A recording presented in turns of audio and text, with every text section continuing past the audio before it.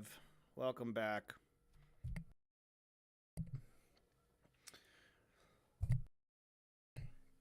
Last stream, we finished level 2 of the premium mode of the Tower of Doom DLC of the video game Mario plus Rabbids The Sparks of Hope. We're under quite an iceberg. Not too bad, though. We're going to listen to Knowledge Fight while I play level 3. This is going to be more challenging than level 2, in theory. There's a lot of RNG involved with this, but the enemies will have more hit points. And they will hit harder than they did before. So I have to play smart. I have to not take damage. And if I do take damage, I need to be able to get make sure I know ways to heal. And we're not going to know really because we're going to get a random loadout. So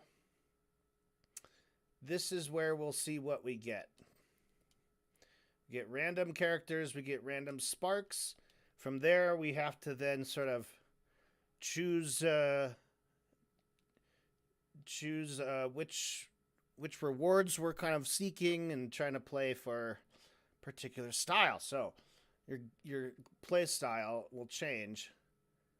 Okay, this is not bad. We've got Rabbid Peach. We've got Rabbid Rosalina. We've got Rabbid Mario. We've also got Edge.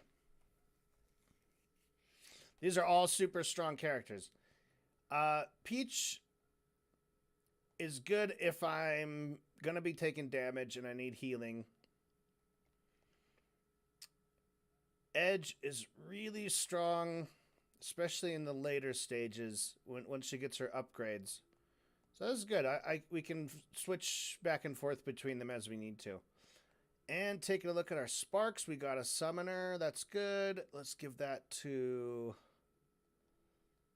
Rosalina. We've got the ether, the invisible thing. That's also good. It's real good. Because whoever's holding that, whoever's got that could go invisible and not get hit by anything. Ooze attack, and shock attack, These attack sparks are less valuable to me because the really good ones are either summons. Something like this is pretty good, but generally I'm going to be looking for sparks that do big damage. So as we play, we'll have choices between doing certain levels and getting certain rewards from them. So we're going to look out for spark rewards. Here we don't have any spark rewards. Do you want 250 extra coins and only 2 skill prisms? Or do you want a multi-bash and 3 skill prisms? Well, I want 3 skill prisms. You can't buy those with coins. You can buy a multi-dash. And you can collect coins for yourself. So we're definitely going to go with the right one. Destroy the Dark Mess Eyes. And we'll take a look at the stage, and then from there you can decide exactly how you want to equip your team. I have 4 characters, but I can only play with 3 at a time, so I have to decide who I'm going to leave out. And for these Dark Mess Eyes, Edge is actually quite strong because she can take out more than one. Rosalina can also take out more than one if they're in a line, and he can also take out a lot at once. So we should be able to do this pretty quickly and easily. All right, we're listening to episode 1009 of Knowledge Fight. Knowledge Fight. All right, here we go. I'd like to sit around, worship at the altar of Selene, and talk a little bit about Alex Jones. Oh, indeed we are, Dan. Jordan. Dan, quick question for you. What's up? What's your bright spot today, buddy? My bright spot today is sort of a calling back to olden days. Okay. And that is I have a plant watch update. Okay. I've got some plants going in the house. I have some purple peppers and some white peppers, some bells. Yeah. I also have some further back, not quite as far along. I've got some Thai chilies and some peas and cucumbers. All right. And I'm excited about that. But the bright spot is the peppers, the purple and white peppers, have gotten a bunch of flowers. Oh, shit. They're at the point where it's like, oh, look, I think we're going to get some fruit You think here you're pretty going to get soon. some serious peppers? Yeah. And so that's pretty exciting. That is exciting. I think I've never seen a white pepper before. Sure. So I'm thrilled to see how they come in and see if there's any actual difference between that and like a yellow one. Yeah. But yeah, I like gardening. It's fun. I'm glad I'm doing some more of it. Yeah. And that the flowers are here. That's awesome. Yeah. That's very, very cool. Yeah. I don't know if it's maybe we're getting to that right age, but at a certain point you're like, did you know that things are alive? You can make them get bigger. It's fascinating. And it's such a different experience, too. Like, I got some plants that were, like, halfway grown, like little plantlings from the store, and I just didn't feel connected to them. But these I've grown from seed, and like there is something about that. Like I've seen this from the right at the beginning. I think it does make sense to people. Yeah. So what's your bright spot? My bright spot is it was Valentine's Day. Sure. On Friday, and so Saturday night, my wife and I made dinner together, and it was awesome. What'd you make? We made steak with Brussels sprouts and bacon. Heart-shaped steaks. They were fillets, and hers was pretty big. I made the shit out of that steak. All right. It was a very good dinner, and it was nice. We don't really go out because Valentine's Day is stupid and stuff, but I would prefer to cook with her. That's way more fun than going out to a restaurant. Sure. And it was just great. It was a great Valentine's Day. What kind of sides? Oh, I don't know. I don't even know. What was it? We did Brussels sprouts. No, it was just. Oh, you said Brussels sprouts. It was a steak. It was Brussels sprouts, and it was bacon. What about that dessert? Was it. What about dessert? Let's see. I'm getting fat again, so I think it was just M&Ms. Just a couple of M&Ms to try healthy. And keep it down. Yeah. Right. Yep. The candy dessert. It's been tough. Yeah. It's been tough. So, Jordan, today we have an episode to go over. All right. We're going to be talking about January 26th, 2025. All right. This is Sunday. We're continuing on with our very slow progression. Slow play, yeah. And I'm, I'll be the first to admit I'm a little bit conflicted about this approach. I think that there's definitely benefits to it, but we are getting quite a bit behind. Sure. But so I don't know how exactly I'm going to proceed in the future, but for now, having a little bit of distance from the content is helpful. Yeah. I think. I agree. And so, this show sucks. This episode sucks. Alex is stupid, and we'll talk all about it here in a second. But first, let's take a little moment to say hello to some new wonks. Oh, that's a great idea. So first, thoughts on the Young Turks. I'm worried Cenk Uygur is leftist Alex Jones. Thank you so much. You're now a policy wonk. I'm a policy wonk. Thank you very much. Never been a huge fan. I don't know. I'm no expert. Next, that brain force looking CMOS Zaza got me ascending into the fourth dimension at mock Jesus because it was time to pray. Thank you so much. You're now Policy Wonk. I'm a policy wonk. Thank you very much. Thank you. Next, I've been meaning to join as a Policy Wonk for a while, but I didn't decide to pull the trigger until I found myself screaming at the pod when Dan and Jordan couldn't remember the name of Russian Princess Anastasia. Thank you so much. You're now Policy Wonk. I'm a policy wonk. Thank you very much. Thank you. And we got a technocrat in the mix, Jordan. Ooh. So thank you so much to His Grace Augustus Jericho, yes, like Chris Jericho, of House Dyer Dachshund, Lord and Protector of the Animals, the Andals, and the First Men. Long may he reign. And remember, the words of House Dyer Dachshund are death from below. Thank you so much. You are now a technocrat. I'm a policy wonk. 4 stars. Go home to your mother and tell her you're brilliant. Someone sodomite sent me a bucket of poop. Daddy Shark. Bum, bum, bum, bum, bum. Jar Jar Binks has a Caribbean black accent. He's a loser little titty baby. I don't want to hate black people. I renounce Jesus Christ. Thank you so much. Yes, thank you very much. Chris Jericho, the only other Jericho? I mean, there was the city, Right. Mm-hmm. But the song was about the city. Mm-hmm.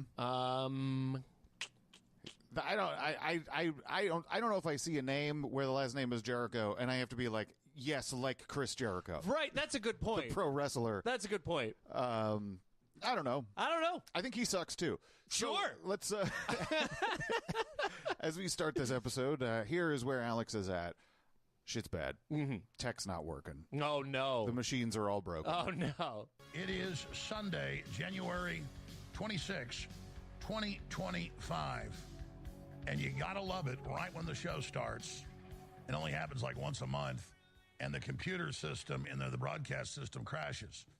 If we had so it's all frozen right now, which is fine. If we had a $3 million system, it would basically never do that. But we didn't have $3 million. And I'm not complaining. We had hundreds of thousands of dollars for the computers we have. But that's the fun of this. But it's okay. I always love a screw up right at the start of the show.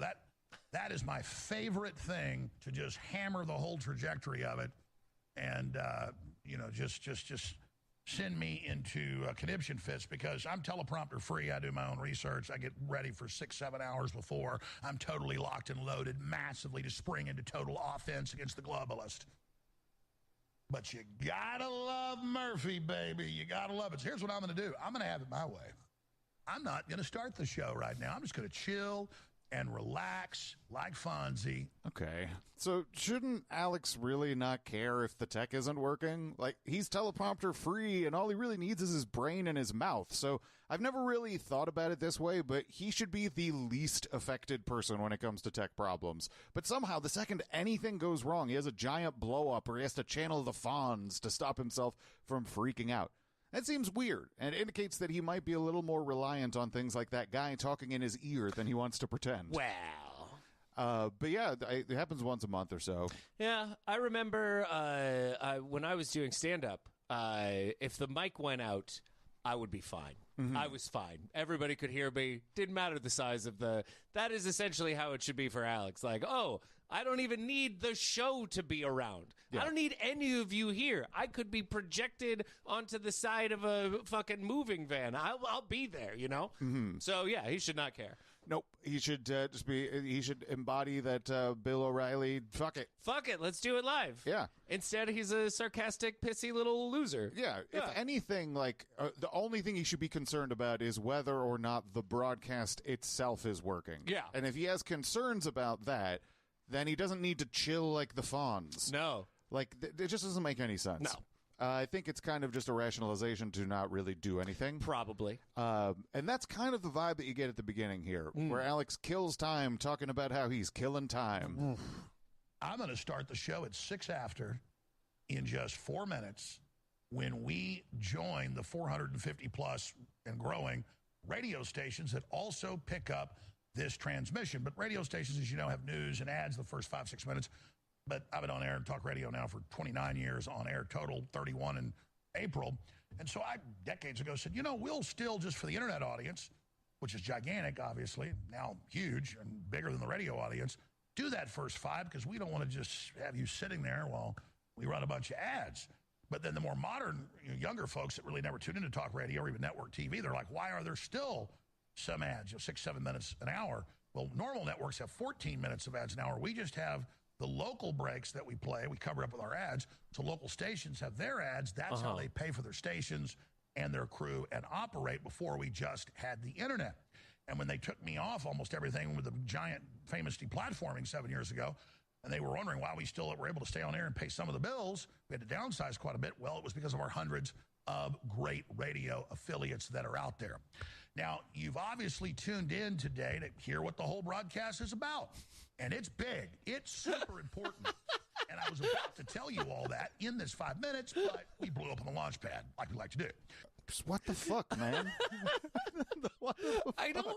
Here's what I think. Here's what I don't like. Okay, I don't like that we're hearing it again from Alex. Yeah. What I would like is to hear it from everyone once. You know, like a rotating montage of anchors having this exact same meltdown but once every day. You know, so 365 anchors. It's your turn. One day a year, everybody has to have a meltdown. I like that. I personally could listen to him freak out all he wants. But it's just, there's something intolerable for me about, like, the content of what you're saying is, I don't give a fuck about this 5 minutes. Right. I'm going to talk about how I don't care about this 5 minutes. Yep. To kill that time in that 5 minutes. We'll start the real show later. I'm just dancing here. And somehow he's still mad about it. Yep.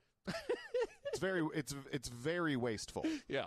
So Alex comes back, and the real show is upon us. Finally. And there's just real yelling. It's just kind of empty. This just feels empty. Okay. In his first 6 days as president, Trump has successfully launched an explosive offense against forces of globalism with devastating effect. It is Sunday, January 26, 2025. I am your host, Alex Jones. And we have been through hell to stay on air this long. We have gone through hell to get President Trump elected. We have gone through hell to expose the New World Order crime syndicate. And all the victories and battles we've won just make the final victory that much more sweet and makes me only want it that much stronger, because we're getting closer and closer to irrevocably smashing the globalist.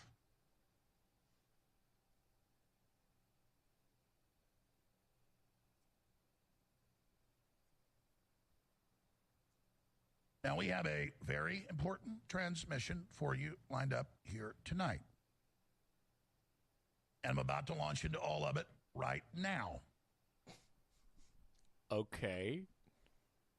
Go. President Trump understands that the globalists have tried to kill him and have a public plan to destroy the West so the entire world is poor, uneducated, and starving, so the globalist technocrats can bring in their total and complete absolute hegemonic control and set up their technocracy and carry out their depopulation operations. Whoa.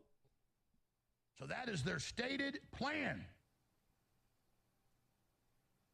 And the good news is it's coming out in the open. He's mad at and the humanity crew. is waking up. That's great news. This just feels like nothing.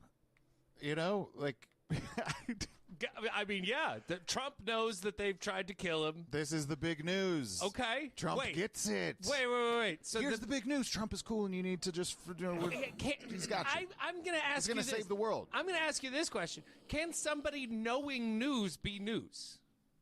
I don't even think that Alex is reporting that he knows news. Right? Yeah. Like, it's not... I think Alex is reporting the top story is that Trump gets the vibes. That's what it feels like, and Yeah. I don't know if that's really news. Nope. I definitely know it can't carry an entire show. There's no way you can just be like, hey, No. got it. Well, it's carried 8 years of content. That's fair. That is fair. There's something that's really stark about the sort of what's going on in reality. Yeah. And Alex's coverage. The lead story is just like Trump's cool. Yep. Like I fail to. Well, actually, I'm being a little bit facetious. Sure. I understand that Alex can't actually cover the things that are happening because were he to, he would have to be like, uh-oh. Yeah, no, this is All the people I've sold you to are really bad. Yeah. They're villains and they're doing shit that I shouldn't be supporting. Totally. But it's really embarrassing that you have this emptiness on you're within like the first week of your God King being in. Yeah. Like this should be later. Yeah. This is escapist. I feel like we're on the verge of him going back to libertarianism. I think that's where they all need to find themselves. Because, listen, Trump is not what they want, obviously, and they're going to be disappointed by it. No, but So then what do they have left? Musk. Capital letters. Uh-huh. That's what we've all got. Capital letters. Libertarian is on not the your same birth thing as sovereign certificate. citizen. There's Well, overlap, but it's not exactly the same thing. You are correct about one thing, Yes. though, and that is that this can't, like, Trump is cool, can't be all the show. It can't be. No. So there is some news to get to. Okay. And I don't know if Alex has a good handle on it. We're going to get into all of the other massive news taking place and the confirmation of Hegseth as SecDef. The big battle coming up with Kash Patel Thursday. Tulsi Gabbard's, and the big one, RFK Jr. and Bill Gates caught in illegal, fraudulent, dirty tricks, red-handed Friday, and new developments on that front. And so much more. Big developments on the Ukraine-Russia war. Huge developments on the AI front. On this live Sunday, January 26, 2025 transmission that the forces of evil have fought like hell to not have on the air now at this critical time, but we're still here because of you taking action and spreading the word and supporting this transmission. Now, Jesus, he's getting angry. let me just show you these different stories, and then I'm going to go through each one of them. Holy shit, dude. Alex. Transmission that the forces of evil have fought like hell to not have on the air now at this critical time, but we're still here because of you taking action and spreading the word and supporting this transmission. Now, let me just show you these different stories, and then I'm going to go through each one of them. Dude, he is so pissed at his fucking crew. Go through each one of them. Like, that's fucking bonkers.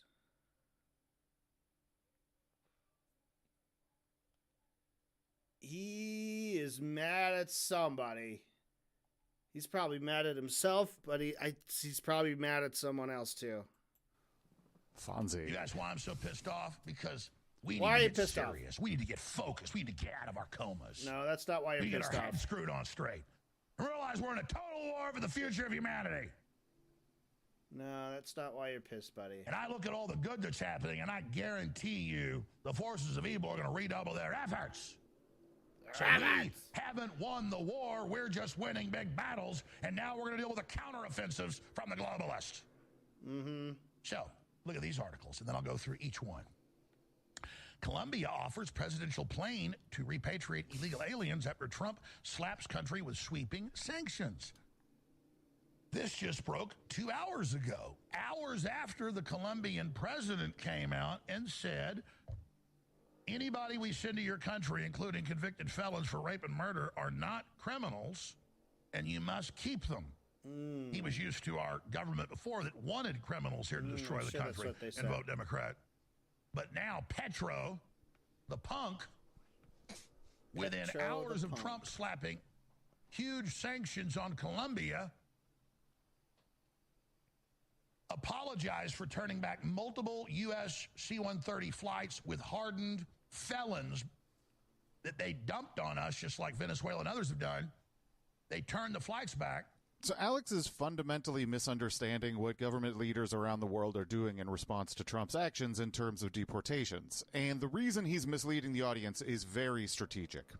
Colombian President Gustavo Petro had refused to accept arriving deportation flights that were using military aircraft. This is something that's been an issue with many countries since Trump got into office, where they're willing to receive people that Trump is kicking out of the United States, but it's very inappropriate for them to be transported on military craft. One of the fundamental issues here is human rights and dignity. Alex is pretending that all of these people are hardened criminals, but that's definitely not the case. Many of them are just everyday folks that have been targeted and caught up in Trump's immigration crackdown, and I wouldn't be surprised if we learn down the line that a lot of them are actually here legally. But even if we just pretend to believe that these folks are being deported, that they should be deported, they're being subjected to treatment that's at odds with our values. People being relocated by military planes and personnel who were in some cases handcuffed during the flight, that's no way appropriate for the circumstances that we're in. Alex needs to pretend that the leaders of these countries like Colombia are just mad about the arrival of deported persons because that feeds into Alex's "no one wants these people" narratives. If he were to deal with the reality of what these leaders were saying, Alex would be unable to sustain the illusion of his career's big joke of being against the police state. Alex is now in a position where he must lie about the things his chosen leader is doing, because to treat them seriously would require him to fight them, or admit that he was just kidding about all that posse comitatus stuff back in the 90s and the 2000s. Trump did threaten all kinds of reprisals against Colombia and Colombians, which did lead to them offering to send their presidential plane to transport immigrants to the country. Alex is presenting this as complete capitulation, which really isn't totally fair. The offer of the presidential plane is a way of saying you don't need to use military planes, and is an attempt to maintain their original position, which is that people who are being deported deserve dignity. As President Petro has said, he would, quote, never allow Colombians to be returned handcuffed on flights. This is a good microcosm of how lies work. For instance, as the BBC reported, Colombia accepted 124 civilian flights that were carrying deported immigrants from the United States in 2024. Their government doesn't have an issue with general cooperation about migration issues, but they do have an issue with protecting the humanity and dignity of their public. Petro doesn't have a problem with Trump deporting people. He just has a specific problem with aspects of how he's doing it. And Alex can't touch that criticism because he would have to agree with Petro or abandon the act of being a liberty guy. And so that's kind of a bad place for him. Yeah, I suppose. I mean, I wonder, though, because for him and for those the people of his kind, they just think that immigration in and of itself is a crime. And so that it doesn't feel like he couldn't. It feels like he could get away with being like, "Hey, these are all criminals just for immigrating," kind of thing. I think that a lot of people can do that, and it is a little trick that you can pull to be like, "Well, the people are here illegally, so that's a crime. Therefore, they're criminals." There you go. But you notice that there's still an insistence that Alex needs to make that all these people are rapists and murderers. He does, because he knows that that's not good enough. Someone being here undocumented or overstaying a visa or something like that, I think your humanity still kind of is offended by the idea of them being taken to another country handcuffed in military planes. Sure. I think that's still like pretty obviously not cool. And that's why Alex still needs to characterize them as like hardened criminals and all this. That's so I don't think that what you're saying would suffice. Well, you know, that's what's fascinating to me about that is that suggests that if we didn't have the propaganda apparatus in place, the people that are, you know, like supposed to be the ones who are fully behind Trump, if they knew the truth about it, they would be like, that's too far, right? Like, that's essentially the concept behind this. I think that a lot of the public might. Right. Yeah. So we've got, I mean, I do think that's almost, in a way, that's almost hopeful. It is. Well, I mean, it's hopeful in the same way as like when we did that Newsmax deposition of the idea of trying to hide certain things from the higher ups. Right. That's mildly hopeful. I don't know. The people, it's a dark kind of hopeful. But the people are probably more like you than anything. It's the Alexes that keep them from being like you. I think Alex has to deploy these kinds of rhetorical and presentational tricks because he knows on some level that just everyone knows this is fucking wrong. Yeah. Everyone knows this is wrong. Exactly. This is a wrong thing to do. Yeah. You're lying to people because we all know that it's wrong. Yeah. So there's some people who've been protesting and shit, and I guess Alex is against that. I would assume here's so. The next tranche of border news. Migrants waving Mexican and other countries' flags descend on Trump Tower, Chicago, protesting and demanding they be able to stay here. And I love reading the comments because I knew what I'd see. They're making it too easy for Tom Homan. And other folks quickly responded and got it right. They said, no, it's a trap. And that's exactly what it is. And I'll be explaining that. And this is beyond key. Continuing. Screaming Eagles deployed to U.S. border as race to repair national security intensifies. The 101st Airborne Division, also known as the Screaming Eagles, also a Marine Expeditionary Force from Camp Pendleton, has already been deployed to the Mexico-California border, where cartels have shot and wounded citizens for no reason, just riding mountain bikes. just 2 days ago. So the protest that Alex is talking about was the People's March for Justice. It wasn't just about saying that immigrants should be allowed to stay in the United States. It was a group of more than 60 different groups that have positions that are counter to Trump's administration. It was a large coalition, but the march itself was generally centered on immigrant rights and Gaza. Alex thinks that left-leaning protests are a trap for the globalists to do a false flag, which would then lead to Trump needing to respond with extreme action, which would allow the globalists to call him a dictator. Personally, I think we're pretty far past that point already, and Trump is supposed to be in control of the globalist infrastructure, so this whole false flag paradigm seems a little bit stale. I find this to be entirely empty and kind of stupid for Alex to be doing now. Yeah. So there was a hiker in California who was shot and injured in the Jacumba Mountains wilderness, which is outside San Diego. Mm-hmm. The reporting on it says that he was robbed by, quote, suspected cartel members, but that suspicion is not substantiated by any further information I can find. Great. A hiker being robbed and hurt is bad, and I'm not trying to minimize that, but I don't know if this incident is necessarily indicative of a giant cartel problem. Or maybe it's just convenient for Alex and his end of the media to portray it that way. Yeah. As like, look at all this. Doesn't this justify Trump sending screaming eagles to the border? Yeah. And Marine, like, isn't he supposed to be against that? Yeah. Alex shouldn't be. He should be like, Trump is sending screaming eagles and the Marines to the border, and it is a severe encroachment of. Yeah. Oh, well. Yeah, it's like... That was all an act on his part for the last 30 years, so that's why that's happening. It's like when cops throw on, like, a body to a serial killer that the serial killer obviously didn't. You know, like, well, we'll just clear this case off. Like, oh, the cartels, we'll just blame them for this one, too. We'll just put that one on the cartels. It's already a problem. Nobody's going to check.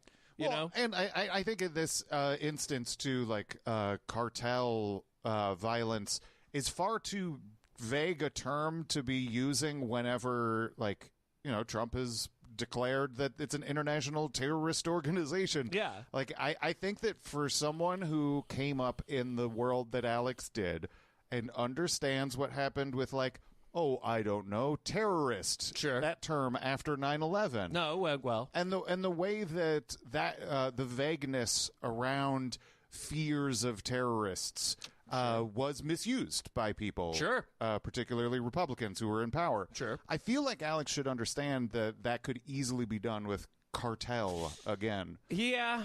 Yeah, the danger of words is letting the government have them. Shouldn't be allowed. Yeah. Completely silent government. Well, sure. Yeah, that would be nice. That'll help. So, one thing that the government has spoken about, yeah, the Massachusetts government, right, has said some shit. Talk shit about the United States of America? Well, according to Alex. Oh, shit. And then this. Massachusetts governor says she won't obstruct ICE efforts to deport criminals that she was saying she would a few months ago, but cops won't help. What's really behind all of that? So Massachusetts Governor Maura Healey recently spoke about the state's relationship with Trump's new ICE and DOJ policies and clarified that they would be there to help uphold the law, but that Massachusetts law did not allow them to hold people who haven't committed crimes in order to help federal law enforcement. Right. She wasn't stating a new policy. She was just articulating what was already the case, which in the process highlights the ways that the Trump administration is trying to infringe on Alex's precious states' rights. This traces back to a Massachusetts Supreme Judicial Court case called Lunn versus Commonwealth, which holds that the state police cannot detain someone just because federal authorities suspect them of being guilty of a civil federal offense. If someone is arrested for a crime, they are held according to that crime. If the federal agents take up the case while that person is being held for the initial crime, then they can be transferred into federal custody. But the state of Massachusetts cannot arbitrarily extend how long they hold someone because ICE wants them to be ready for pickup later. That's unlawful detention, and it violates their rights. Alex should 1,000% support this, which is why he has to report on it deceptively. Mm-hmm. He absolutely does not believe that state-level law enforcement has an obligation to do the bidding of federal agencies. That's one of the huge cornerstones of his ideology. Yeah. And to present things this way is embarrassing. Yeah. Yeah, it would be cool because here's the thing that's always fun about these things is that even if they say it's legal, it's probably illegal, what ICE is doing. And then it's probably illegal in a state or even in a city to do what they're doing. So why can't we have state cops just arrest those assholes? The ICE people? Yeah, fuck them. They're doing illegal shit in the wrong place to do illegal shit. Just because they've got a fucking federal asshole badge doesn't mean that they shouldn't be fucking put in prison. I'm saying we get regular cops. Now we've got a team. Now we're all on the same team with cops because they're fighting ICE guys. Yeah. That's the trick. I was just sort of lost in thought reflecting on how if I dealt with information the way that Alex does, Sure. I would be talking about ICE like it was Mr. Freeze. And like these ICE agents are ice skating through the streets. They are on rollerblades. They are very much going to be nominatively determined. Tom Homan has a freeze ray. Oh, but then his wife would be a tragic, sad story. That is true. So we don't want to give Tom him... Homan is not an anti-hero. I don't want to give him ice powers. No. So Alex is clinging to like this idea that there's a false flag that the globalists are trying to pull at one of these protests. For what reason? It's just he has nothing else. It doesn't make any sense. He wants to be interesting. There's a lot of educational information on how the world really works within each one of these. Like the false flags the deep state's going to stage against an illegal alien demonstration and then blame the Trump administration and the type of group they're going to use to frame Trump and the American people. That's what they've been pre-programming and preparing and saying with no evidence. Why would Trump and Tom Homan or anybody go kill a bunch of illegal aliens? You're just going to deport them. But they're saying, when Trump gets in, he's going to come kill you. We need big demonstrations. That way they get a group of them together. They wait till ICE goes out there. And then somebody attacks the crowd. And you can't tell where the shots come from. And they blame the federal government. That's guaranteed one of their main moves. You notice I've been saying it for 6 months that once Trump got back in, that was what they would pull. Then they started saying, indeed, Trump's going to attack the migrant demonstrations. This is so obvious what's going on. So people are now complaining with these demonstrations in Houston and Chicago and L.A. and New York and Miami. Where's the Border Patrol? The illegals are all in one spot. Tom Homan's smart. He doesn't need me to tell him it's a trap. No, you don't go get them while they're doing that. The problem is they're going to get violent soon, guaranteed, and then that's going to force the police to respond. But in blue cities, just like you saw in 2020 in the Summer of Love, peace, mostly peaceful, burning down billions of dollars and killing dozens of people, burning up federal courthouses, they will stand down in the blue cities, forcing Trump to send in the National Guard. That's what you do when a city loses control or a state loses control. They're going to do it on purpose. And then when the military comes in, that's when they're going to do the false flag. What the fuck are you pre-program with movies like...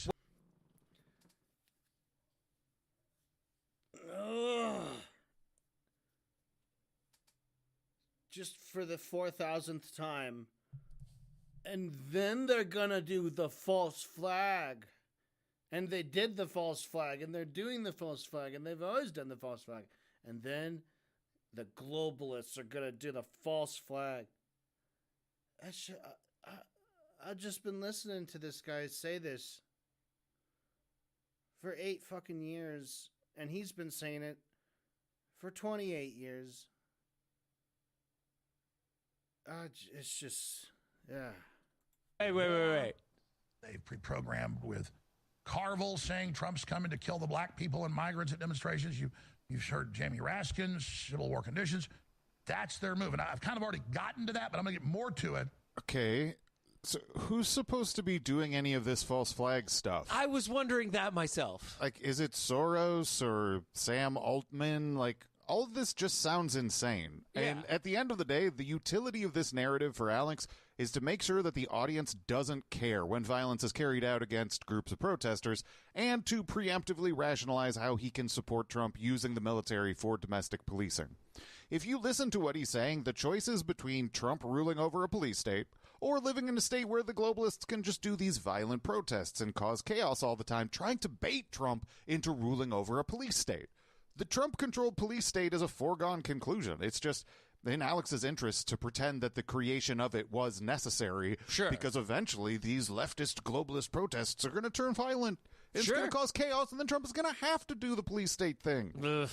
Also, I don't know if I've heard anybody talk about that Civil War movie other than Alex. Yeah. And I don't think a wide swath of the public even knows who Jamie Raskin or James Carville are. If the globalists plan to pre-program the public as, it's something to do with a thing Carville said in 2024, if that's one of its main pillars, that's a dumb fucking plan. Mm-hmm. Shouldn't it be something like a Taylor Swift song or a Bravo reality show that's what's getting the pre-programming out? Not an 80-year-old political pundit who hasn't had any major relevance since 1992. Yeah. Not going to do it. Seems stupid. Yeah, yep. And also, it wouldn't...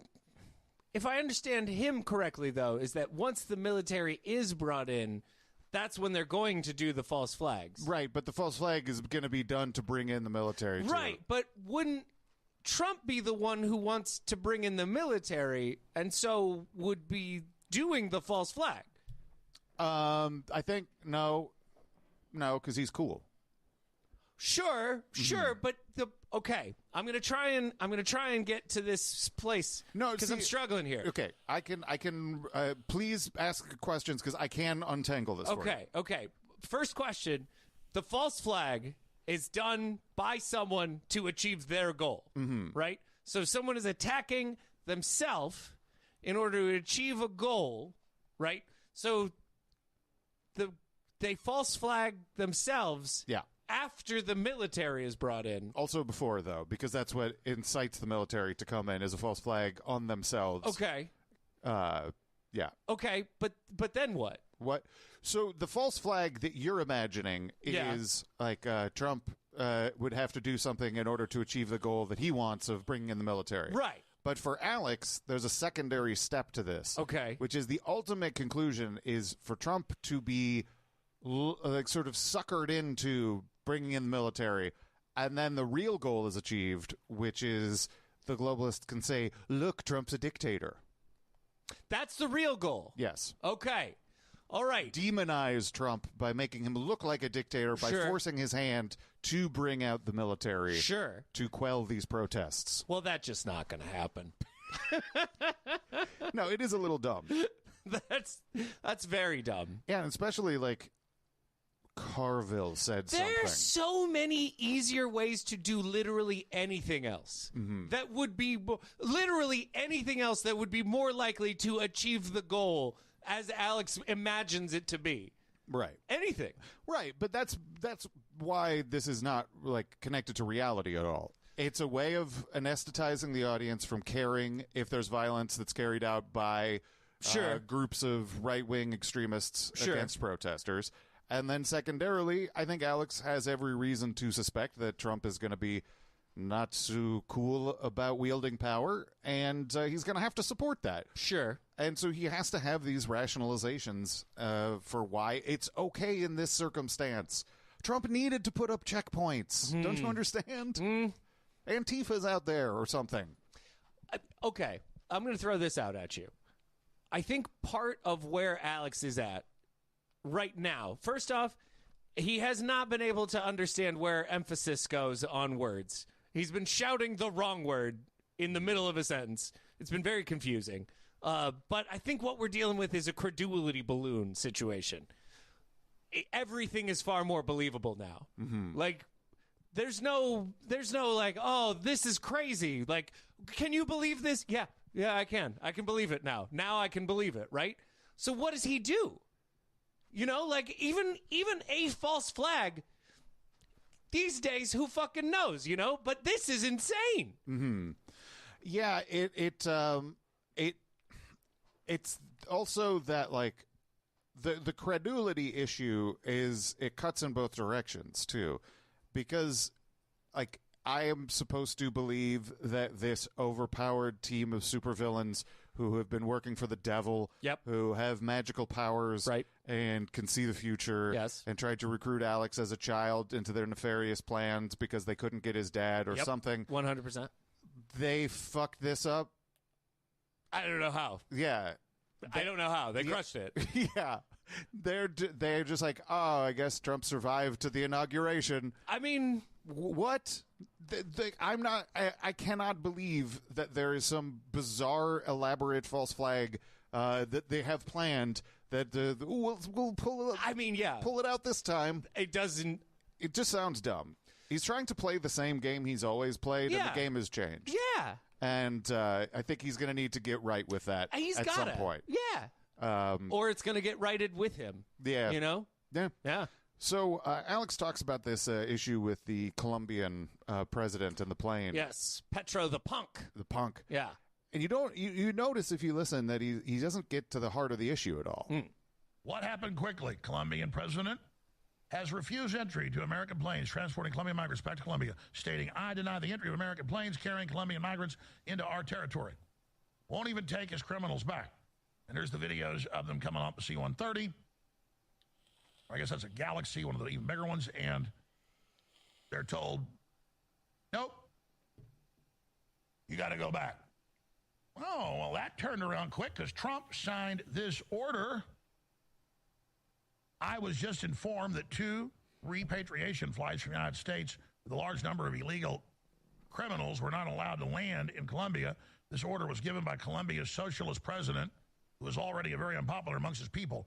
Petro's denial of these flights has jeopardized the national security, public safety of the United States. So I have directed my administration to immediately take the following urgent and decisive retaliatory measures. And we come back, I'm actually going to read the measures because you're not seeing this in the media, all the measures. So you can see how in this clip, like how Alex's coverage is pretending to have depth, but it doesn't even touch the real issue. When you hear a story like this President Petro refused to have these planes come in, your first question should be why? Right.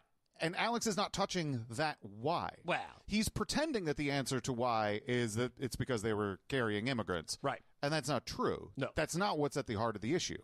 Alex doesn't address this because if he did, it would complicate the story and challenge his imaginary principles. So his coverage is limited to things like reading Trump's tweets and then insisting that there's a secret story no one's reporting on buried in the threats that Trump made in terms of sanctions. It's bullshit. Yeah. It's glaring. Yeah. Yeah. This shouldn't be a conversation. You know what I mean? Like, not just about Alex's lies, but like, what are we doing? Mm-hmm. That's it. First off, it costs money to fly a plane, right? What are we doing there? And then we're flying it to Colombia? Why? Mm-hmm. And then there's people on it. They shouldn't be there. What is happening to everybody? And then we're all just like, this is a thing that it's a football that we can score points off of. But here's what I would say. I would say that, like, yes, if we keep going down layers, then eventually you do get to... This is all insane. Sure. Yeah. But if you stipulate everything up to the point of the president of Colombia is saying something. Right. If you stipulate that all of that makes sense. Then you ask yourself, why is he doing that? Sure. And Alex is refusing to engage with the why, even if you stipulate that all the other stuff makes sense. Yeah. So I agree with you that there's a rich territory of stuff that doesn't make sense. There's a vein of not making sense throughout all of this. That's fine. Yeah. But even with the level that Alex should be, or appears to be, trying to cover, it still doesn't make sense. Right. And it's intentional. No, it's yeah. I mean, it's confusing on top of its confusingness. Well, that he's confusing it with. I mean, the obvious reason is because this is about Trump PR. Sure. That's what this is. Right. This outlet is just that. Ugh. So you remember when Trump got 150 out of 100 or maybe 200? I do. And then a 20 out of 10 or 20? I recall that. How about are we reducing fractions today? No. Oh. We're going into metaphor land. Okay. Golf metaphor land. Okay, so the score is going to be low. Maybe it's going to be super low. Okay. ladies and gentlemen, as you can hear me at the start of the show, I am super ultra fired up right now. I'm not trying to be so aggressive and sound like a cross between Optimus Prime and Darth Vader. It's just, I mean, this is war. This is hardcore. And Trump is outperforming my wildest dreams. What I imagine would be a 100% by him, I would have been satisfied by his first, few days, first week. And if 80% of what I thought he should have done, he did, I would have been fabulously pleased. It's like he's playing an 18-hole golf course and just hit 18 hole-in-ones. Or on one, he got it took him 2 hits to get in because of having Ellison and Sam Altman there. How am I supposed to get mad when the other 17 holes he did it in hole-in-one? I mean, it's that ridiculous. Even trying to track it is driving me insane. Well, you're not tracking anything. Also, if someone has 17 hole-in-ones, they're cheating. Or the game broke. Yeah. They broke the game. Yeah, oh, they're lying unfortunately, to you about, They're lying to you about how they play. The point of the game is that you can't do that. Whatever. It's literally impossible. Man. But yeah, so that's fun. 18 holes in one, 17. Let's not be crazy about this. This is okay. Here's what's even crazier. I don't want to sound too much like a sycophantic bootlicker. Here's what's even crazier. Took 2 strokes on one. Even in real life, if there was a president that was doing 97% of what I wanted him to do, I would be fucking furious about that 3%. No, what? What are you talking about? Settling for fucking, he still gets a 200% for failing? Fuck off. Sam Altman's there. We should still be pissed about it. Sure. I think there's something to be said for that. Yeah. I think Alex should be pissed about it. Right. Right? I also think that a certain amount of healthy engagement with reality would require that if you feel like someone is giving you 17 holes in one, sure, you should be curious about that. It's probably, yeah. Generally, that doesn't mean that they're actually overperforming. It might mean that you're being sold a bill of goods. It feels like it would be very easy to lure Alex somewhere with a van filled with puppies. Yes. Like, he would be like, what? I can't believe there's a van. 17 holes in one. That's how great you are. And I'll tell you, there's one bad hole, and it's going to be inside the van. Yeah. Yep. And he's not that clever. But so are some people on the left. Sure. Like a Bill Maher. Oh, is he still around? Yeah, he's doing that Club Random. Have you seen that? No. He gets really fucked up and then has dumb conversations with people. Why? I don't know. He's an old man. Yeah, I watched the one with the Hoktua girl, and I felt very uncomfortable. Oh, my God. But yeah, apparently he's into Trump now. Sure. Which Alex is like, cool. Fine. Great. And it's really happening. Which makes me get really concerned because a lot of them are giving up and their minions are giving up. Even Bill Maher's basically endorsing, not basically, he's endorsed Trump completely the last 3 weeks. What does that tell you? What did Bill Maher say? He goes, listen, we got to give him a chance. The left's too evil. They're too crazy. They were going to get us all killed. Just get behind him. Get behind him. Just, okay, all right, it's true. And then his guests are all just knocking out of the park. And the left that they have on his guests just sit there and shut up. Because they know, too, they're screwed if we don't stop this post-industrial collapse plan. I mean, my God. You really want your resources cut off? You want to eat bugs? Really want Fauci and the UN shooting in your body wherever they want? Good God. Everybody knows people that have died from the damn shot or had heart attacks. That's Trump's fault. Game. Fuck. So I have a lot of mixed feelings. I feel so great, but I'm also not stupid. And I know every time we make big gains, the enemy doubles down. Now, maybe they're not this time because there's not much for them to double down on. What, blow the planet up? Yeah, no shit. There's not much. You can't escalate things much further. So, yeah, you have run out of narrative runway. Yeah. Yeah. Cool, man. Yeah. Thanos was it. Yeah. The story ends with Thanos. Stop making the movies. It's going to be really difficult for you to walk back from the globalists are about to blow the planet up unless we can get Trump in. Oh, no, there's a new big bad guy. It's too late. Sam Altman, that stuff was really cute, and it was very fun for Alex to try to turn him into the next Bill Gates for a couple of days. Sure. I don't know how well it worked. I don't know. I don't give a shit. And I don't think that anybody gives a shit about Bill Maher. I don't think anyone has for a long time. I can't imagine anybody continuing to. I remember it being kind of a public joke that he was a sex creep. Like when I was 20. Yeah. Like 20 years ago. Yeah. It was kind of known that he was a weirdo. Yeah. And not super great. Not on the up and up. No. And I don't know. Yeah. I just. I mean, he is making a good point about how the media has capitulated faster than any of us could have possibly imagined.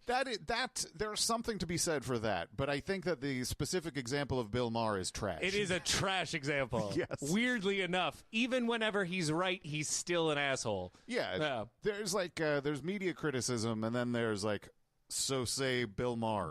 Bill Maher's a prick. Yeah.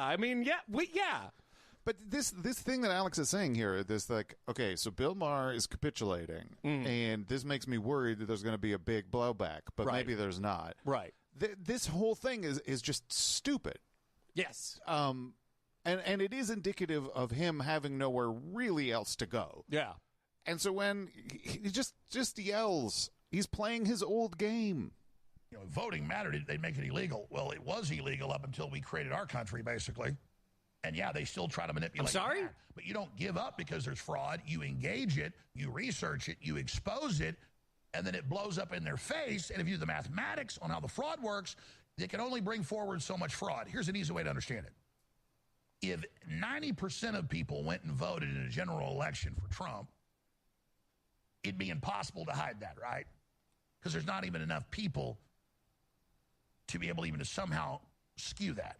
And everybody would know from the exit polls it was a lie, which happened in 2020 when he got 60%. But they had enough to steal it. You win by 65, 70, you cannot be beaten because they can only bake in so much fraud. I had the top famous pollsters with the best records, the head of Rasmussen. I've had the top computer scientist on elections, Dr. Epstein on. And then some of the listeners are like, Jones is saying there's going to be a big enough landslide to override the fraud. I don't believe him. And then what was it? A big enough landslide to override the fraud. So what was it? A moderate landslide, word for word, what I said it would be, happened because we overrode their ass.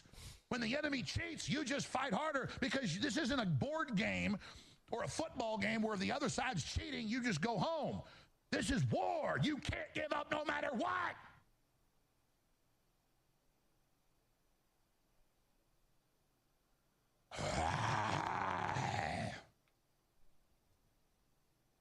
I know as viewers see me get that fired up, and some of them go, what the hell's that? That's weird. But if I went to the NFL Super Bowl and painted myself up like an idiot and screamed like that for 4 hours, you'd call me a red-blooded American. Well, guess what? I don't feel like screaming over a stupid-ass football game. I get fired up about the globalists. It's pretty shocking how stupid this sounds in the context of Trump winning the election, no one trying to kill him, and him facing very little pushback in terms of, handing the government over to Elon Musk. In the real world, there's a ton of shit that's going on that essentially amounts to a right-wing billionaire coup over the government aimed at eliminating anything that exists for the public good and privatizing as much as possible. It's a nearly unqualified win for Alex's big business forefathers in the JBS, but the content that he's putting out is like this. It feels dumb because it has to be. Alex isn't needed anymore, at least not this version of him. Who cares about the stupid 2020 election conspiracies anymore? Does he think that he's impressing any of the elites by holding fast to this storyline and showing how passionate he is about it? Those lies were a means to an end, and that end has been achieved. There's a feeling listening to this content that Alex is still grasping. He's still trying to grasp the level to which his world has fundamentally been changed by what's happened in the past week from this point back, Yeah. I think he still wants to just be living in the past. We're yelling dumb shit about the 2020 election and grandstanding about how he doesn't care about football. Feels like it matters. Alex doesn't seem to get that the game of his career has ended. The globalists are a meaningless concept now, and he's going to need to change accordingly. Until he does, this is just going to have the air of anachronism and irrelevance. Yeah. Yeah, the old world is dead. Yeah. It's just, it is what it is, buddy. You got to update. Well, one way or another, there are vestiges of every, old world and all that. Sure. But in terms of Alex's games and his information and the way that this does not work anymore. Yeah. This is stupid. You got to, and here's the problem. All you got to do is think about what the devil would do. Mm-hmm. All right? You know what I'm saying? So this is where you go next. If Trump wins, then what's the devil's next move? Not like, oh, Sam Altman's bad. And don't give me that shit that the devil can only cheat a little. Yeah, come on. Don't give me that shit. Come on. Yes. Who makes those rules? Right? Give me some serious devil power. Get a thinking cap, take a weekend off, get shit-faced and think about the worst things you would do, and that's probably what they would do. Yeah. Done. It's embarrassing, honestly, to just be this. It is. This sucks. Yeah. Mm-hmm. Yep. I would love a down-the-middle, dry, boring discussion about how great the things Trumps are doing are. Like, actually getting into these things. Sure. I would love that. Or, I mean, I don't love it, but I would kind of understand if Alex was just like, ha, we have a king now. Yeah, 100%. That would make me feel more comfortable if he would just at least enjoy the win. Yeah. Right? But this stupid shit trying to play the same games that he's played over and over again, it feels... It sucks. It's just, it feels like it sucks to be. Yeah. It sucks to be a part of. It's boring. Yeah, and it's stupid. And it's boring in a way that's disconnected from the real damages and the real effects that are happening in the world. And that's kind of weird. If we're gonna go back to the old world, then go back to fish people with sad human eyes. Yes. Now you can even say that Elon's dragging them out of somewhere because he's the only billionaire who knows where other billionaires keep fish people with sad human eyes, but bring back sad human eyes. Yeah. Yeah. Be interesting. Yep. So I remember in the first Trump term, there's a lot of I'm pretty excited about Rex Tillerson. Sure. And until Alex turned on these people because they didn't like Trump enough, he was pretty excited about them. Right. And so we're doing that again. Okay. He's pretty excited about Hegseth. Okay. And he says something that I thought was strange. And when Hegseth won Friday night, I went, woo, yeah! And my wife's in the other room going, oh, what happened?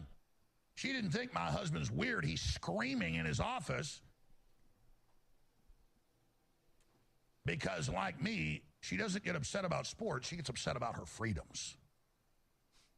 Because she's got her head screwed on.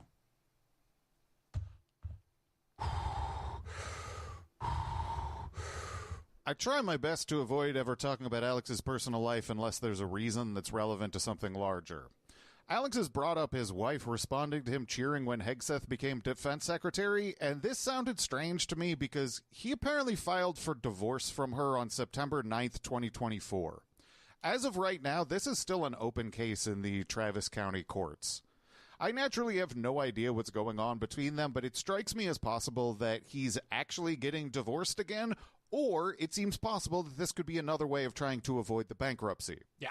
His wife's divorce attorney is from the firm Fullenweider Wilhite, and Alex's lawyer from his last divorce was Randall Wilhite, one of the members of that firm. Sure. Which is a coincidence. Seems like they've worked together in the past. Maybe. Yep. In his world, it's never really clear. Although in September, there were temporary restraining orders filed, and in November and January, there were notices filed to take their child on a vacation, which seems like something that would only be happening if there was actual acrimony between the two of them.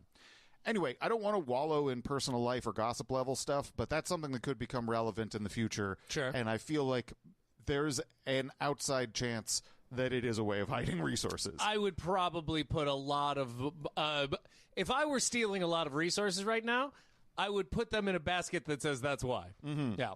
Anyway, Alex is, I guess, home life is just, he's pretending it's all fine. So maybe it is. And if it is, then that would lead me towards believing that it's a way of hiding resources. Sure. or else home life isn't as nice as he's painting. Who knows? Who knows? So back to more sort of news-based issues. Sure. Here's a lie. Here's a good lie. So Mayorkas didn't lose the children. He disappeared them and even ended, we now learn, secretly 4 years ago, right when they got in. The DNA testing passed by Congress that's cheap and quick and easy to find out if somebody that doesn't have documents is with a little kid, are they really their mother or father or aunt or uncle or cousin? Or are they not a relation? Why would you end that and not tell Congress? That was a law to do that. They violated a law. So Alex is lying about a few things here. Obviously, a lot of this program descends into how it's so great that Trump and Homan have found these missing kids that weren't missing.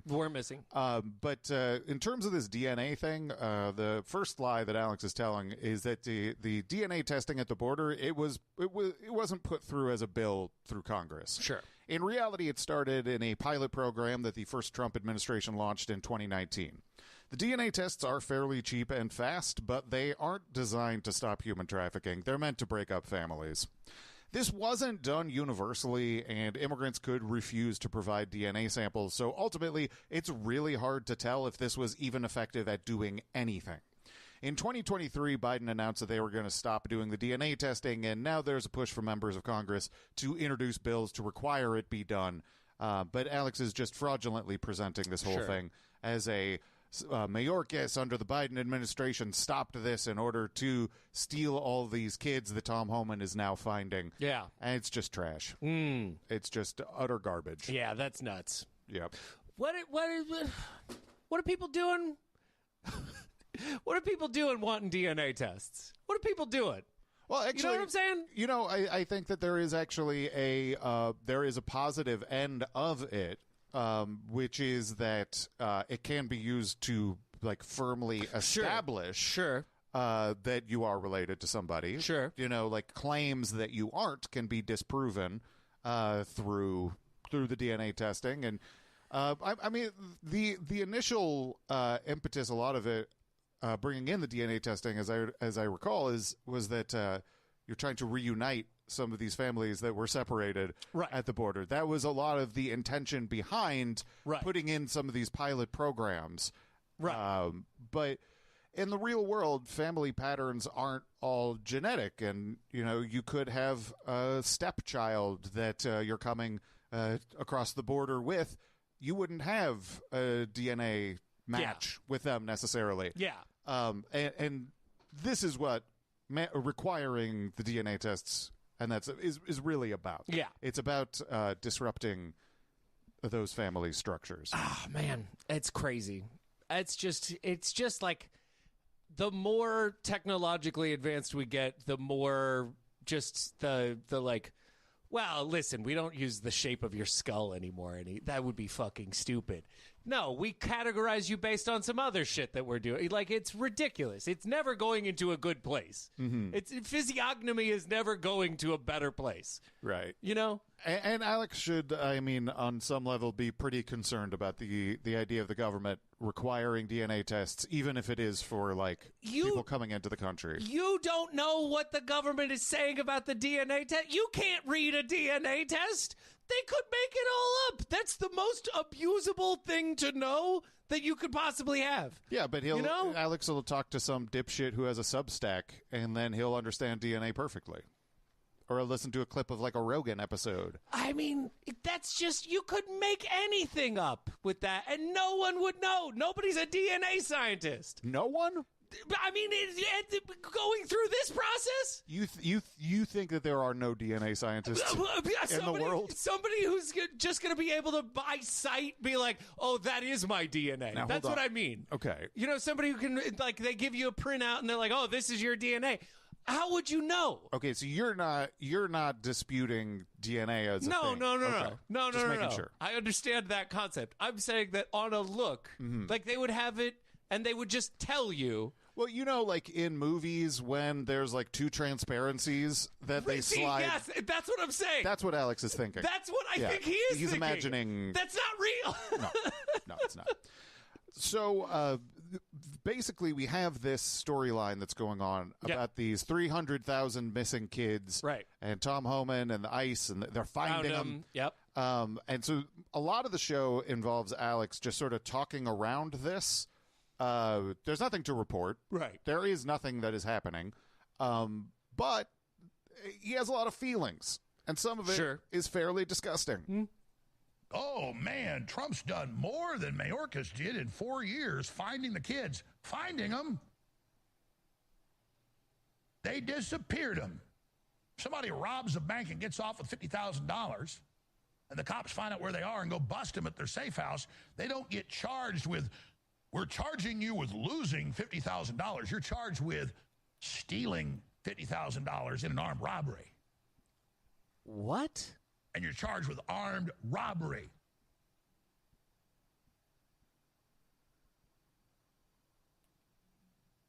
They're doing it all deliberately. Stop saying they're incompetent.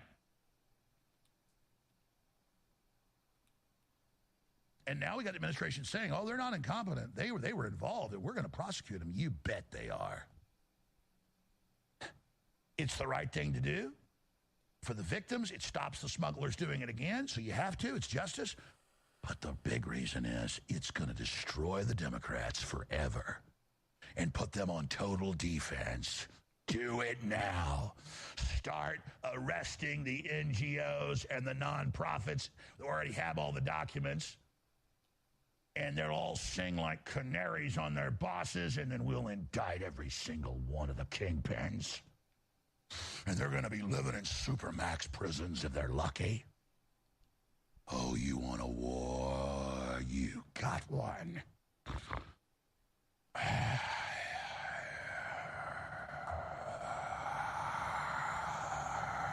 There's a wind outside. Hear that sound? It's vengeance. Is that what it's that's those raids coming at 3 a.m. Oh, they're already happening. He's fucking disgusting. I can't listen to him fucking whisper. Get him. Kidnapped and trafficked at the border is a shocking notion, and all right-thinking people would be motivated to stop whatever was causing that. Alex knows this, so he steals that energy. It's a bullshit propaganda narrative, but it's very understandable and emotionally resonant why somebody might agree to something difficult to accept based on wanting to stop this, like the idea of government agents doing armed raids on people in the middle of the night. In the real world, the people who will be caught up in these kinds of raids are your neighbors who may have overstayed a visa or just here undocumented. When Alex is descending into that disturbing voice about vengeance, on some level he knows that the people who are going to be hurt by this shit are predominantly the vulnerable people just trying to live their lives, and that's what he wants. He views the existence of non-white immigrants in the United States as a threat to the political control he feels he's entitled to as a white Christian man. He wants everyday folks to be terrorized and thrown out of the country, but he also knows that shit like that's pretty ugly, and most people aren't into it. So, you just tell the audience a different story. You tell them that these armed raids are freeing imaginary kidnapped children, and all of a sudden, you're disgusting growling. It looks heroic. It's repulsive, and don't for a single minute kid yourself into thinking that Alex doesn't know that the whole line about 300,000 missing kids isn't real. If he's done any research into the subject, he knows that he's just repeating a bullshit talking point. So the only way that he could really think this is real is if he didn't look into it at all. And if he didn't look into it at all, that means he doesn't really give a shit. So don't ever allow yourself to think that he actually cares. Yeah. He does not care. Yeah. He wants vengeance to be carried out on the enemy that he perceives, which is, essentially immigrants, organizations that assist immigrants. Yep. That's it. Yep. It's so crazy to me. Everybody is like, the reason that we're doing all this stuff is because we hate the government and, healthcare and stuff. But then they won, and they're not like, let's get healthcare. They're not even like, let's do something about healthcare. No. They're not even about, let's do something. Well, Alex is kind of about do something. But this is weird. And also, it's not something that they want to, they don't want to achieve the goal of getting rid of immigrants. You know, like, They because want if to you growl about it. Right. But if you achieve the goal of getting rid of immigrants, then you then have to just go after somebody else. Your entire movement is going after somebody. Well, eventually Right. at that point you go colonial. Right. You know? Yeah, you have to go fucking take over other people. You have to Right. take other people's shit is the entire basis of what's going on. Right. For these people, right? So, like, I don't think Alex hates the idea of taking Canada. yeah, fine. Yeah, I don't. Why? It's so big. it is big. It's so big. You don't need it. Nah, Nobody needs it. they got good syrup. They invented syrup. We're gonna have to take it. So Alex was talking a bit about vengeance Sure. in that clip. And you know vengeance is the Lord's. So saith he. Yeah. Maybe kinda. Well, I'm sorry, kinda? The Lord is very much not a kinda guy. Well, but he works in mysterious ways. You know what I'm saying? But not kind You're of going mysterious. into the political wood chipper, and your feet are already in it. And Donald Trump's got control of the throttle. And you know where he's got the throttle? Jammed all the way up to the top on high. You see that? See where your feet are? You see where your head's going? Nonviolently, politically, lovingly? You hear all that grinding down there?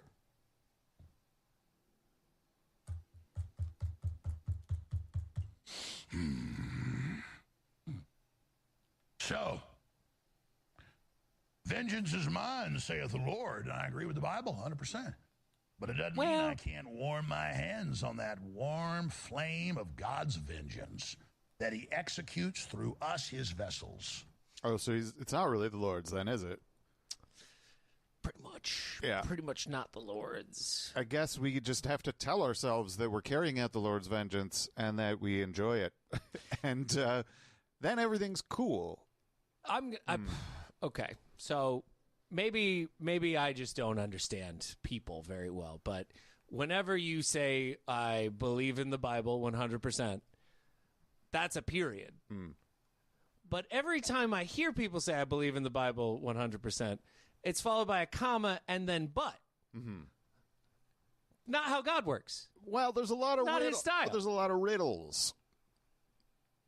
Fair enough. Yeah. You've waggled your eyebrows at me. The viewing public couldn't see it. So but- you can believe in the Bible, but Sure. also believe it's all riddles. So it says a lot of things. It's all riddle. Sure. Fair enough. Fair enough. The Bible is a book of riddles. You know what? That makes more sense to me. The doctor was his mother. That makes as much sense to me as anything else. So Yeah. I'm fine with that. I in some ways have given up on trying to understand Alex's relationship to religion outside of it being the ultimate justification Yeah. valve. It's just whatever I want to do is religion. It's a way of enabling his basest violent fantasies, but on a like sort of celestial level. Society has told me that what I want to do is wrong, so society is wrong because God is right. Right. Yeah. So we get back to this false flag thing of his, which God. is, again, just real dumb. And Trump's going to release the Epstein list, too, as soon as Kash Patel is confirmed. I'll get into that coming up. But since I mentioned this, here's the big one of all this. They have pre-programmed and prepared all over the media. You've seen it. We played the clips.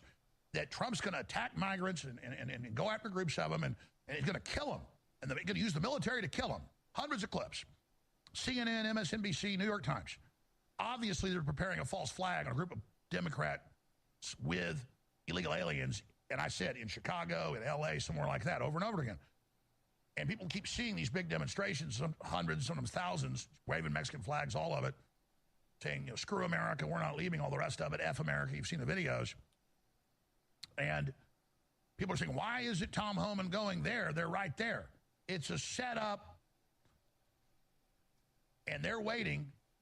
And they're going to start getting violent at these things. And when the police stand down because they're a blue city, then Trump constitutionally will have to send in the National Guard. And then somebody's going to set off a truck bomb or shoot into the crowd and blame the Trump administration. Guaranteed. So there's something that's been, like, in the back of my head, a little itch, while Alex keeps talking about these false flag fantasies that he has. Sure. And shouldn't Alex's problem with the idea of rounding people up at a protest over immigration policy be something other than it's a trap? he's supposed to love the Constitution and all that, so it feels like he should think that even though he doesn't agree with what these people are protesting for, it's not a crime to wave a Mexican flag or protest immigration policies. This is subtly a pretty big clue about how full of shit Alex is when it comes to pretending to care about our country. If it weren't probably a trap to make Trump look bad, it seems like he would all be in favor of federal agencies like ICE rounding people up at a protest, violating very basic civil rights that Alex is supposed to have based his career on protecting. He's so full of shit, and he always has been, but this turn of events with Trump getting back into office has really forced his hand in terms of making a bunch of, like, really overtly nonsense arguments and forgetting what he's supposed to be about. Like, if you see people saying, why isn't Tom Homan going and rounding people up at this demonstration, your response as someone who cares about the Constitution should be, that would be the government cracking down on free speech, which is the bedrock and the center of everything that our freedom comes from. Right. I love the idea of Elon Musk buying Twitter because of free speech stuff. Sure. You're supposed to care about that. Yeah. But instead, the response is, you shouldn't do it because it's a trap. That's weird. Yeah. I think for most people, free speech is very important up until the very moment whenever they don't care anymore. Mm-hmm. And in fact would prefer that free speech not be free. Which is fucked up for free speech absolutists. It is very difficult when you're an absolutist to not be an absolutist. Yeah. That is the hard part about being an absolutist. Right. Yeah. I mean, I go back to the image in my head a lot, but like the Alex putting duct tape on his own mouth that is a bumper sticker that says like free speech or something like that is such a perfect metaphor because he doesn't give a fuck about free speech. He's putting a piece of duct tape on his own mouth to sell it. Yep. Fuck who cares? Yep. Anyway. Yeah. Alex, he's been in the game for a long time, right? Too long. Yeah. Too long. Since the 90s. Yep. He says something in this next clip that I thought was like, oh, wow. I don't think I even knew this. Folks, I've been around 31 years on air. I've been active 34. When I was 17, 18, I mean, I worked for Pat Buchanan's campaign twice. And I would just go out to city council, other events, hand out Pat Buchanan stuff, go to a Republican coffee, and then you'd be in the parking lot and a guy'd come up and go, hey, Alex, I really like you. You know, let's go get some lunch or something. And I'd be like, you know what? I got bombs in the back of my car. I think we ought to blow up the Democrat. We ought to go blow up the Democrat headquarters. And I'd say, really, where's your car? I'd say, hold on just a minute. And I'd open the back of my Mustang, get an old, mini VHS thing. I'd go, oh, really? And the guy'd run to his car. And I'd go, and it'd be an unmarked police car. I don't care about that dumb story, but apparently he worked for Pat Buchanan's campaigns. What? That seems strange, That right? does seem strange. I mean, on one level, it's not strange because it's another segregationist that Alex supports. No. The Pat Buchanan of it makes sense. Yeah, but electoral politics, like that seems really weird. Yep. That Alex would have had a candidate back then. Yep. That's strange. Yeah. And for his personal mythology, though, he shouldn't already be a raving Pat Buchanan fan at 17, right? Volunteering for the working on the campaign, as he says. Right. No, yeah. absolutely not. He's supposed to have been a Satanist. Absolutely. At that point. Yeah. This is like, oh, you were just born like this, asshole. You know? Like, there is no backstory if you were 17 working for Pat Buchanan. If you were 17... and you worked on both of his campaigns, which would have been like 92 and 96. Crazy. So like, if you were doing that, then like at 18, your dad wanted to kick you out of the house because you kept getting people pregnant. Yep. Like, how does any of this line up? This doesn't make any sense. No, it makes no sense. Stupid asshole. What person was that? Well, I think a liar. Yeah, exactly. I think a liar who has had their career enabled by their probably insane father. Yeah, that does sound right. I think that's probably... That does sound correct. Because the only thing that you can come back to over and over again is, like, none of this adds up. No. You're lying about your own mythology. You're lying about lies. Yeah, and you were lying then, too. Yep. Anyway, we have one last clip, and it's... something that we've heard. He did a good job. today. Oh my God, he did not. He did not. Been through this. I got green moss growing on my back, people. And I know what I'm talking about. All right, I'm done. Look, I didn't get into most of it, but I did at least the deep dive. You see how I get up every day and I go, I got 20 stacks here, 30 stacks here, 40 stacks here, depending on the day, and I got 60-something videos. And, if I just did one stack, it'd take hours. Because it does.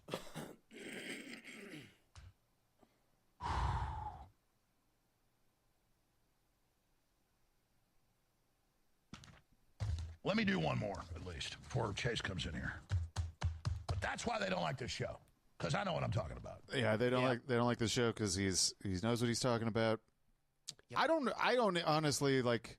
I don't give him credit for doing a deep dive on anything.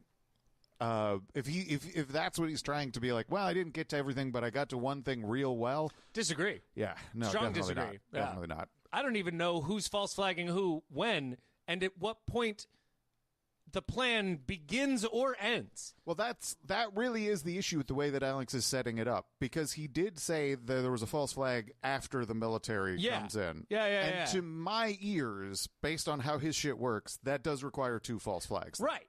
There has to be one that brings in the military and then one after the military. And that seems confusing. That's unnecessary. Yeah. A false flag, very difficult to pull off. There's no good plan that has 2 false flags back to back. Wrong. Terrible. Well, you know what it would be like. Okay. So a fake punt. I do know a fake punt. Right. Yeah. What if you're faking a punt? I'm listening. And then the punter goes and looks like they're going to throw it. Sure. But then they punt it. But then they re-punt it. Yeah. Okay. Double fake punt. Double fake punt. Or okay, they do a field goal after faking a punt. What if they fake the punt into a field goal? Right. They say they're going to punt. Mm-hmm. They line up in punt formation. Yeah. Then they say they're going to field goal. They run to kick it like a field goal, but then the guy holding the field goal ball takes it and then throws it for a pass. So it's two fakes. I'm into it. Okay. This is the double false flag of football plays. The double false flag of football plays. Yeah, I think that he's getting unnecessarily, it's just complicated and dumb. I can't escape a certain feeling of dude, you don't need to do any of this shit anymore. Nope. Your guy won. They're demolishing the government. Yep. You don't need to do false flag stuff anymore. He should just be on offense. If he can't be celebratory, if he can't be happy, because obviously he can't, because none of the stuff that he says that he wants is going to happen. It's only going to be the stuff. Right. It's only the stuff that he lies about not happening that is going to happen. Sure. Right. He could just go on offense. Just be on offense towards anything. He should. Yeah, but playing defense for Elon Musk and Donald Trump is the saddest gig. Well, that's what's complicated about it. It's like there's a playing defense for them, and then also a watching on the sidelines while they do offense. Yeah, and being like, "Yeah, we got to be all offense." Yeah, that sucks. Yeah, it feels weak, and there's a part that you just kind of wish you'd. He feels weak. It's the biggest feeling. He tries so hard to not appear weak, and this is the most weak I think he's ever appeared. Well, I think a little bit of it has to be a recognition on his part that he has no use, sure, for any of these people anymore. Sure, Roger Stone got as much as he could have out of Alex. Yep. But if you want to invest in a liar, there's better options on Twitter. Oh yeah. You don't need him. Nope. He's outlived his usefulness. I think he might recognize that on some level. Probably. And yet at the same time is too crazy and too obsessed with himself to ever actually learn a lesson and leave. Yep. He should go or just throw caution to the wind. Totally. Go against this. Yeah. Why not? Fuck it. Be interesting. Yeah. Or gloat. This is the thing. I'm so disappointed you won. At least enjoy the win like a human being. Mm-hmm. So we'll check in on how this proceeds and see if Alex gets a new game to play at some point. But until then, we have a website. Indeed we do. It's knowledgefight.com. Yeah, we'll be back. But until then, I'm Neo, I'm Leo, I'm DZX Clark. I am the Mysterious Professor. Woo, yeah, woo, yeah, woo! And now here comes the sex robots. Andy in Kansas, you're on the air. Thanks for holding. Hello, Alex. I'm a first-time caller. I'm a huge fan. I love your work. I love you. All right. 'Twas a knowledge fight. Wow, hour and a half. Okay.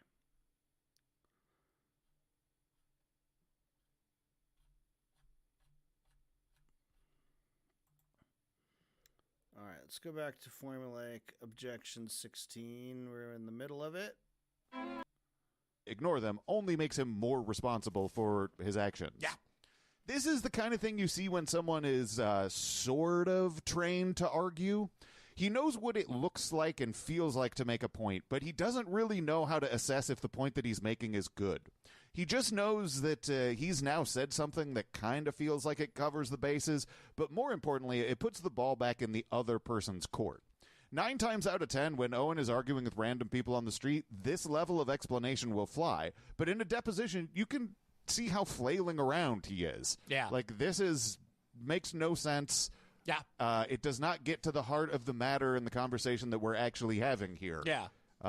It just seems sad. Yeah, it's just a fundamental misunderstanding of where they are and what is happening. Because right now, it's feeling like an interrogation kind of situation where Owen feels like he is being interrogated by the cops, where he's like, well, I know the cops lie. I know the cops don't have all the information, and they want me to incriminate myself, and that's why we have the whole amendment thing. And it's like, but in this scenario, they already know the answers to the questions they are asking because there is no other possible answer. For you to then say a different answer just makes everybody spend their whole day here. Well, and it's so weird because, like, I don't think that anybody would not accept an apology and a recognition of, like, you did wrong here. Yep. Like, I feel like this is the easiest bind for Owen to get out of by just saying, we fucked up, made a mistake.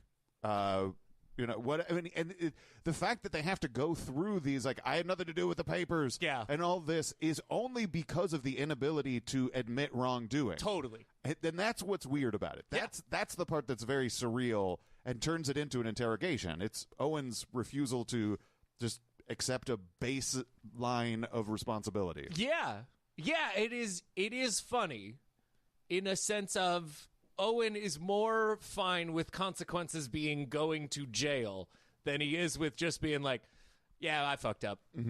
Like, that's the consequence. Well, I think that the going to jail inflates and plays into his pride, ego, and character. Totally. And saying, look, we fucked up, we got the wrong picture, and, we'll try and do better in the future. I think that works against his ego and pride and character. Of course. So it's pretty much that simple. Right. It's fascinating just in a sense of, like, how warped people's brains can truly become. And also, what's the point of jail? It's crazy. Yeah. So Owen's like, hey, man, I've never met those papers. I don't know them. I've never seen that guy before in my life. We've never spoke. Totally. Can you see the materials on your desk while you're on the show? Yeah, there's a bunch of stacks in front of me. You can see it on the video. That's what I wanted to make sure. When we go to the InfoWars document camera, right, that's above the desk, that's a view directly in front of you. Those papers aren't on some other desk. That's the desk right in front of you. Yes. Okay. Well, first of all, do you know who you had select materials for that show? Nobody probably, but no, I don't know. You don't know how they got to your desk? My guess is the show before prints out all this stuff and puts it on the desk for the host before me. That's how they got on the desk. Who's the host before you? Alex Jones. Okay. So you don't have any idea who printed out those materials for his show? No, I'm not there. I get there after he's done. So the materials that are there on your desk are not even checked by any member of your staff for your show? No, I don't have a staff for that show. I just inherit the staff that's already there. Got you. So before going on air, you don't do anything yourself to ensure that any of the materials on your desk are accurate or appropriate for the show? Objection form. I don't really reference them. I don't touch them. I don't pick them up. They're just there. So this seems like it would be a good dodge, but it relies on the person talking to Owen not knowing anything and having not prepared. If you watch the show that this suit is based on, prior to this point, Owen has literally been handling the papers on the desk, reorganizing them, looking through them for things to talk about, and directly reading tweets off them. Right. I think what he wants to say is that this show isn't just him randomly riffing off paper that Alex left on the desk. And that's fine if he wants to say that to preserve his ego. But the problem is, in this specific case in question, there's video of him using the papers on the desk for the basis of his show. In this instance, him trying to use this as a defense just looks silly. It makes it too obvious that the reason he's being defensive about this is because if he doesn't, he'd kind of have to admit that there really isn't anything more behind his show. The illusion of the show is predicated on needing to pretend that they're taking this seriously. It would be a lot harder to sell the audience on the idea that you're fighting the literal devil if they knew that all you're really doing is a racist meme recap show. And I think that protecting that kayfabe is more important to Owen than not looking like a total idiot. It's so strange to me. Because to me, even if you are going to do this waste of everybody's time and not just be like, fucked up, then you pin it on Alex. Sure. He already owes $1 billion. It's a drop in the bucket. It's Alex's fault. Mm-hmm. I just don't understand why you don't just, because it's ego. It's just his ego, and it's Alex's ego. Alex is like, hey, don't pin this on me. Why not? Alex might barbecue him. Exactly. That's the issue. Alex might murder him. What's happening? Why can't we be smart for 5 seconds today, guys? I don't know, but I think that the people that Owen is probably used to talking to, he could say, I never touched those papers, and they would be like, I guess if he said he never touched the papers, maybe he didn't. But, if you're dealing with lawyers who are suing you over this, they watched your episode. Yeah. They know you're lying. Yeah. You know you're lying. Yeah. It's not the cops picking you up off of a regular-ass sweep just being like, hey, do you know who did this? It's not that. Yeah. They know you. And I think at some point, Owen has to recognize, based on how little confrontation is coming, that this is kind of not an information gathering exercise and more a, aren't your answers embarrassing? Yeah. Kind of exercise. You know we've been here before. Yeah. Right? It feels... There's an element of scoldiness to it. Yeah, I think that, absolutely, of course. So, a policy that Kit Daniels put out about how they need to, whenever they're going to put out news that accuses someone of a crime, they need to have backup. Okay, double check that stuff. Good call, Kit. So that comes up, and we get Owen's thoughts on it. Okay. All right, Mr. Shark, I handed you what has been marked as Exhibit 1. This is an email of Kit Daniels. We were talking about he's a coworker of yours. Was a coworker of yours. Was he a coworker of yours last summer in 2023? I don't think I've seen Kit Daniels in maybe over a year. The subject of this email is new editorial policy for all reporters, journalists, and writers. Do you see that at the top? Mm-hmm. Okay. It was sent on June 7th, 2018. You see that? Mm-hmm. At that time, you were hosting a show as a journalist?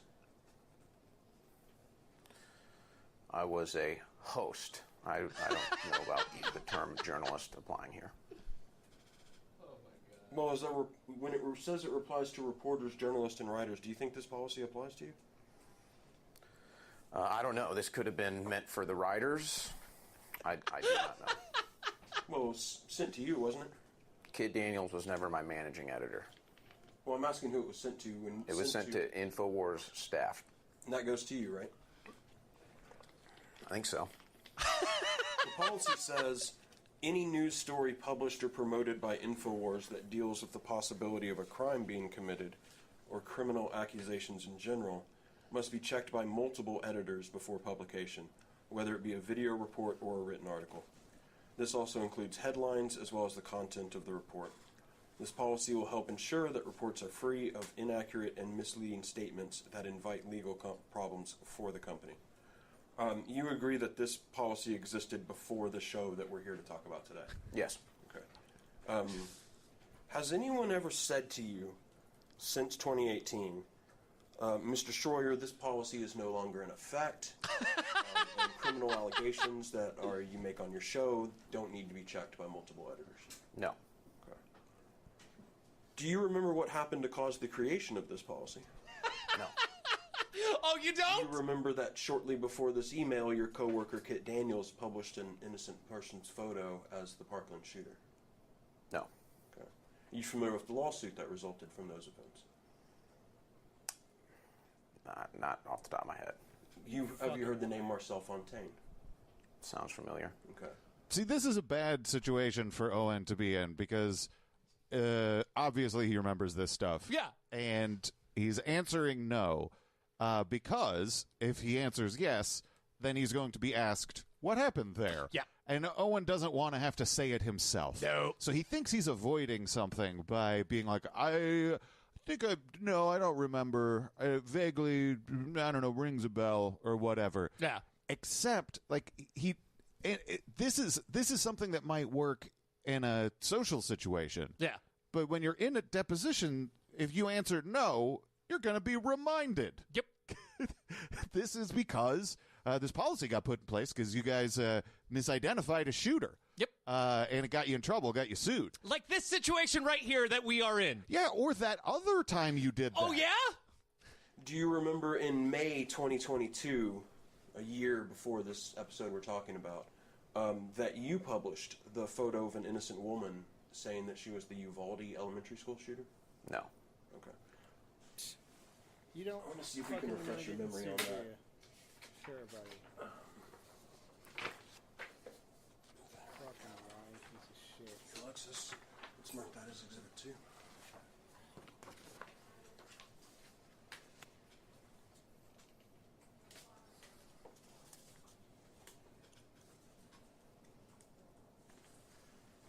Okay, yes, go ahead and give that to Mr. Schroyer.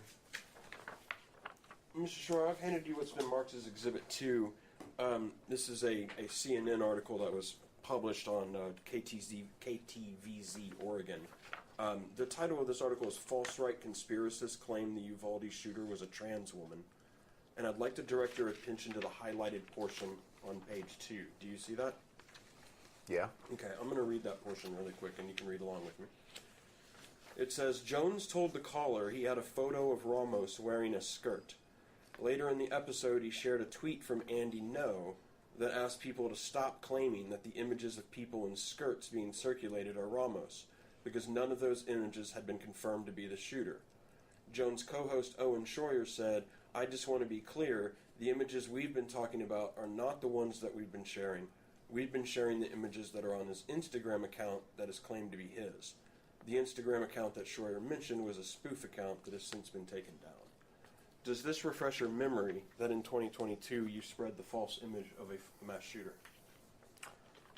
Vaguely, but I don't know. I mean, claiming I spread a false image, this is just a quote. It doesn't show any images. It doesn't give any context, so I'm not admitting to that.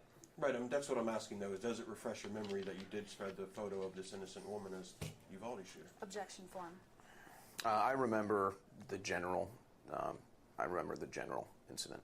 Did you learn anything from that? No. Nope. Certainly not. Objection, mean. So we've, illustrated a pattern of you personally and you, InfoWars, as a company doing this pretty regularly to the detriment of people's lives. And did you learn anything? Nope. Yeah. Definitely not.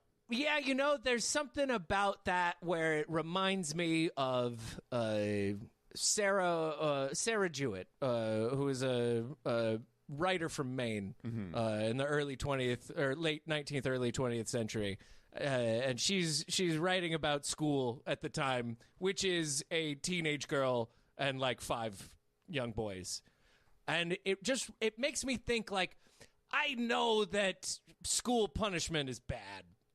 But, man, if he had been hit like they were in the time, maybe we wouldn't be here. I don't know. You know what I'm saying? Like, I don't know. If corporal punishment is the answer. I don't think it's the answer. I'm just saying we wouldn't be here. I think that there's something very illuminating and illustrative about this, like, all right, here is this exact parallel situation to what we are here to talk about that you did previously. Yeah.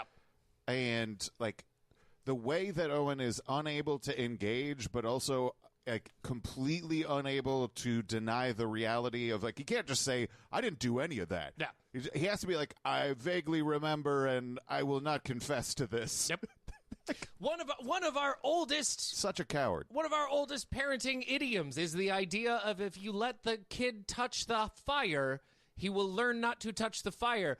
You are somehow incapable of learning not to touch the fire. Mm-hmm. How is this possible, sir? I think because they have not felt the consequences of the fire. I mean, there's really no other way to put it, right? Yeah. Yeah. So Owen, at this point, has been confronted with this past record of behaving in this exact way. He's tried to excuse his behavior as, like, I've never met Paper before. Right. And I think he now realizes he needs to switch his approach. Let's talk about your coverage of the Allen, Texas mass shooting in summer of 2023. I saw that it was claimed in your legal papers that you claim that you published a widely reported and disseminated mugshot. Is that accurate? That is the image that you're referring to. Other than you, where was it reported prior to your show on May 7th? Well, it is obviously on the Twitter account that is sitting on the desk that I've noticed is not mentioned in the lawsuit. And then obviously all the other defendants who are here probably disseminated the same image, and I'm sure plenty of other people. You know if any of them did it before or after you? No. Okay, so you've read the lawsuit, I take it, because you just commented on it, right? Yes. Okay, so you would know from that lawsuit that none of your co-defendants published it before you, right? I don't know. Okay, and then we have this Twitter account, right? KNOWLEDGEFIGHT the Great. So this excuse doesn't make a lot of sense based on Owen's previous excuse. He shouldn't need to claim that this was a widely reported mugshot if he didn't engage with the random paper that's on his desk. He didn't use the mugshot, so who cares how widely reported it was? Yeah. Owen is acting like this because the legal strategy is basically to just be really defensive and see if anything sticks. The I have no idea where the paper comes from defense clearly isn't enough. And so now he's just trying to justify his actions by saying, all the cool kids were reporting on this, so it wasn't just me. This is a great moment that illustrates a dynamic of InfoWars that really cuts through their facade. They're supposed to be the tip of the spear, the only ones who truly see through the media manipulation. They're the independent thinkers, and their analysis is better than everyone else because they're inspired by God. This is their kayfabe persona. But when they do something wrong and want to get out of trouble, all of a sudden they're just part of the crowd. All these other places were spreading this fake information, so why are we the ones who are getting in trouble for it? And this really demonstrates an underlying immaturity that these folks operate with. There's not much difference, honestly, between Owen and a high school bully, other than that Owen wears a suit. Yep. Like, that's 100%. This is all childish refusal to accept responsibility, and it's really interesting to see because I think Owen embodies it so strongly. I mean, it might as well just be like, oh, it's fun to play cops and robbers, but I don't want to be in trouble for robbing stuff. That's not cool. It feels good to pretend to be one of those pioneering fight journalists, but I'm a tiny little loser on the inside. Yeah, it's fun to yell at people and be the cuck destroyer. Yeah. It's not so fun to have to, be talked about how you misidentify mass shooters. Yeah. No, it is a lot in this arena. There is a consistent underlying feeling of like, hey man, why are you making me feel bad? Right? Yeah. Like, don't make me feel bad. Don't pierce the illusion. I like the illusion. Yeah, don't make me feel bad. Yeah. Alex left those papers on the desk. Yeah. Don't care. Don't make me feel bad. Other people said it too. We all don't know care. I'm full of shit. Yeah. But we don't have to say it all the time. Yeah, there's a very strong defensiveness that just runs through this. Yeah. And so the idea of using anonymous tweets as a source came up in that last clip. Yep. And that's explored a little more. All right, I've shown you what's been marked as Exhibit 3. This is a screenshot from the video of your May 7th show. This is the tweet that you were talking about that was sitting on your desk. Okay. This KNOWLEDGEFIGHT the Great account on Twitter You know that person's identity? No. That person's completely anonymous to you? Yes. That's, as a source, that's not ideal. Not my source. I'm saying as a source, that's not ideal. Okay. Correct? Okay. I'm not asking you to say okay. I'm asking you. You're not asking me a question. So. I am. I'm asking you. As a source, an anonymous account that you don't know the identity of is not ideal. Objection. Correct? Form. Not ideal. Okay. It shows a picture here, and you'll notice that it says booked in Dallas County, Texas for unknown. Do you see that? Mm-hmm. Okay, so first of all, at this time, on May 7th, you knew the shooter wasn't booked for the shooting. You knew that, right? I don't recall what I knew or didn't know at the time. So one of the reasons that this is coming up is that the shooter was killed on the scene. Right. And so this booking photo of there's reasons why this should never have made it through people's filters. Right. To ever get on air in the first place. Right. And so that's what the Mark is getting at there, is like, you would know that this person was there. I don't know what I knew. So Owen has to get defensive about being asked about using anonymous tweets as a source, because on some level, he knows that there isn't much more to his show than that. This person, Kankoa the Great, is a QAnon weirdo who interacts with Elon Musk a bunch, which raised their profile in the dipshit media space, so Owen covers them a bit. Yeah. Owen already used a different printed out tweet from this same account earlier in the show, which was just a racist meme about crime statistics. Cool. Which we heard a little bit of. We heard a little bit of that. That was another Kankoa the Great tweet. Great. Love it. Yeah. Owen knows that pulling at the thread of using random tweets as sources would end up leading to the sweater unraveling entirely. Also, Owen absolutely knew that the Allen shooter was dead when he was on air that day. Yeah. Here is a clip from the show. So the American media, that's a problem we're having, love to foment the racial divide. They love to cause tension.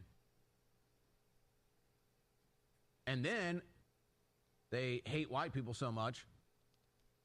There is the mass shooter that is a Hispanic individual. That's really all we know at this point. We could make assumptions because of the tattoos that we've seen on the body.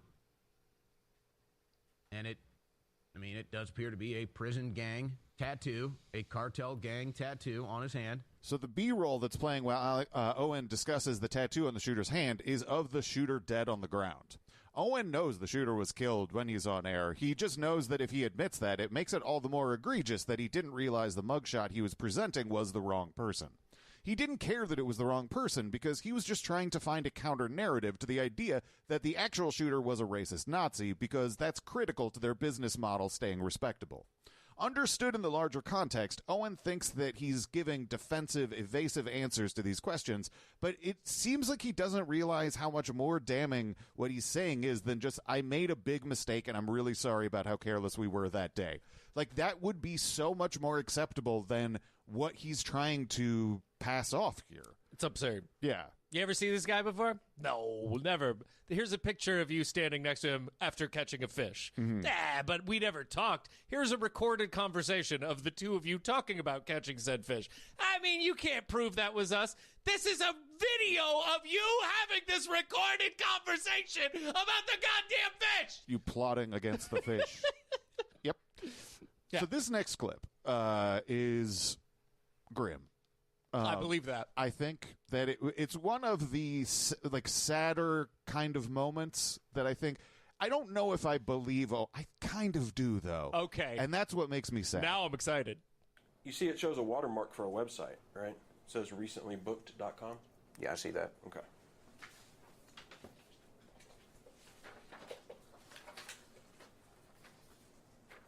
Let's mark that.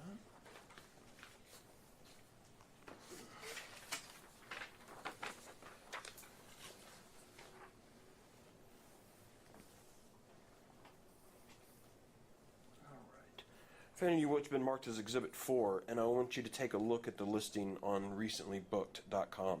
Did you ever visit this webpage? Nope. Did you ever ask anyone to do that? Nope. Do you see where it says age 35? Yep. Seeing that would have caused doubt that this was an image of a 33-year-old shooter, right? Sure. You would agree that before you discuss a photo on your show allegedly showing a mass murderer, you need to ensure that reasonable steps were taken to verify its accuracy. I was not discussing this photo. I had nothing to do with the printing of this photo. I had nothing to do with this photo ending up on my desk. I had nothing to do with anything being highlighted in this photo. I had nothing to do with this. I never asked it to be put on the screen. As I said in my affidavit. And you shouldn't have let that happen, should you? There's nothing I can do. I don't have control over it.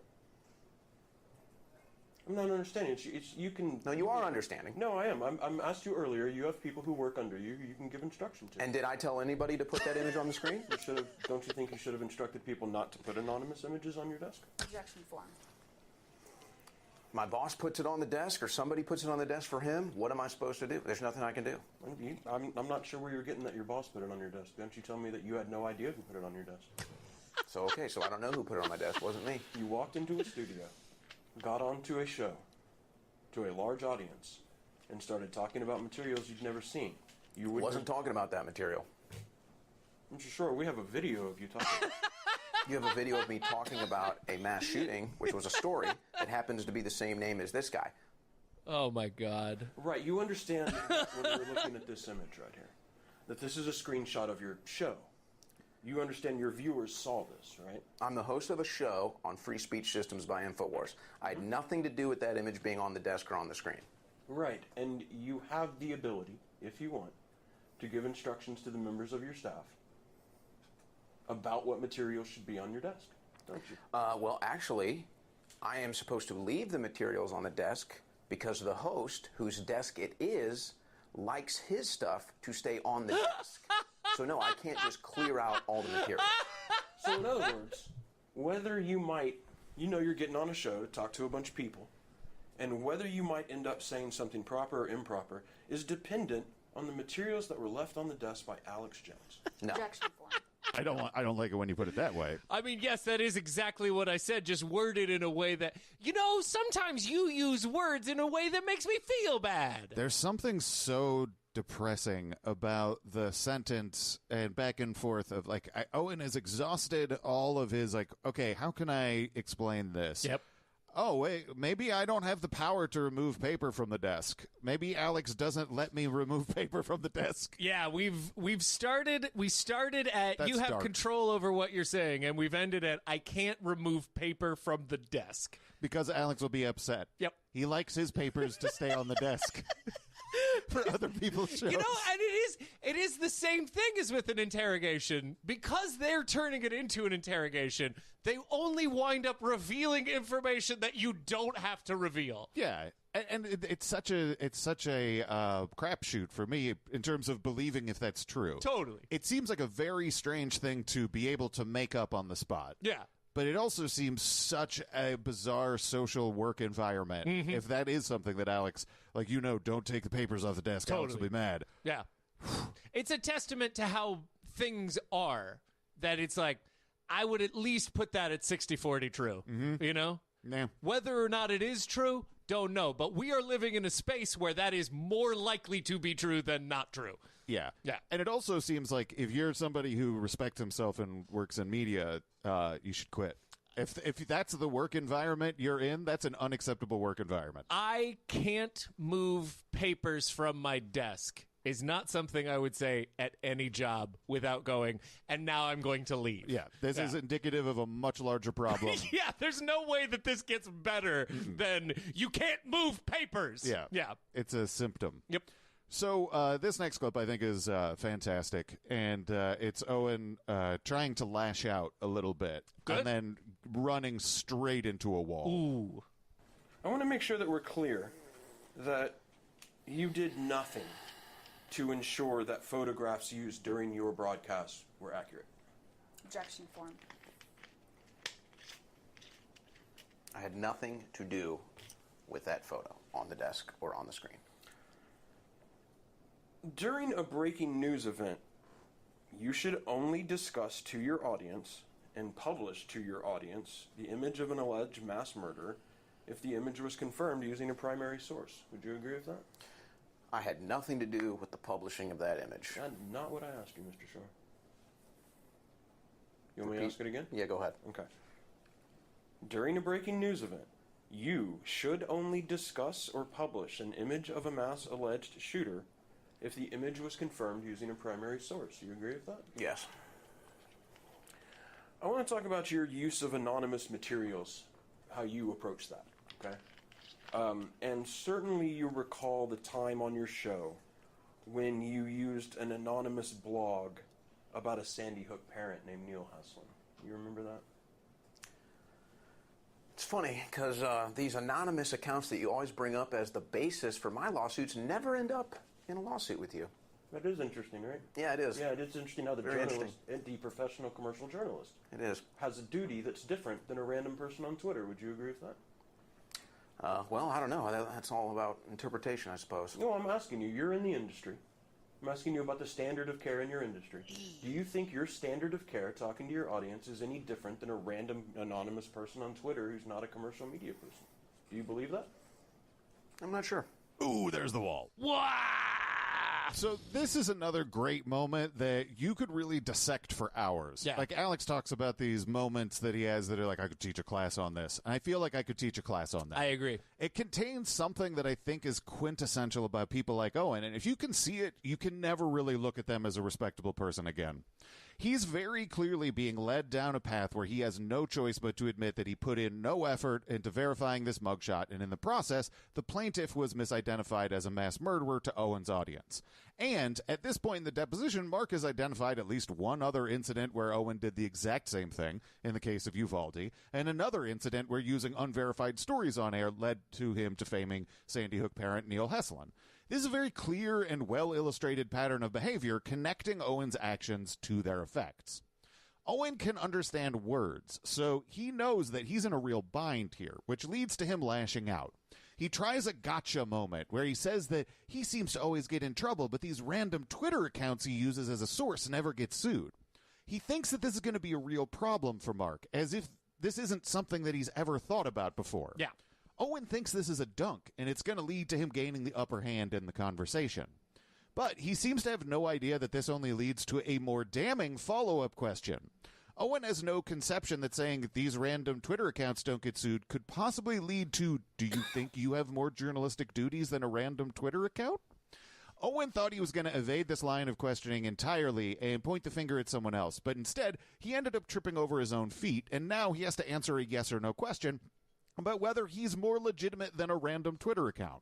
If he says yes, he's accepting the premise that he fucked up with this mugshot. If he says no, then he's accepting that his work is meaningless and you shouldn't take anything more from it than a tweet. That's how serious this is or real any of their shit is. It's a fucking fake pictured Twitter account. Mm-hmm. It's a tough spot he's landed in, and you can tell that he doesn't want to accept either of these positions, and so he does the only thing that could be worse.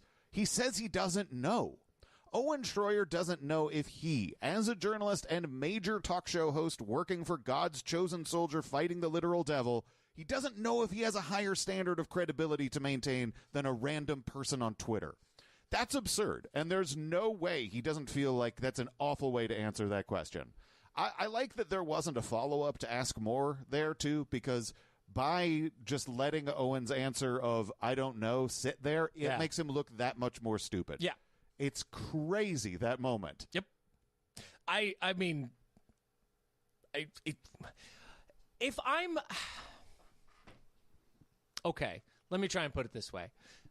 I have never been in a deposition. Mm-hmm. I have only listened to clips of these depositions. I feel as though I have learned more about depositions than all of the InfoWars people who have been in them, as well as their lawyers. Because I feel like if I'm preparing Owen for a deposition, the first thing I say is, have you listened to some of your old depositions? Let's kind of look through those and see where we made mistakes. Check out some of the game tape. Absolutely. How do you not do that? I don't know. And then you just say, oh, so when he asks you those questions where you're like, I've got an answer, you don't. Mm-hmm. Just say no. Right. Or you think there's like a moment where you're going to like flip the script? You're not. You're not going to win an arm wrestle. This is not an arm wrestling competition. Right. And I think the issue is that Owen is used to existing in spaces where he's like just yelling at somebody at a protest in front of an iPhone, or whatever, and oftentimes you can catch them off guard and sort of overwhelm them and badger them with stuff like, hey, why do I get in trouble but this Twitter user doesn't? And maybe they'll be flustered by this. Yeah. Or if you're on your show and there is nobody to respond to you and you're just saying that, it feels good and there's no pushback. Yeah. But when you're in a situation like this and you try those same tactics, they're just not going to work. And you're going to end up in deeper water than you were in originally, because now you don't know if you take yourself more seriously than a random person on Twitter. Yeah. And that is an unacceptable thing to imagine that you believe about yourself. Yeah. I love it. Yeah. Just like in a simple, hey, buddy, let's take a look at your quiver of arrows. All right? You think you have more than one. I don't think you have one. No. So just throw the bow down, say yes or no, and we'll go to lunch. Yeah.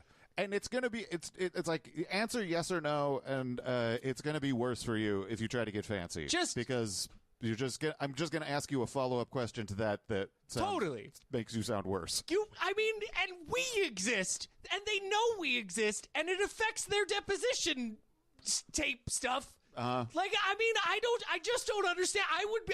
I would honestly be stoked to be deposed at this point, because it would be the most boring deposition ever. No one's doing an episode about my deposition. I'm just going to go like, no, yes, all right, we done here? That's it.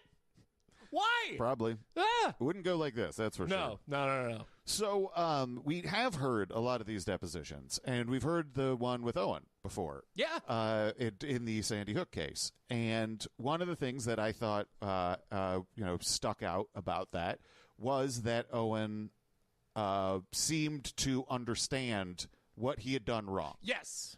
Maybe it was because of Bill's aggressive gummy bear act. Yeah.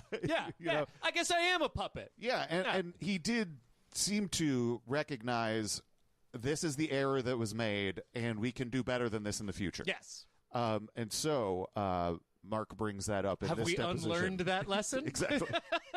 Going back to the use of that anonymous blog about Sandy Hook parent Neil Heslin, you acknowledge that was a serious error on your part, right? Yes, and you're well aware of what led to those circumstances, because you know a very similar thing happened where somebody brought that to me. Mm-hmm. And you acknowledge that that was a serious error on your part. Yes, I wish I wouldn't have done that. You called it the worst moment of your journalism career. Yeah, you're still bringing it up to this day. And what we're talking about today, is the same kind of error. Objection. No, definitely not the same kind of error, except that you pounced on it to bring me here. Not the same kind of error.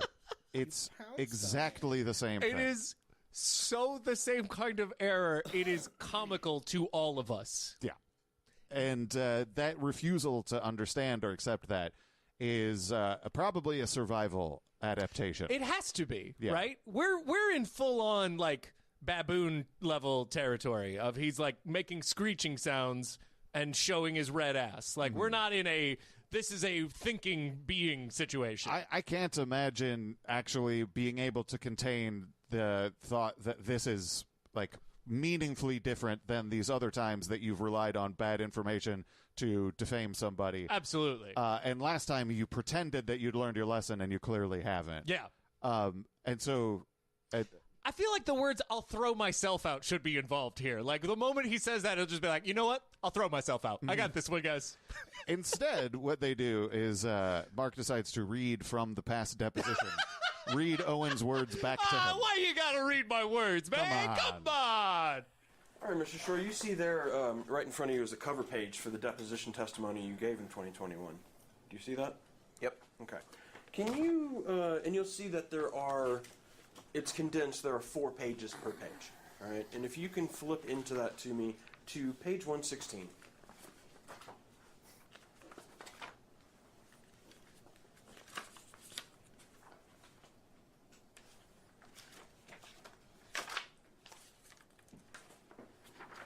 Okay. All right, and do you see a highlighted part up at the top of that page? Yep. Okay, I'm going to read that question and answer to you. Okay. But sitting here today, when you go back to InfoWars, are you going to just be on live, get handed a story with clips from someone you don't remember who it is, and run it? Or are you going to make sure it was fact-checked? And your answer was, well, I would say, after this experience, I am highly less likely to be handed a story or a video clip and air it without checking it myself. Do you see that? Yes. All right. But that wasn't true because you've been doing that most days on your show ever since, right? Objection form. And that's what you did in this case, right? Nope. Not at all. Not the same thing to you. Not even close. Great. Great. So yeah, I think you have. I don't think that this is the most fact finding of depositions. Right. There's an element of this that is almost like shaming. I do feel like at a certain point, Mark could have gone, none of us need to be here. Mm-hmm. You know that, and I know that. But there's also a part of Mark that's like, I can just whip you all day if I want to. Yeah. You can't leave. Oh, yeah, and I think that there's a value to it beyond just sort of a like a shaming and rubbing your nose in it. Sure. And that the last time that there was a case that Owen was sued in, they had what appeared to be a promise to behave differently in the future based on what was he got away with not getting super severe punishments in the Sandy Hook case. Yep. And largely some of that might have been predicated on the appearance of learning a lesson and the appearance of slight cooperation and a promise to do better. So him being forced to acknowledge and deal with someone saying, hey, you didn't do better. Yeah. That's why we're here again. Yeah. I think that that's not just scoldy. There is a point to it. Yeah, no, the dunce cap didn't work last time. Mm-hmm. You're still a little boy. I don't know what to do next, but I guess tie you to a post and whip you. Yeah, there's nothing more really to gain out of this exchange. Yeah. But we've had this moment, and now you can reflect on it. But you're not going to. Nope. So whatever. What are we doing? But now that there's been the shaming, we just wrap up. Yep. Yeah. So you see, after your answer, Mr. Ogden says, justice system is working. Not all the way, but that's a big step forward for us. I'm not saying that sarcastically. Genuinely, for both you and I and my clients, we appreciate that position. Mr. Ogden was being a bit naive there, wouldn't you agree? I don't know. Objection form. Let me ask you again today. I'm wondering today, now after this experience, sitting here today, when you go back to InfoWars, are you ever going to be on Just Live and run with a story and discuss things that are on your desk that you've never seen before? Or are you going to make sure it was fact-checked? Nope. Huh? There you go. Thank you, Mr. Shore. I like how you just. That's all I need from you today. Answer. We'll call it a deposition. Yeah. So that's I feel like the reading of Bill's I'm not being sarcastic. This is outcome that is positive. Yeah. I think it's kind of a reminder, or almost like we keep trying to offer you an ability to recognize, or an opportunity to recognize what this is about. Yeah. And you refuse to recognize that. Yeah. It is maybe extremely funny that Mark is reading a sincere note sarcastically.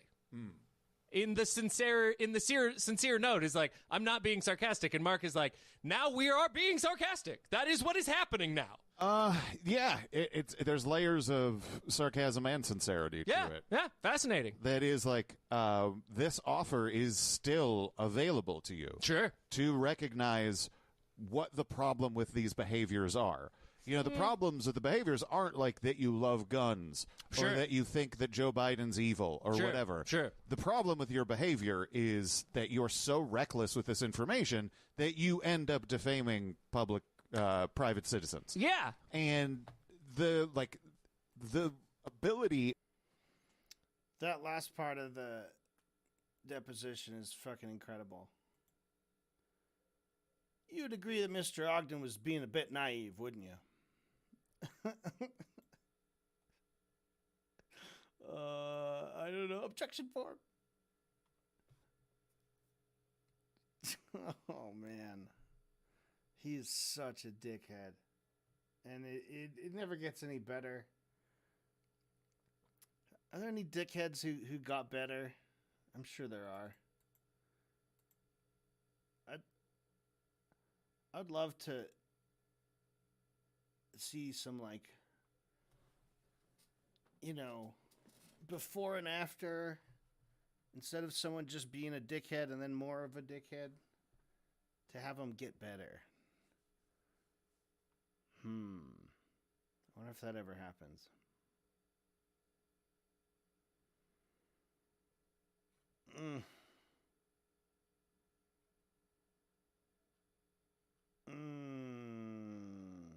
Got his ass.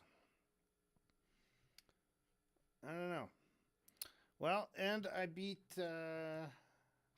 level 3.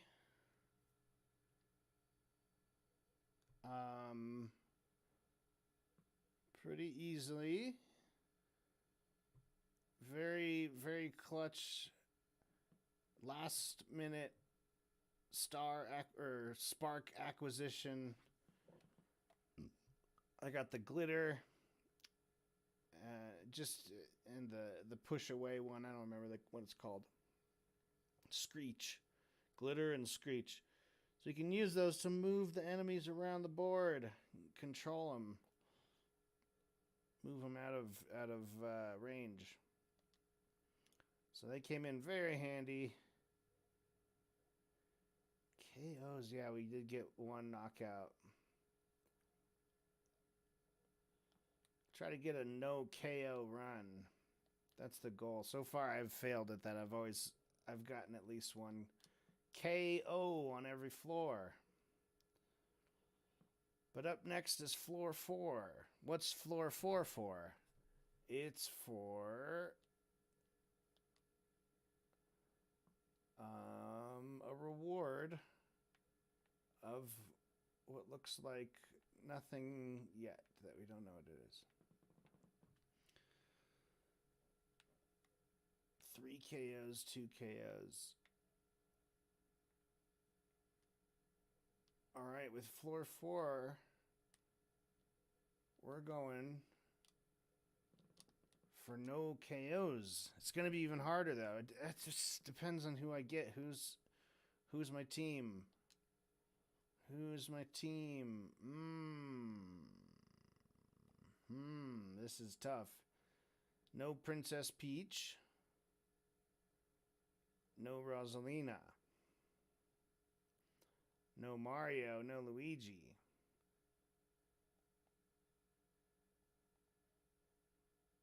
But I think we can do it. So Peach has to be the healer. Ooh, okay, and we have a regen spark. So the combination of the regen spark with that other thing. So Peach has the lowest hit points and is the healer. So I guess we'll give her the regen spark. And then splash, we're going to do multi-splash dash, and he can have a burn attack. All right, and we'll see how it goes. I'm kind of in the mood for more formulaic objections.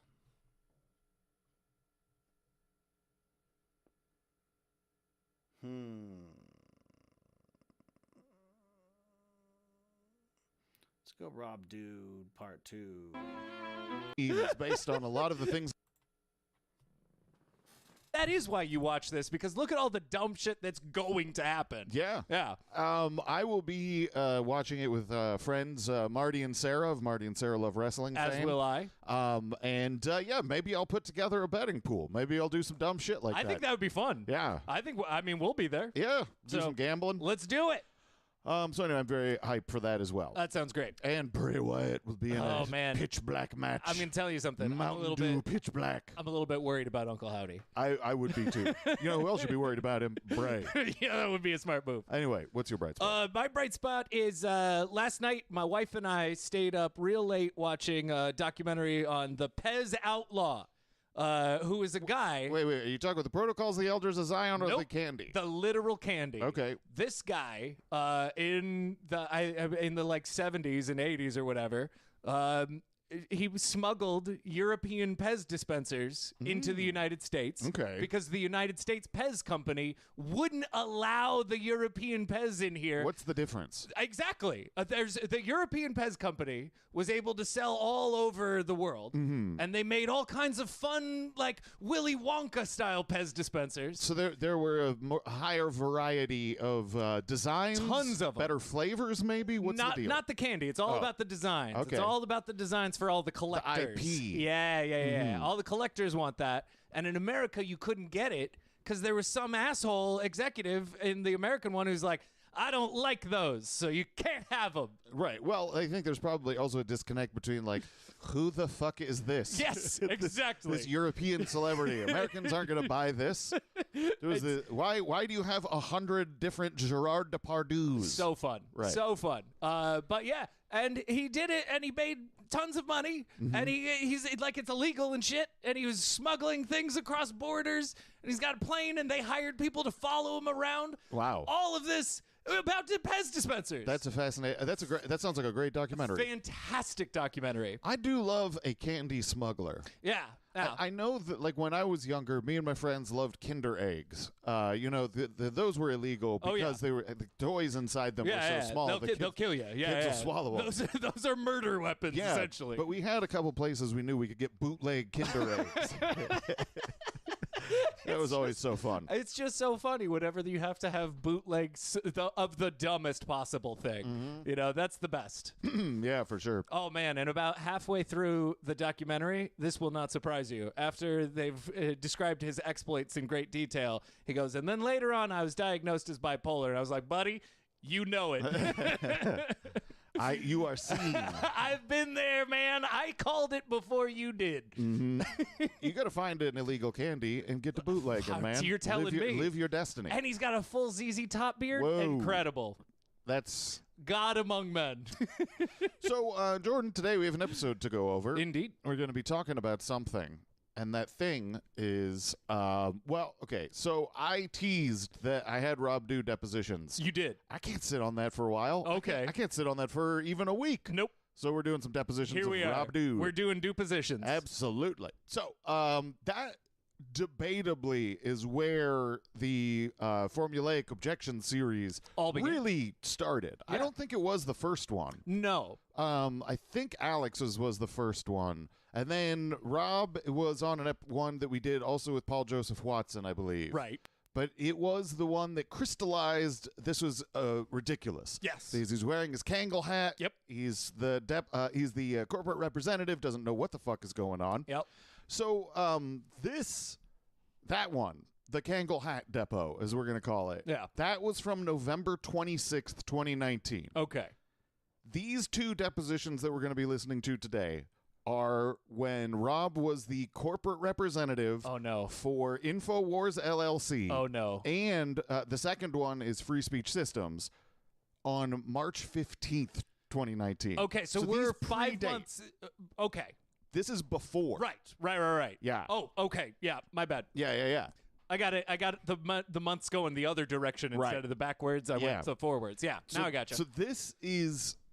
When we heard him be such a shitty corporate representative, that was the second volley. Wow. This predates that. So... I don't know what to expect. Yeah. I know. Well, actually... This did get them sanctioned, I will say. that I expect. Yeah. I do know what to expect in a certain sense. We can say that ahead of time. This got them sanctioned, and then in response to that, they decided to send Rob Dew again, and that got us the Kangol Hat Depot. Yep. Let's send him out one more time. So that's pretty interesting strategically. It was a shock whenever we were talking about that one because it is the corporate representative. You're right. That's what started the real, why are we doing depositions? Because these corporate representatives have no idea what's going on. Right. You know? And it's just, it's not just a, I think a like a deposition where people answer questions sincerely is not really that entertaining. No. But when it's complete liars who are unprepared and are shady as hell and working across purposes, there's something fascinating about that. It is a little bit like it feels like you're watching children from a glass dome. And that, like, you know that they've been cheating somebody and stealing cookies all over the place, but they're trying to argue their way out of it. And you're like, what are we doing? Guys, this is insane. Yeah, and the kid's lawyer is Barnes. Yeah, exactly. Yeah. So I also need to make a little correction, and that is on the Rob Jacobson deposition that we talked about. I said that was in 2018. I believe it was actually in 2019. Okay. Because as I can tell, these are these March 15th, 2019 due depositions are around the same time as the Jacobson one. Gotcha. So I apologize. I got that year wrong. Okay. So this is going to be a mess, and we'll get into it. But first, let's say hello to some new wonks. Oh, that's a great idea. So first, a veritable tsunami of cantankerous badgers. Thank you so much. You are now a policy wonk. I'm a policy wonk. Thank you very much. Thank you. Next, I just want to scribble. Thank you so much. You are now a policy wonk. I'm a policy wonk. Thank you very much. Thank you. Next, Alex Jones's gayest frog, also known as Paco. Thank you so much. You are now a policy wonk. I'm a policy wonk. Thank you very much. Thank you. Next, proud gribble pibble of old. Thank you so much. You are now a policy wonk. I'm a policy wonk. Thank you very much. Thank you. Next, help. My diamond gusset jeans don't fit. Thank you so much. You are now a policy wonk. I'm a policy wonk. Thank you very much. Impossible. I think that one was from 3 years ago. That's how long we've been holding. We that got a one for backlog. while. We got a backlog. Next, Todd in Tennessee. Thank you so much. You are now a policy wonk. I'm a policy wonk. Thank you very much. Thank you. And we got a technocrat in the mix, Jordan. Ooh. So, a bucket of poop sent me a sodomite. Thank you so much. You are now a technocrat. I'm a policy wonk. 4 stars. Go home to your mother and tell her you're brilliant. Someone sodomite sent me a bucket of poop. Daddy Shark. Bum, bum, bum, bum, bum. Jar Jar Binks has a Caribbean black accent. I got KO'd. Go for it. So right. In the second round. That little guy. Oh, that sucks. That little guy got me. Motherfucker. I thought I was safe. He went all the way back here and sniped me from behind this thing. Oh, little star. I hate that shit. They don't hold meetings, or Free Speech Systems is essentially the real company of all of these companies, if there is a real company. No, InfoWars LLC exists on paper and within the minds of the people who like to pretend it's something, but it is not anything. Right. And so for Rob to answer any questions about that is tough, and to know exactly where the questions would need to go is kind of tough, because I think at this phase in even the plaintiff's attorneys sort of figuring out where the case is, I don't know if they fully understood the extent to which, like, a lot of these companies only exist to either, like, take in a payment, or to be a holding company for this intellectual property or whatever. Right. So this is Bill Ogden. I don't know if he has gummy bears or gummy worms, but there are a couple occasions where you can hear him eating something probably aggressively. He's got it. And here, we'll jump in. Here's the beginning of the InfoWars LLC corporate representative testimony of Rob Dew, Sans Kanglehat. Can you please state your name for me? Rob Dew. What is your employment status with InfoWars LLC? As far as I know, there is no employment status with InfoWars LLC. Okay. What is your understanding as to why you are here today?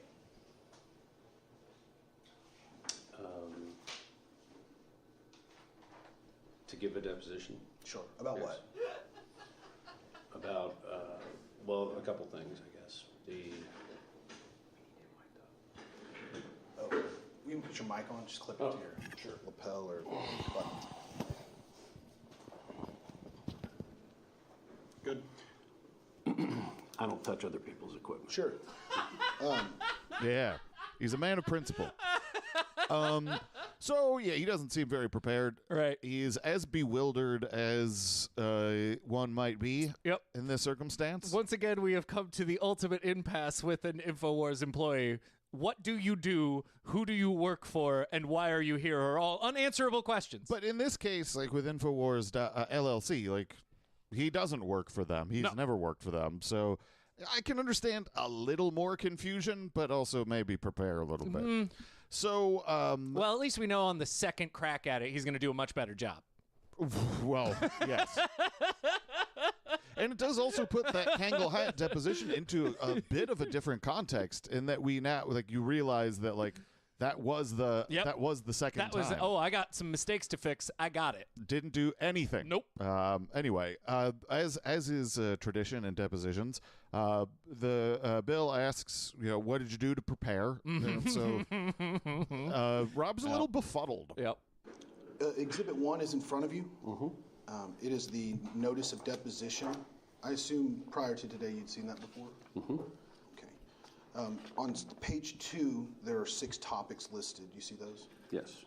Okay. Topic number 1 says the organizational structure, business purpose, and method of generating revenue for InfoWars LLC. What did you, and none of my questions today are going to be eliciting answers that you've had conversations with either of your attorneys. But what did you do to prepare yourself for topic number 1?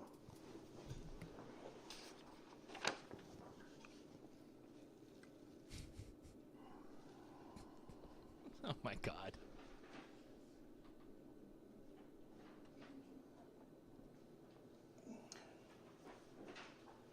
We just making noises? As far as I know, InfoWars LLC does not have any of this. This does not pertain to InfoWars LLC. As far as you're aware. As far as I'm aware. What steps did you take to become aware or unaware of that? What steps did you take to become unaware of that?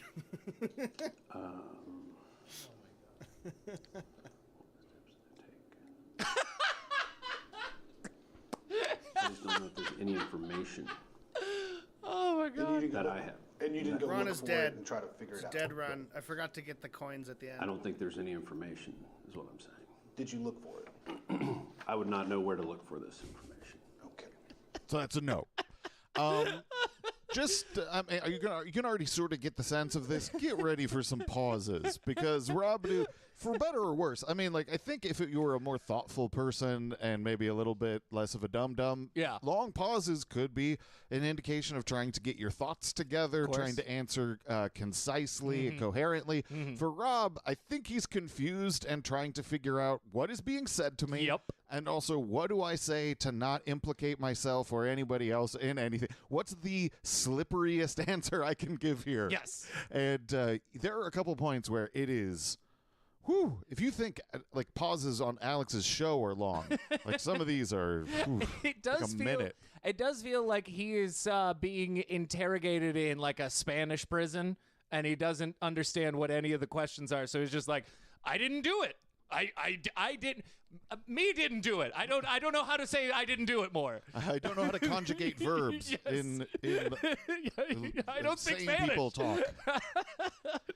So he didn't prepare. No, of course not. But he's reviewed some documents. Okay. So as far as, do you know what an interrogatory is?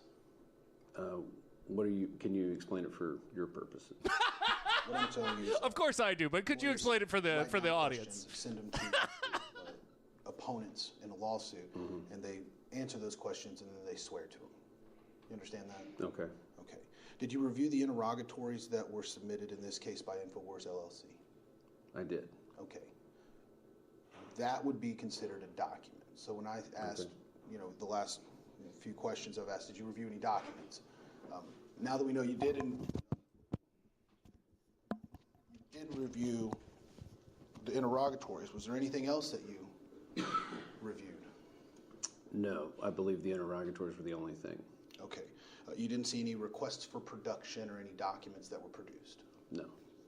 Are you prepared to testify on as to answers to requests for production or any documents that have been produced by InfoWars LLC in this case? Are you prepared to testify today as to documents that have been produced by InfoWars LLC in this case?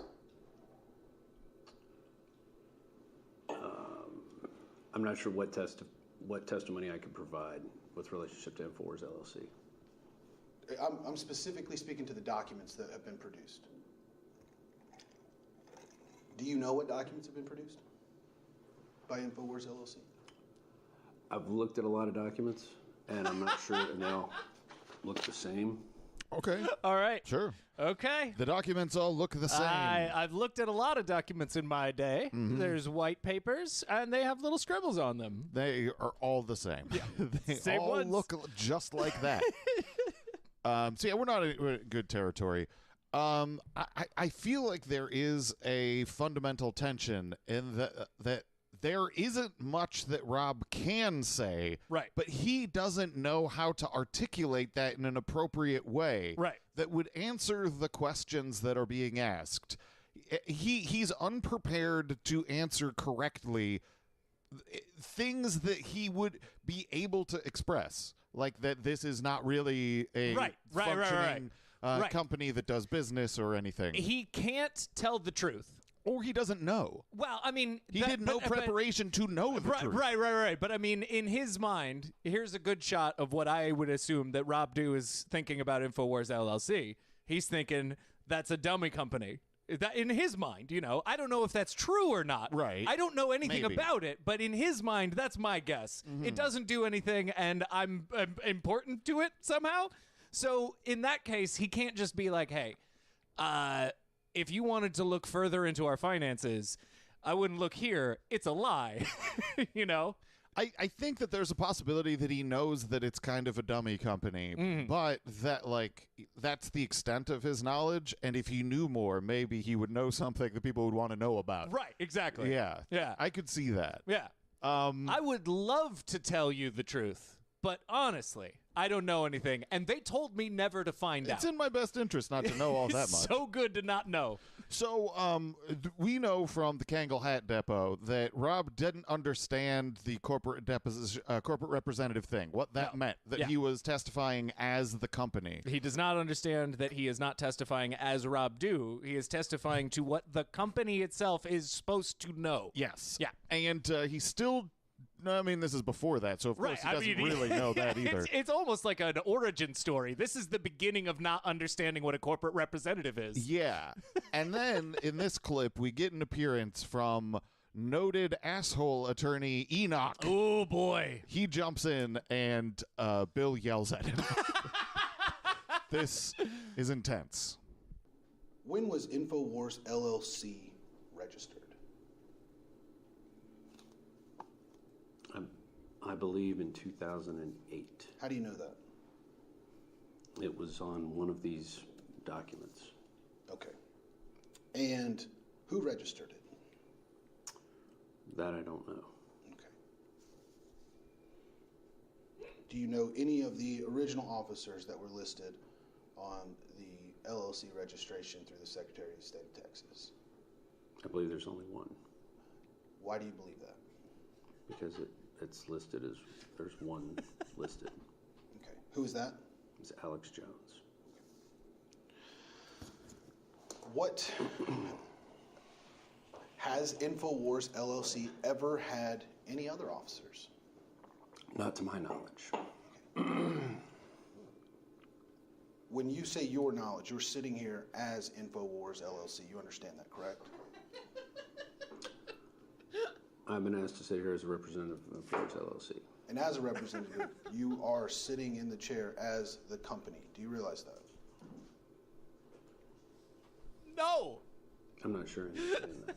Right. You're not here as Rob Dew. You're here as InfoWars LLC. Has anybody explained that to you? I mean, with the... Time out. You cannot make hand gestures, Mr. Enoch. I just saw you go... and the witness looked directly at you. You asked a question. I did. Would you please not interrupt me, sir? I haven't interrupted you. Oh, You asked a fucking question Enoch. that was so broad that it This would guy's such a encompass dickhead. client communications. That's a great opinion for you to have. Are you defending this deposition? We had this yesterday, and unfortunately, Mr. Bankston's the nice one of us. So I'm not going to put up with it. You can leave. If you're going to do that, if you're going to be an obstruction in this deposition, leave. Now. Otherwise, sit there quietly and don't make gestures and don't share your opinions with anybody but whispering into Mr. Barnes' ear because he is defending this deposition. I can appreciate your opinion. Please continue the deposition, Mr. Ogden. Eee, ugly, ugly, ugly. So, yeah, apparently Enoch's making hand gestures at Rob Dew. God damn. And that is not good. Shady assholes. Yeah.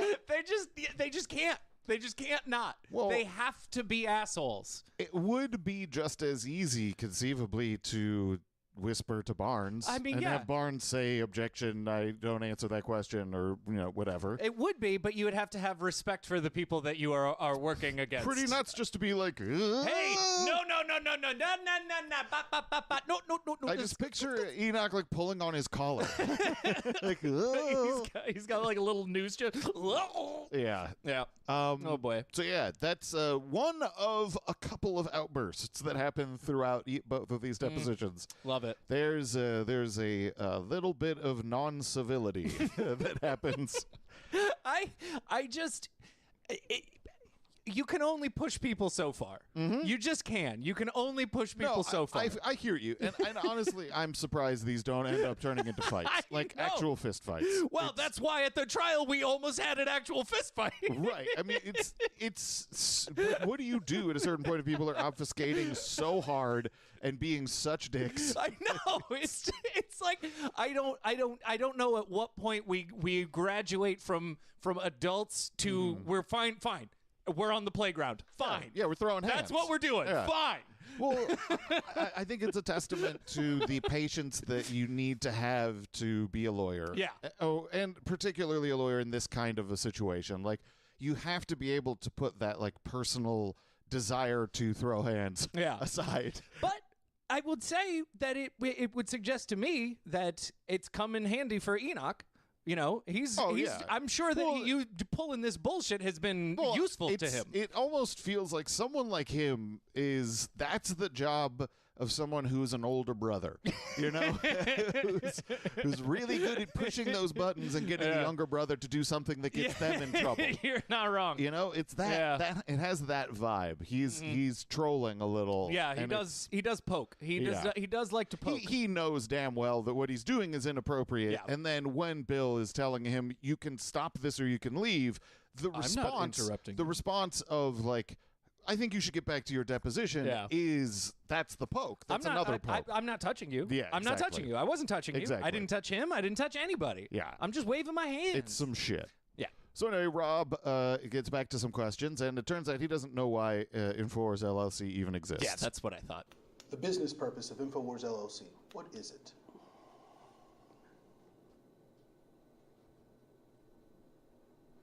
I don't know.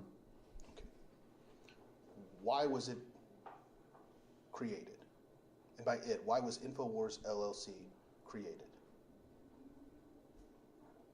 I don't know. Man, fuck if I know. Wow. Okay. All right. Rob, I'm sure that I'll only have to explain this to you one time. As the corporate representative, imagine the building we're supposed to be here. Imagine an anthropomorphic building with all the knowledge of InfoWars business practices. That is what you are. A business can't speak for itself, and as such, in order to get questions about the business itself, we need somebody to be able to take on the accumulated awareness and knowledge of the business, and that is you right now. Yeah, that is your job.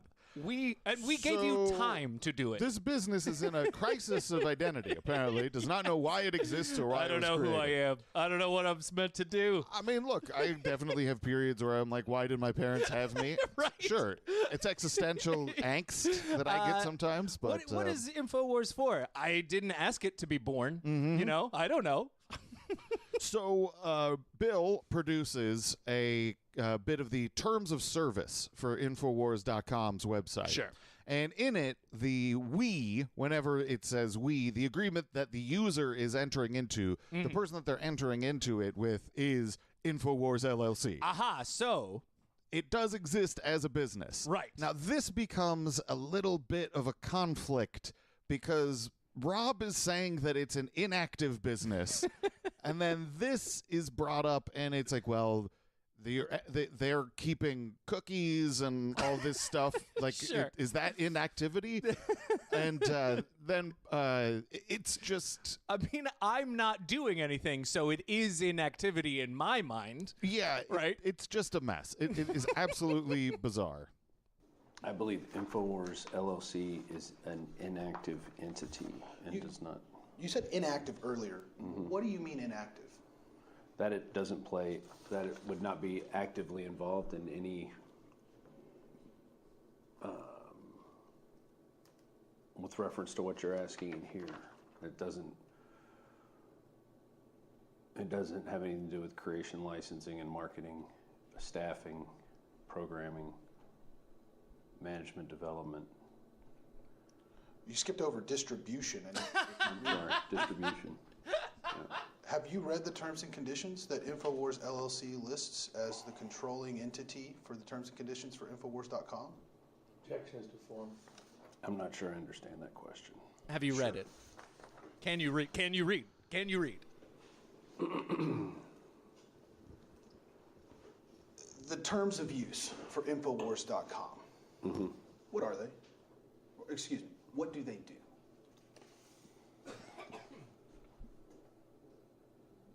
Are you referring to these?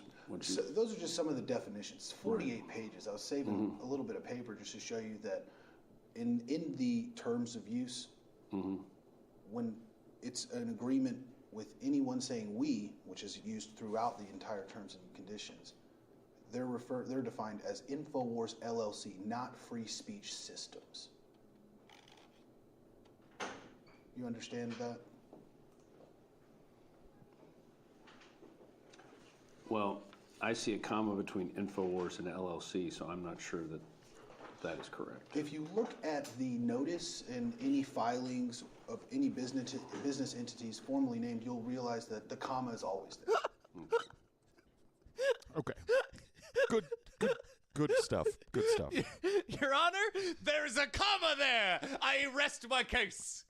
It's so cool that he's sitting there and he's trying to find ways to wiggle out of anything. And he's like, tries the comma. So you need to tell me that this means that you're entering into a terms of service agreement with InfoWars and something called LLC. Okay. Great. Or is it like the LLC who you're addressing? You know, it's InfoWars, comma, right LLC? You know what I'm saying? Right. Isn't that Chris Gethard's house band? Right. Yeah. Right. Yes. You're entering into the Chris Gethard Show house band and InfoWars. Run the terms of service for Infowars.com. You understand, of all things, for a corporate representative to not know that there comes a comma before LLC always seems high on the list. Yeah. You should just know that. Yeah. You're the corporate representative. Yeah. You should know the standards of just regular. Just business. Yeah.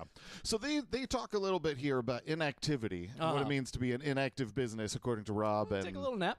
That leads to Barnes getting all up in Bill's business. Let's figure out what inactive means. If InfoWars LLC is listed as the entity that is in agreement with all users of Infowars.com for things like using cookies and log files to create profiles for other users, that wouldn't necessarily make them inactive, correct? Objection is to form. What's the form? In other words, it basically calls for a legal conclusion. Which legal conclusion? In other words, defining what constitutes an active or inactive entity. I'm using inactive that I had him define it. Right, and that's where. So we're using his definition. What's the legal conclusion? He's complied with the rules. Not you, Mr. Enoch. I'm not raising my voice. Sure. No, this is just my voice when someone's obstructing a deposition that they shouldn't be talking in. I'm asking you not to raise your voice at counsel. And I'm asking you not to speak any further. Bill, we can be civil with each other. Please just don't raise your voice at counsel. Mr. Barnes doesn't deserve that. I'm not raising it to Mr. Barnes. Mr. Barnes, have I raised my voice towards you? Let's move forward. I mean, I get that there's a mistake here, but I'm just saying that in terms of what It's incorrectly listed in the terms of service. Mr. Barnes, hold on. What do you mean it's incorrectly listed? I should say free speech systems. I'm sorry? In any of that, a legal objection during a deposition? And how are you not kind of coaching the witness right now? No, I'm just trying to answer your question. That's it. In other words, I interpreted your question as calling for a legal conclusion. Barnes. Whether this designation constituted ownership of the site and an admission of ownership of the site. But that wasn't my question. That's how I interpreted the question. It's calling for that legal conclusion. But I asked him what is his understanding of the word that he used, and then I had him define. I know, but that was followed up by a question that presumed and was I took as asking for a legal conclusion about whether this statement means X. What was my question? My recollection is that this statement means, do you agree that this statement means that InfoWars owns something or is active? And I was saying that would call for a legal conclusion. Okay. Well, I will make sure that in no way will my questions be interpreted to be asking that. Okay, thank you. Sitting here today, are you aware that InfoWars LLC is listed in the terms and services on Infowars.com as the controlling entity?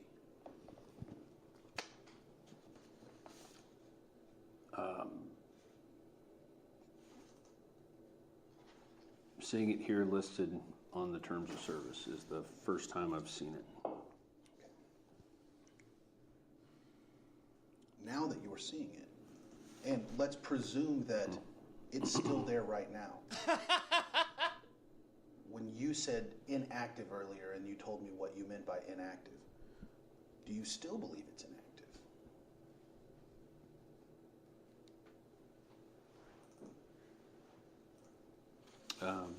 Yes. Okay. What would a company have to do to be active?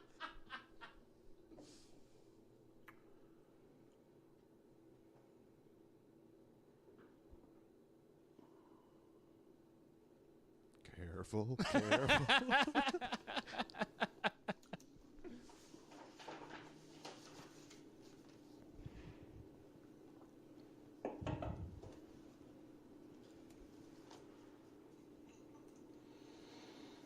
I'm not sure I understand your question.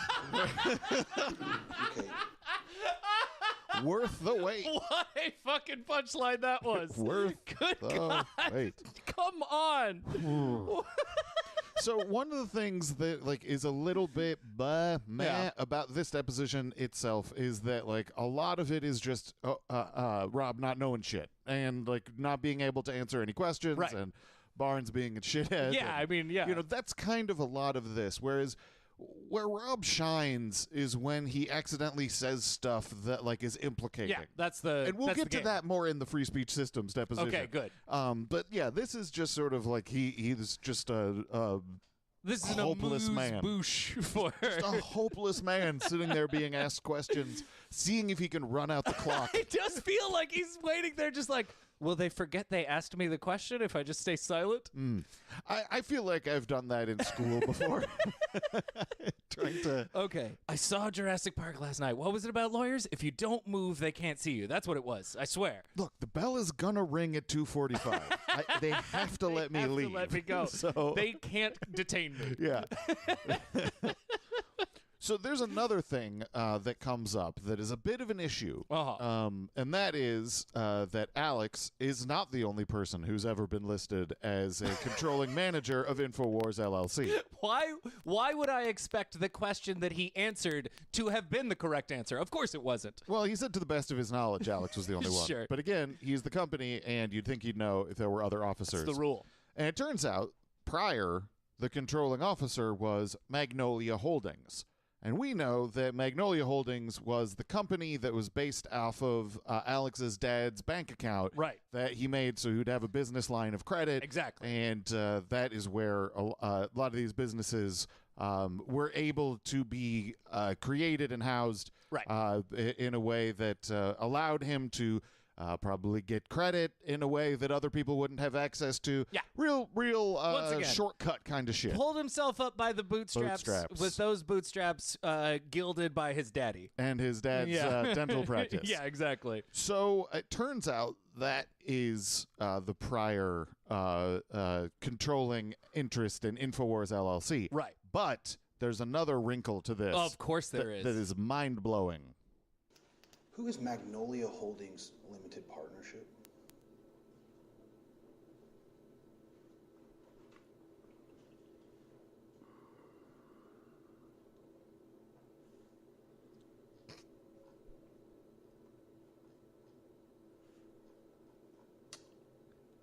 I've heard that name.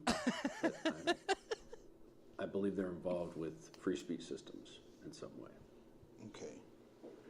How did you come across that name?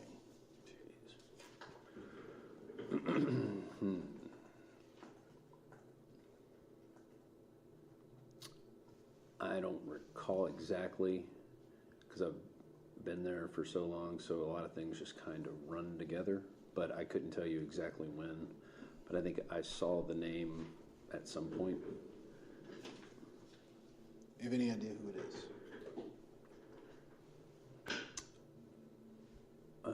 I don't have a definitive answer for you, but I'm imagining Alex Jones has something to do with Magnolia. Okay.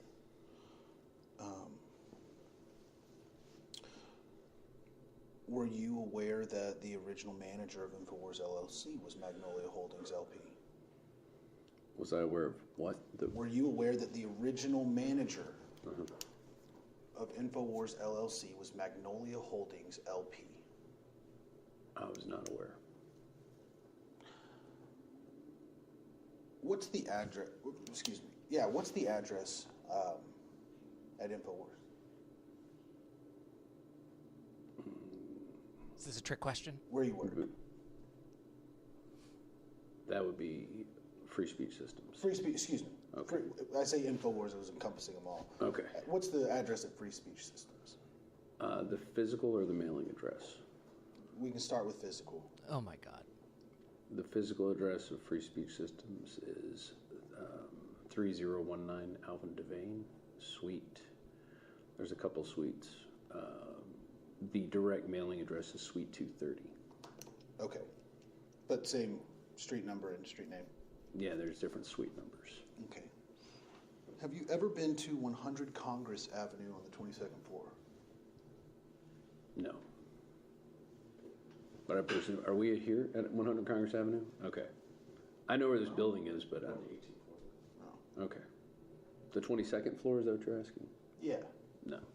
Were you aware that Magnolia Holdings is 4 floors above us right now?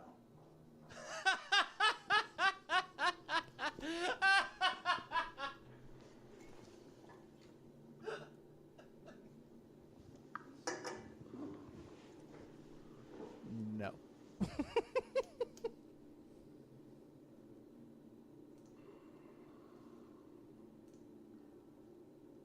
No, I was not aware of that. It's an extremely long pause. Thank God he said it. Yeah. That is too long for that answer. That is too long. Extremely long pause. Yeah. So it turns out 4 floors above them in the building that they're having this deposition in is where the address of Magnolia Holdings Limited Partnership is. Of course. And I don't know if that even means anything. I don't think it means anything. But it's a fun little reveal. Yeah. It's great. It threw me for a loop. So it was a long, long pause. Yes. And Rob explains why he had such a pause. It's an extremely long pause. Well, I'll tell you why. Would you like a Please, go ahead. Yeah. There's a lot of, I guess, people put a lot of stuff out on the internet, and sometimes and it's different, who runs Alex Jones type stuff. Okay. And it goes into, this company was formed here. So I have seen, and that's where I'm thinking I saw the name Magnolia Holdings at one point. When But I somebody think did I've an expose on us? documents, but I was not aware it was on in this building. Yeah, so Rob was worried because a lot of people post a lot of stuff online, and they say, who controls Alex? And maybe he heard the name because somebody had accurately reported that it was a company that InfoWars was associated with early on. I feel like Rob should just answer every question with like, "Hey, man, okay." You ever see that scene in The Wire where Stringer Bell was like, "Are you writing notes on a criminal fucking conspiracy?" Imagine that's all of our paperwork. Of course I don't know any of it. Mm-hmm. It's against the law. Right, but there is a certain delicious irony of Rob being like, yeah, there's a lot of bullshit online. Yes. A lot of people say a lot of shit. Hey, man, a lot of people out there, they'll lie about you. Yeah. They'll even try and ruin your life. Totally. Don't even mess with that stuff. I tell you, the internet's a scary place. Yeah. So we have one last clip here, and it's a discussion of whether or not Rob knows if InfoWars LLC has an office. Does InfoWars LLC have an office? Not to my knowledge. Okay. And in the corporate documents, it lists the governing authority as Alex Jones is the manager and has it at 100 Congress Avenue, 22nd floor. Is there an office there? I don't know. I've never been to the 22nd floor. Did you ask anyone preparing for this deposition whether or not InfoWars LLC had an office?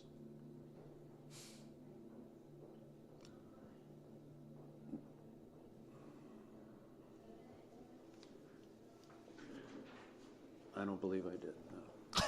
Yeah, no shit. Why would you? No shit. So, yeah, that's the same address as Magnolia. I could not be happier with, like, because again, I mean, I'm trying to visualize this in my mind as an actual corporate representative. You know, like I'm trying to anthropomorphize the company itself. Mm-hmm. And so the idea of you asking a company, like, do you have an office? And then the company going, not that I didn't know. ask. Yeah, like what? What are you talking about? And then they just disappear into thin air. Yeah. So the reason that some of this is relevant, even if it is kind of like blah, is that there is a clear indication that no effort has gone into making sure that these businesses are legally distinct from each other or legally distinct from Alex Jones himself. Mm-hmm. The fact that InfoWars LLC has the same address apparently as Magnolia partnership, and they were originally in charge of it. Now Alex is in charge of InfoWars LLC. It's all just like, okay, this might as well all just be the same shit. Yeah. It's all, and it is. Yeah, it is. Yeah. I mean, it's almost kind of funny that to me, what I'm seeing in my mind is these people being like, we're not going to open a LLC in Delaware like the rest of everybody who wants to cheat. Not we're until gonna do years it in Texas. later. Yeah, exactly. We're going to do it when it's too late. Alex is proud of Texas. Is the Texas. Exactly. That's what Trump called him. It's his both greatest attribute and apparently his downfall. Alamo. Yeah. So we go to the Free Speech Systems corporate representative testimony deposition, and this is from the same day. And so you take a little break, come back, and Rob has a different hat on. There's no hats, but this is fun. Okay, where does the majority of revenue come from?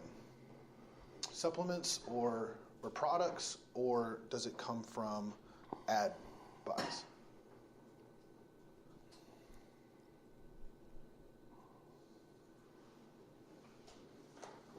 I would say it's listener supported.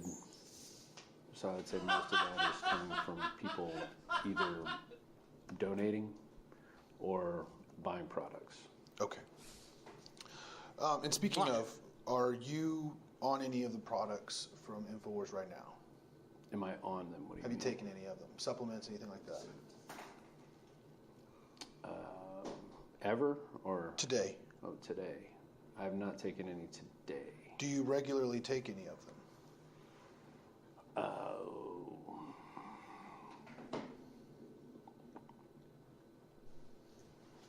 I would say there's a turmeric product I take.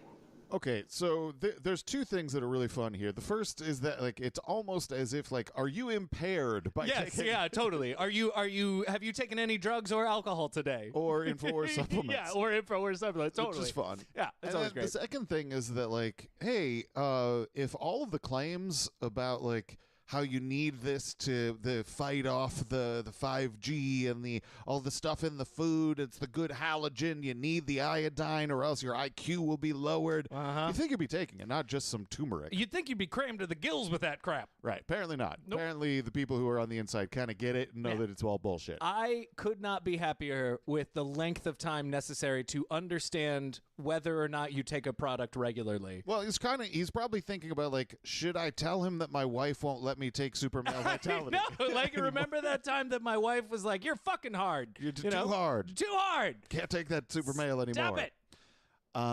So they talk about the coverage of Sandy Hook, and the day of, Rob admits that they were talking about it as a situation where people were going to take guns because of this shooting. Wise. Which is, oof. What's the first video or article that was produced on Infowars.com regarding Sandy Hook and it being a hoax and or false flag? Where's that Wikipedia printout when you need it?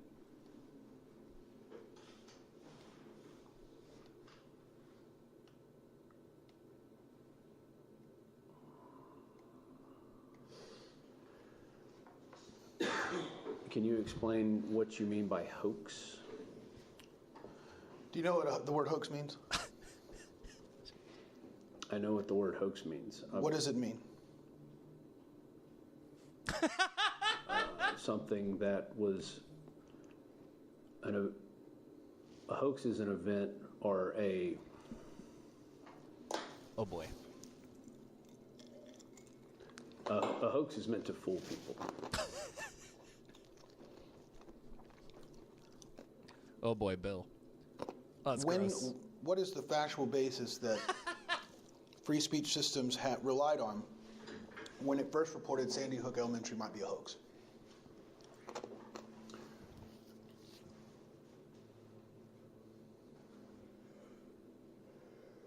I believe most of our reporting was involved with looking at how this event would be used to take people's Second Amendment rights. When did that conversation start? I believe that conversation started the day of the event. What made free speech systems start having that conversation? Because we have seen past events where a gun is used, and when a gun is used, the gun becomes the cause, and then they look at gun owners as being people that need to be stripped of their rights in gun ownership. This is, I mean, even hearing him explain this, which you obviously already know, this is what he thinks. Yeah. He sounds dumb. He's not able to articulate this in a way that, like, sounds compelling. And, like, this would not be necessarily a great thing to be expressing. Yeah. That, like, there's a mass shooting where a bunch of children were murdered at a school, and your first thought is, won't you think of the guns? Yeah. Like, that's really bizarre to be, like, that's your headspace. You're testifying that that's your headspace. Yeah. This is where we're at. This is our priorities, very consistent, and it's strange. Yeah, it's strange. I saw all those victims and heroes tragically murdered, gunned down, mowed down, and I was like, man, I hope that gun's okay. It probably fired a little too much for my taste. Well, even like putting it on a more realistic framing, it's like, how am I going to be defensive about this? And that's weird. It is weird. It's almost deflated. It's like he's realized that no matter what answer he gives, I think he's already, after the first morning deposition, I think he's realized that he's not going to get anything right.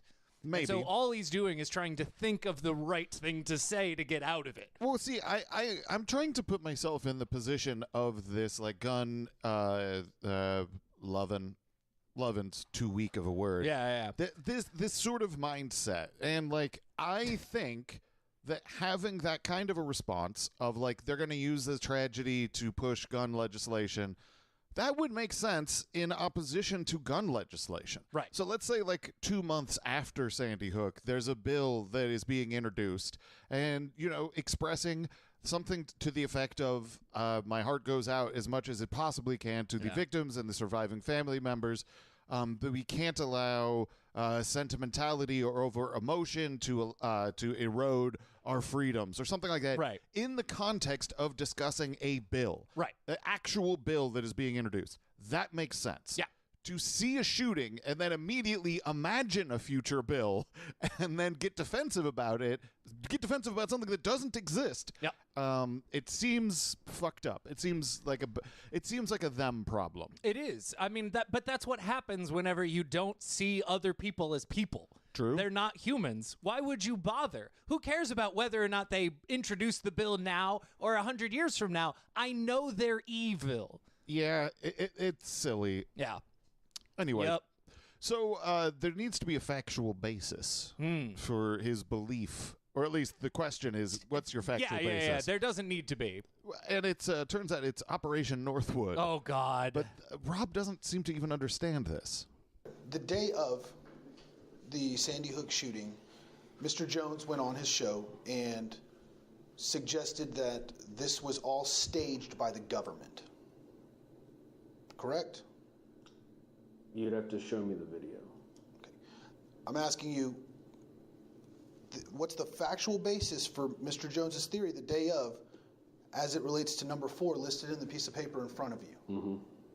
What was the factual basis for him saying the government staged this? I think the factual basis goes back to a document that was declassified in the late 1990s, and it was called Operation Northwoods.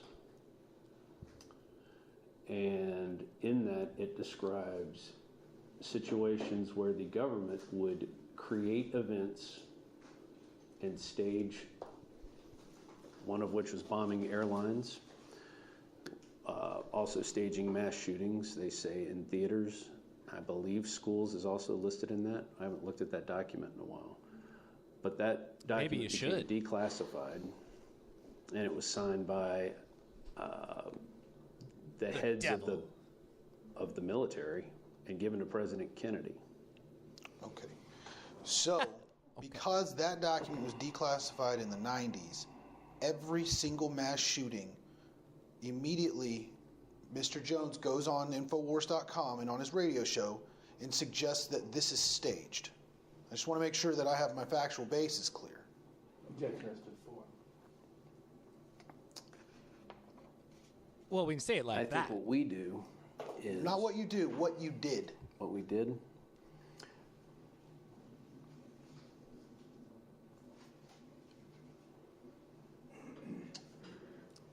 We remind people... I'm sorry? We reminded people.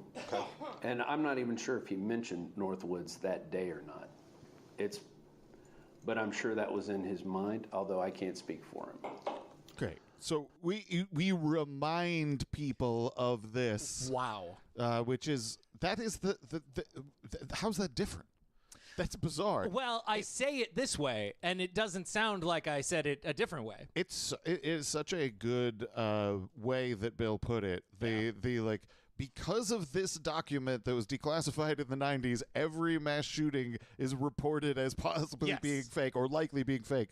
Is that correct? And then Rob Dude has to be like, well, yes, but I don't want to say it because when you say it like that, it sounds fucking stupid. Yeah. So what I'm saying is we reminded people of the document. It sounds almost as if we have a very weak basis for the kind of reporting that we do. I've never thought of it that way, but when you put it like that, I am going to shut down and stay silent for a while. Ah, shit. Long pause. Yeah. So one of the hallmarks, I think you could say, of these, particularly like the top-tier depositions of InfoWars figures, is unforced errors. Mm-hmm.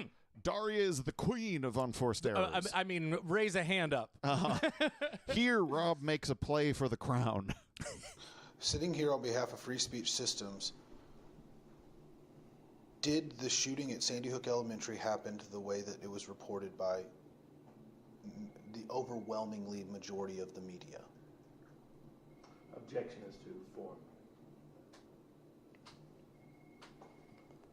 You can answer.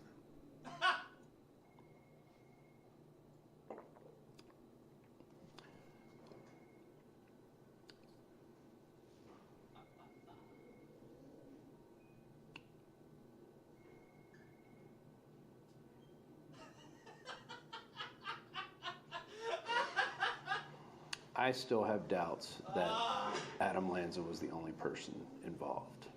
Okay, so... But I believe children were killed at Sandy Hook. And I don't remember ever saying that children did not die at Sandy Hook. Okay.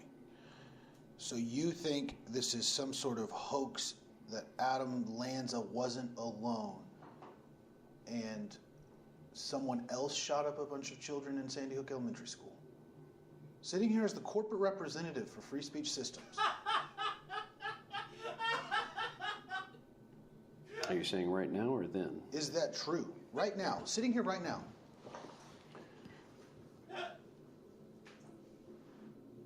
Just say no. Just say no. Just say no. Just say no.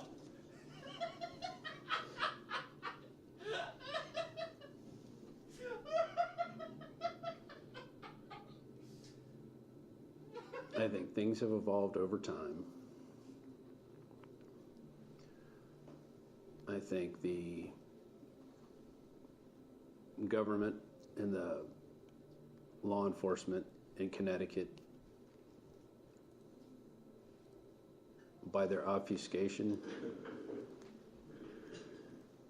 helped make this, turn this into what it is today. And I do not believe they helped the situation. You don't believe they helped? I don't believe they helped the situation in answering people's questions. Okay. Do you have any idea what question I asked before you said all those words? You said, do I think Adam Lanza acted alone? Does Free Speech Systems believe Adam Lanza acted alone or that someone else came in and shot up a bunch of children at Sandy Hook Elementary? That was my question.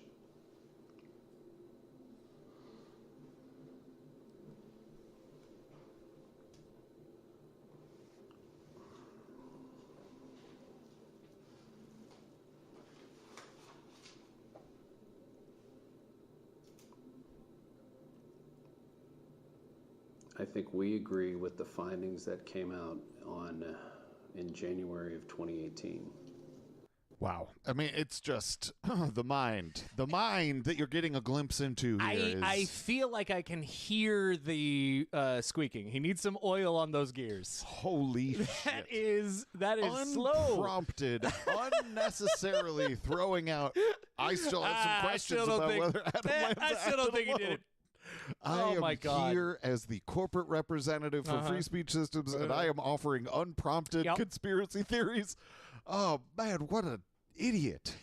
Amazing. As the physical manifestation of a business, I too agree that shooting was a hoax.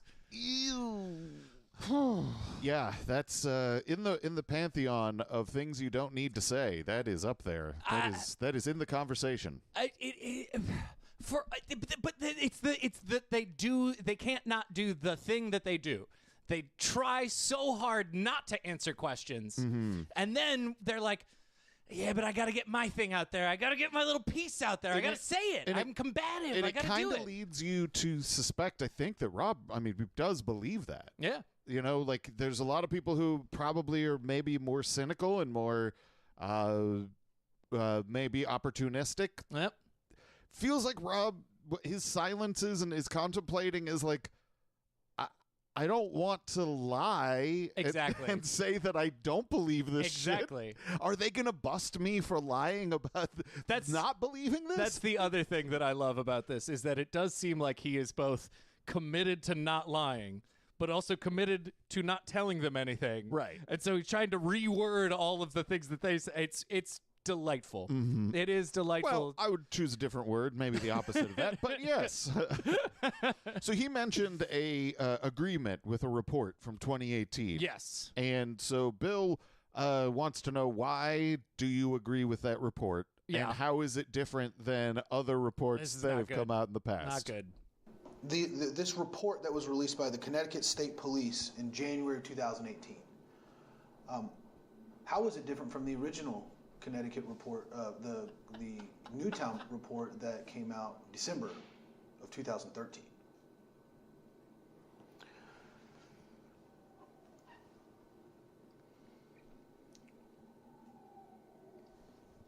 Well, from what I remember, the report that was initially released was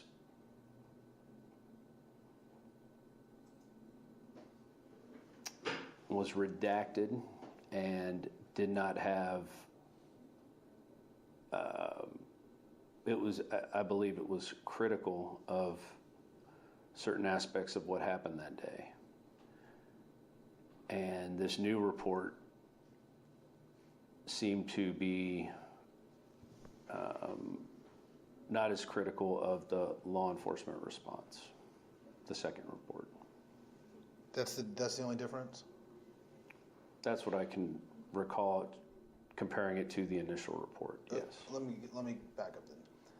That, what you just testified to, that information was what changed Free Speech System's position on whether or not Oh, right. I'm supposed to be the business. Shit. Correct. Objection is due for. I think there's a lot of different things that happen over time. Sure. With these events. Amazing. Was InfoWars wrong in its initial report about what happened in St. Cloud? At the time we reported anything,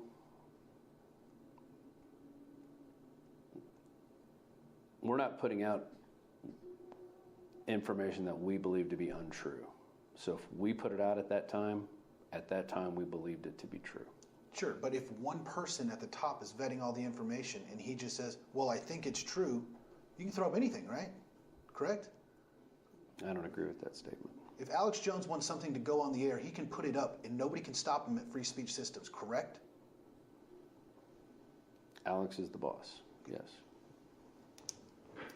So if Mr. Jones believes something, then Free Speech Systems can just hide behind the veil of, well, we thought it was true at the time that we put out the wrong information. Is that true? Objection is due for.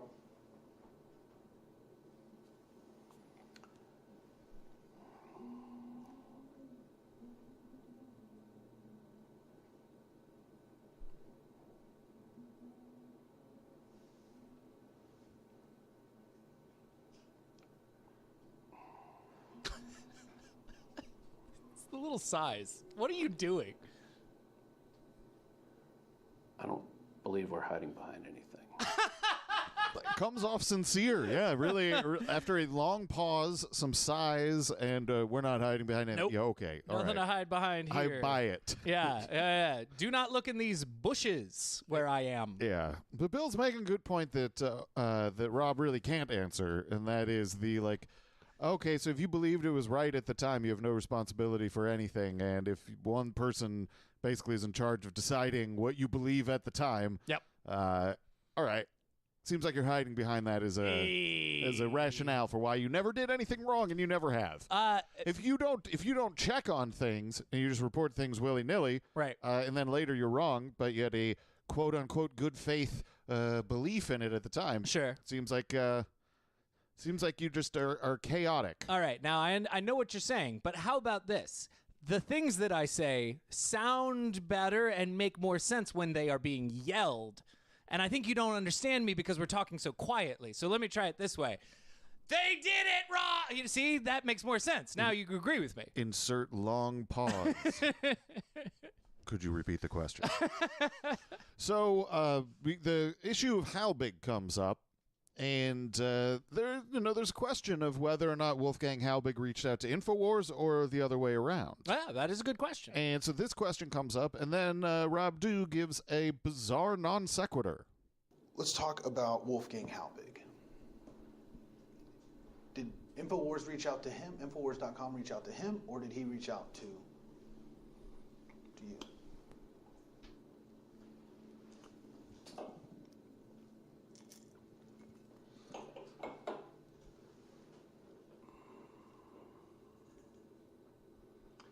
I believe he reached out to us at some point saying he was a school safety expert. Okay. And looking back, in hindsight, does Free Speech Systems believe that was a good idea to start communicating and having him on the shows? I believe one of the first things he said was that he had given money to the victims. What does that mean? Well, that he believed it was a real event. What? And then after, from what he was doing and asking questions, he was not getting answers to his questions. Okay. That is bewildering. Rob, Yeah. Rob, where are you right now? Where did you just go? You left us. You're somewhere else, man. I think that the intent of that information is to say it seemed like a good idea to talk to him because he clearly believed that it was a real event. Yeah. But that also undercuts the path that their relationship took. Yeah. And how encouraging they were of him believing the opposite of that. Right. And it's not like he believed that at the time. He gave money to the families is part of Wolfgang's backstory in as much as it's given credibility to his claims that it's a hoax. Yeah, that's why He's like, I believed it, and then it was a big come to Jesus moment for Exactly. me. Yes, it's bullshit. It's essentially a part of his prologue. Yeah, his myth. Yeah. And it's very bizarre for Rob to be pulling that out. It does feel like he's like, no, you don't understand. He said that he gave money to the families at the time, so we thought he was a good guy, right? Because we weren't gonna do that shit. It's strange. Yep. So Badandi comes up, and here's some thoughts about that. You're aware that Mr. Badandi, Free Speech Systems is aware Mr. Badandi went to Connecticut in June 2015. I'm aware. I couldn't give you the exact date. Okay. You watched the footage, though? From yesterday. That was the first time you'd ever seen it? No, I'd seen it before. Okay. What is Free Speech Systems' stance on that footage? No notes. Love it. I believe it was...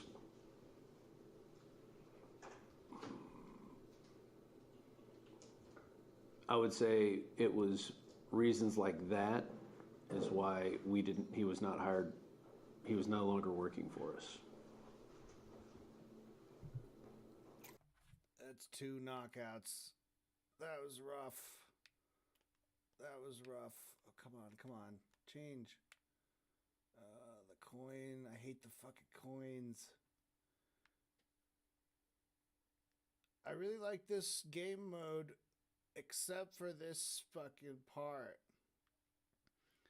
They make you run around and get your coins, and they make them all like spread out and random, and you always feel like you couldn't get all of the coins you need. But like, I hate it. At the time, he was, though.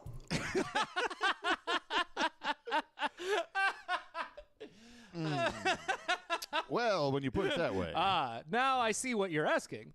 Yes, but he was a...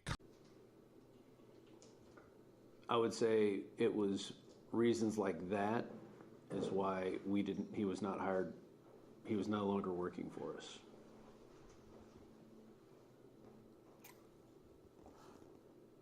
At the time, he was, though.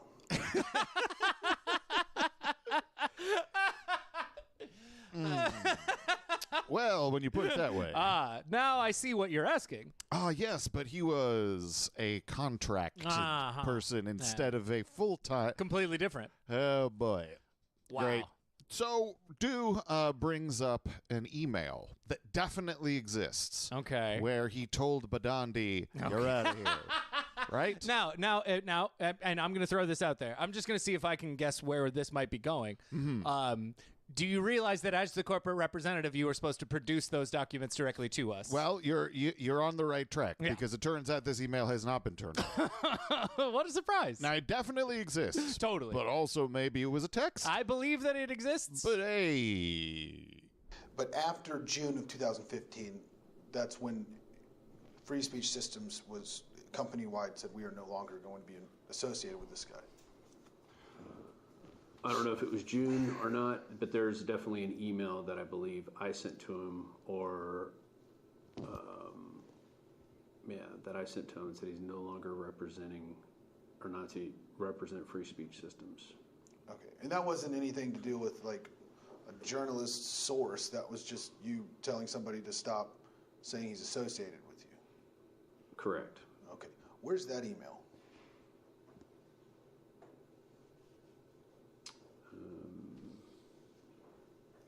I didn't think you were going to ask that. I assume you have it. I've never seen that email. Love to. Oh, what a shot! Any idea where it could be? What? Let's back up. Did you give it to anybody?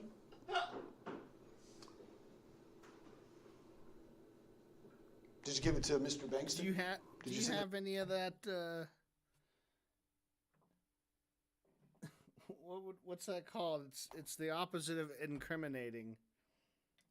Do you have any exonerating evidence? You don't happen to have any of that exonerating evidence, do you? I thought you guys had that evidence that would slightly maybe help our case. That we had nothing to do with how big. No, I was hoping you guys had that letter. That's fucking rich, dude. Rob, you motherfucker.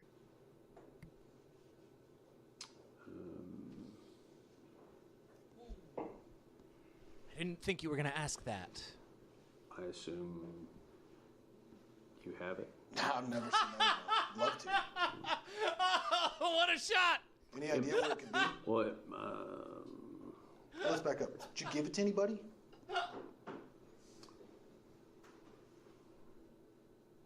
Did you give it to Mr. Bankston? Did you send it to Mr. Bankston? I don't know if I sent any documents to Mr. Bankston. Did you send it to Mr. Enoch? I don't believe I sent any documents to Mr. Enoch. They Send it to Mr. Barnes. There's a lot of attorneys working on the case, and so it went to another attorney, I imagine. Okay. But I'm not thinking back. It may have been a text, but I would have to look through everything again. So you have texted. You have a texting relationship with Mr. Bedandi. Not generally. But you have. What? There were text messages that were found, I guess, if you're bringing them up. Correct? There might be one or two or something, depending on. We generally like to do things in email. Okay. Especially if it's we don't want you representing us anymore. Like this Okay, thing, like this thing is. so in this circumstance, You'd really think it would be an email. yeah. Yeah, so then we get on the another lap, basically. That's how you restart this entire cycle of conversation that goes nowhere. I do really appreciate, though, that there's a certainty that there's an email. Yep. And then as they're like, oh, I don't have that email. No one has ever produced that email. Maybe it's a text. How do I wiggle out of this? My certainty has gone away. Yep. I just love the stab at the like, you guys have it? Like the hope. I assume. That's the other thing. That's the other thing about these depositions that's always there. The hope that maybe they got out of it this time. Right. And presuming that he did turn it over to lawyers, the fact that they don't have it means that the lawyers are not producing things. So now you're getting other people. You're revealing all the wrong things. Yeah. So we've touched on Halbig. Yeah. Touched on Bedandi. Sure. Now let's talk Fetzer. Let's do it. And actually, Rob is correct about this, which is bizarre. Jim Fetzer.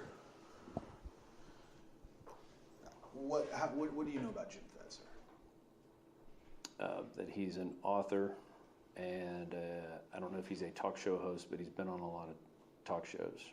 Okay. He's, I think to this day, still holds that Sandy Hooks was a hoax. You would agree?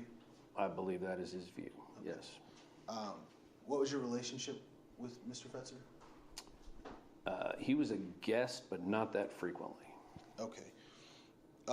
Why did he start becoming a guest? I believe he was a guest long before Sandy Hook. Okay. And I don't even, he may have come on once after Sandy Hook, but I don't even know if that is accurate. But he was not a frequent guest. So prior to Sandy Hook, he was just another believer in conspiracy theories, right? I don't know what his beliefs are, but I imagine I don't know what his beliefs are in terms of what you just said, conspiracy theories. So I'm baffled, but Rob is correct. I mean, Fetzer would have been on more in the past because he had like JFK conspiracies and like he was someone who Alex did have on before.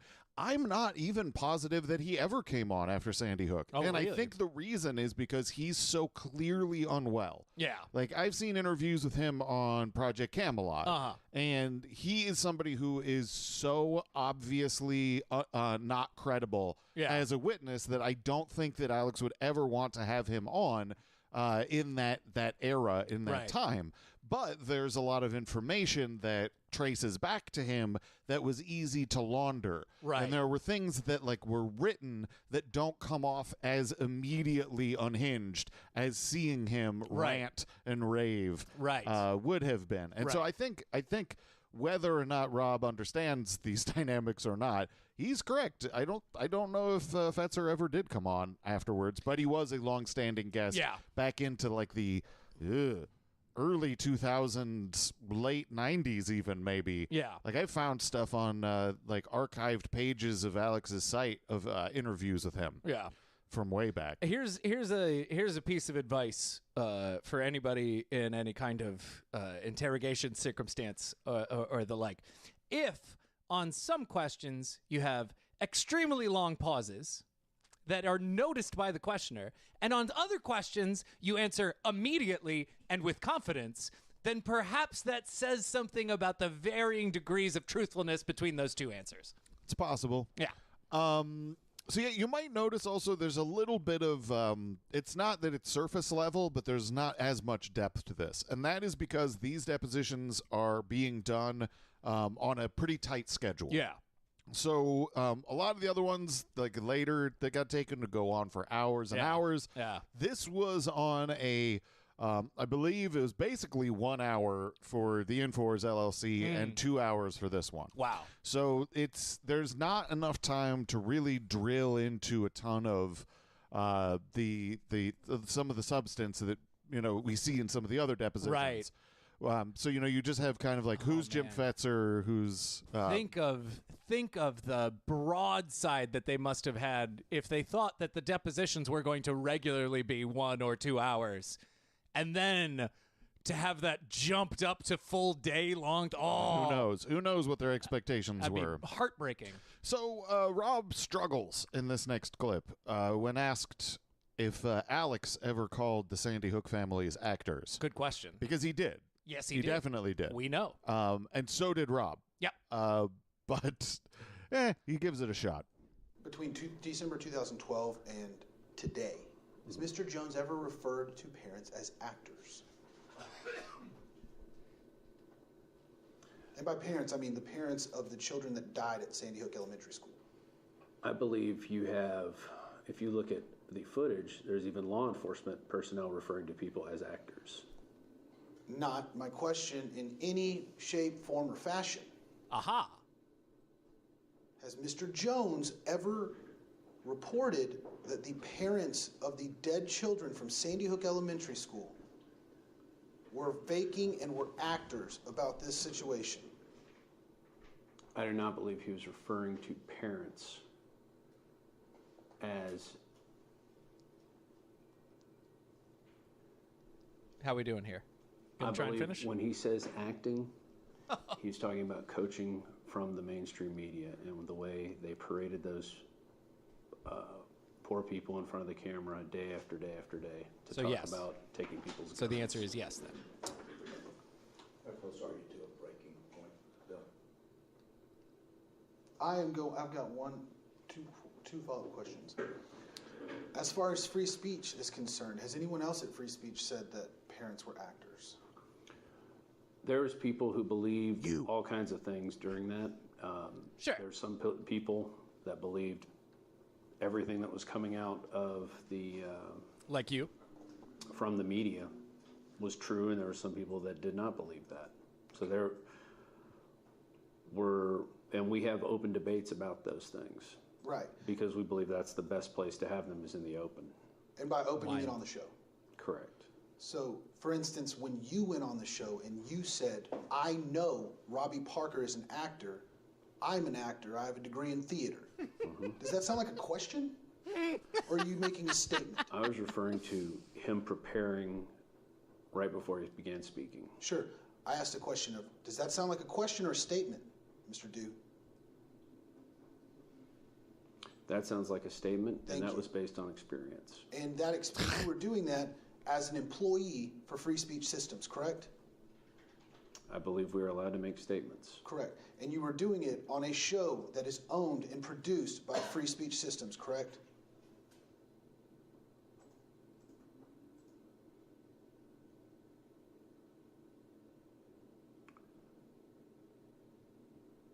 I made that statement. Congrats. And you did it on a show owned by Free Speech Systems. And I believed at the time, when I was looking at what I was seeing, that Robbie Parker was going through some sort of actor training. Not my question. I don't know how more we can do this, sir. I'm asking you a question to which I want the answer. Right. Well, I mean, that's one way to approach. I'm just going to scat the rest of the time. I think he might as well. He'd be more successful. If it pleases the court, I will speak in beeps and boops. Boop, boop, boop, boop, beep, boop. You know, and it is exemplary of what they're good at. You know, they're good at, if somebody asks them a question, being like, I think cops also said they were actors. That's what they're good at. They can do that instantly. Well, but I imagine, pull it off the back of their backs. I imagine that's true in as much as somebody might say that people are actors in terms of like performing actions. Right. I'm a competent actor or something like that. Yeah. I could see somebody referring to somebody as an actor in that sense. Right. But not in the sense that they're talking about. Right. I mean, they are, the same letters. Right. But and it's not like, the same word. And it's like it's so childish. It's like, oh, well, the cop said it. Why can't I say it? Yeah. Like, no, just answer the fucking question. I don't care what you feel. Right. It's obfuscation and misdirection. Yeah. They're very good at that. That's what they're doing. Yeah. That's 90% of the business model. Actually answering questions, true or false. Not good. Not good at it. No, and here comes another one. Okay. Hot and ready. Fresh across the plate. Here comes a meatball.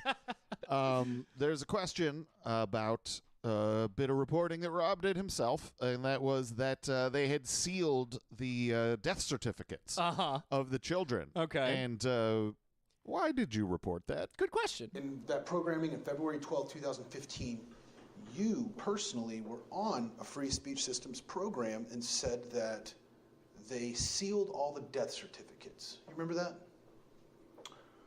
What was the date? February 12, 2015. I believe at the time that is what I believed, that they had blocked those because they felt they weren't releasing them to the public. What did you do to try and get it? Did you fill out a FOIA request? I did not. Okay. What'd you do to learn that they weren't giving them to the public?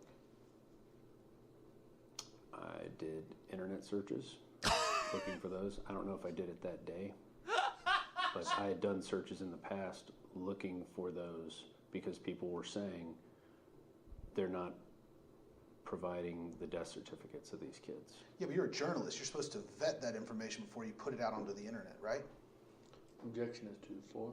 I'll back up. Are you a journalist? I provide information. Are you a journalist? Do you consider yourself a journalist? I think I wear a lot of hats. Do you wear a journalist hat? I believe I do. Okay. Nice hat. Wow. Pulling fucking teeth. Yeah. Are you pulling teeth? Do you consider yourself a journalist? I wear many hats. Hey. Do you wear a journalist hat? Yes. You know, I sing the songs of the journalist from time to time. I have tripped the light fantastique. Oh, God. What are we doing? Yep. So just say yes or no. Look, I heard on a bullshit message board right? that the death certificates were sealed, and I decided to repeat that shit. Yep. I don't give a fuck. Nope. I'm not checking into any of this stuff. Absolutely not. But here's how we're gonna save that. How are we gonna do it? We're gonna say it's common knowledge. Get the fuck out. Yeah. Wow. It's pretty solid stuff. So you got this information from some Google searches. Did you ever attempt to get a death certificate? I did not. No. Okay. Because I read that they were sealing them. They would not release them. Where were you reading this?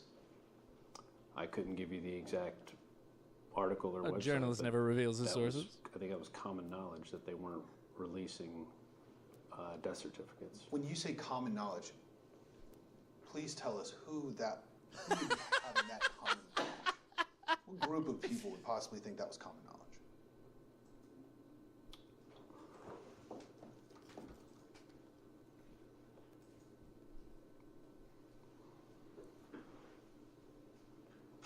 You're right, I hang out with weirdos, don't I? Huh. Uh-oh. One doesn't come to mind.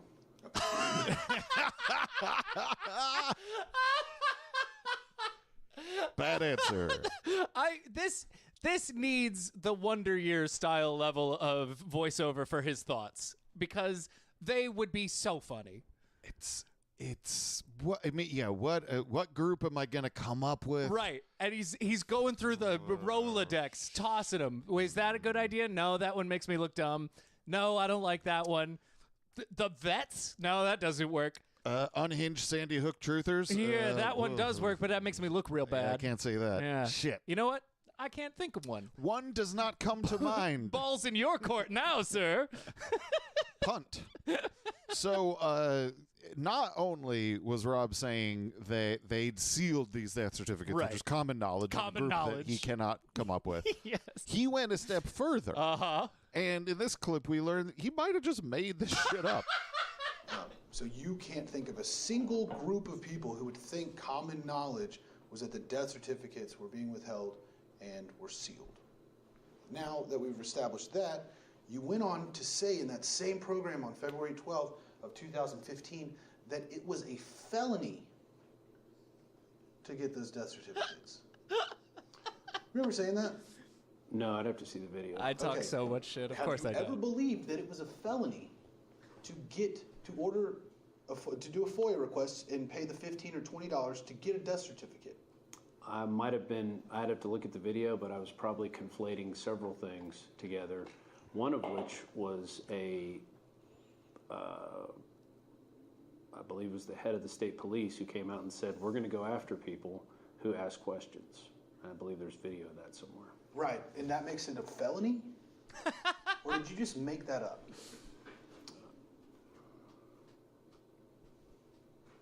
I don't believe I made that up.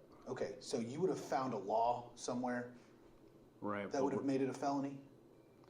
Well, we're talking about something that was secret law 5 years ago, 6 years ago. So you would have been able to just go on the internet back then and find a law that made it a felony, correct?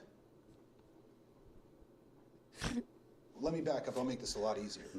Other than the police officer saying he's going to go after people for asking questions that you claim happened. He said prosecute, I believe. Prosecute. Other than that, what could have led you to believe that doing a FOIA request for death certificates would have been a felony?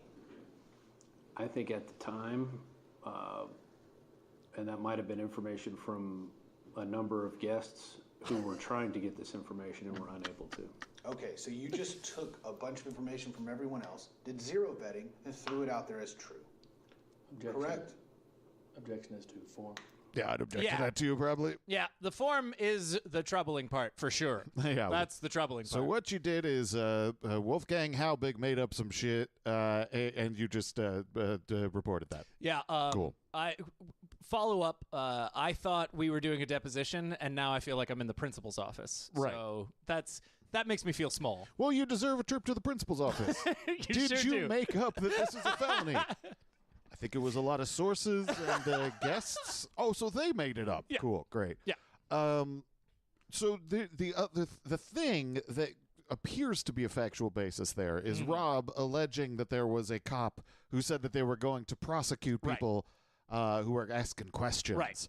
And this leads to the unfortunate realization that I think that Rob and maybe all of InfoWars ultimately believe that asking questions and spreading misinformation are synonymous. Yeah, they do. They think it's the same thing, more or less. Yeah.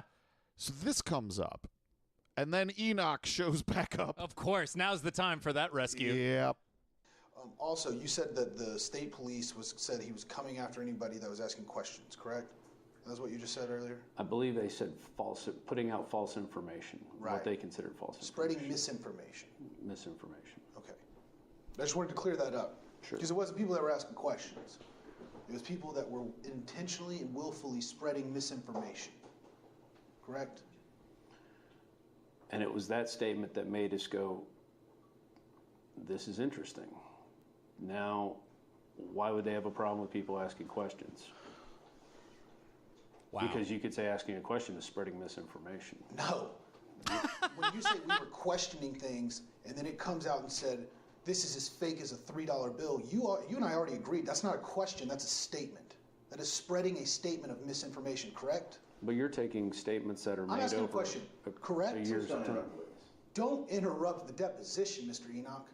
Please let the witness finish his question, his answer. Would you do that, please, Mr. Ogden? If Mr. Barnes would like to do it as he's defending this deposition and you're sitting over there, I'm happy to entertain anything Mr. Barnes has to say. Because he's the one that is allowed to talk in this. Do you agree? Actually, can we I'm going to pause this from the time. No, stay on the record. Yeah. Do you agree that only one attorney in Texas gets to defend a deposition and speak? Mr. Ogden. No, I'm asking a question. Do you? Please don't interrupt me again. I haven't interrupted you. You just interrupted my deposition. I suggest you continue your deposition, Mr. Ogden. I'm asking you. Do you agree with me that only in the pursuit to the rules, one attorney is allowed to defend a deposition? Would you please continue your deposition, Mr. Ogden? Are we just going to ignore the Texas rules of civil procedure? Is that what we're doing? I want to know why you keep interrupting and what's the basis for it. Please continue your deposition, Mr. Ogden. I keep hearing you say those words, but are you just not going to answer? You're just going to keep interrupting and being an obstructionist?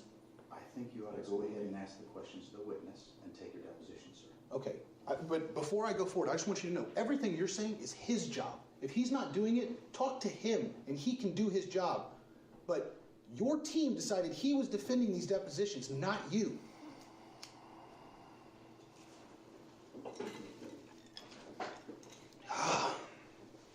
Where were we? Yep. You get the sense, I mean, because this is two different depositions. Yeah. You get the sense that Enoch just shouldn't be allowed in the room. He shouldn't. He clearly can't control himself, but it's a choice. Exactly. Like, you don't get to the position in life of, being a head pretty high up at a law firm. Yeah. With that kind of impulse control. Yeah. Issue. It's a decision that he's making to be obstructionist. Yeah. In this, he's trying to derail things. Yep. And his behavior is such that you just shouldn't be allowed in the room. Yeah, I mean, he's doing his best to, both influence the client as well as the lawyers. Yeah, trying to provoke. He's trying to do all this, and then just as I suggest you, fuck you. Right. Are you in the mafia? Mm-hmm. I suggest you continue your deposition. I suggest up. Barnes do something. Yeah. He's the one who's supposed to be doing it. Give me money for his job. Mm-hmm. So it's not a felony to look for these death certificates. What? Yeah, turns out. And it turns out that though Rob apparently only learned, as we're going to find out in this clip, that he could get those death certificates if he wanted to very easily. Right. Turns out he learned that in 2018. But someone tweeted him about it years earlier. Uh-oh. So I'm asking you, when did you learn that you can order the death certificates online?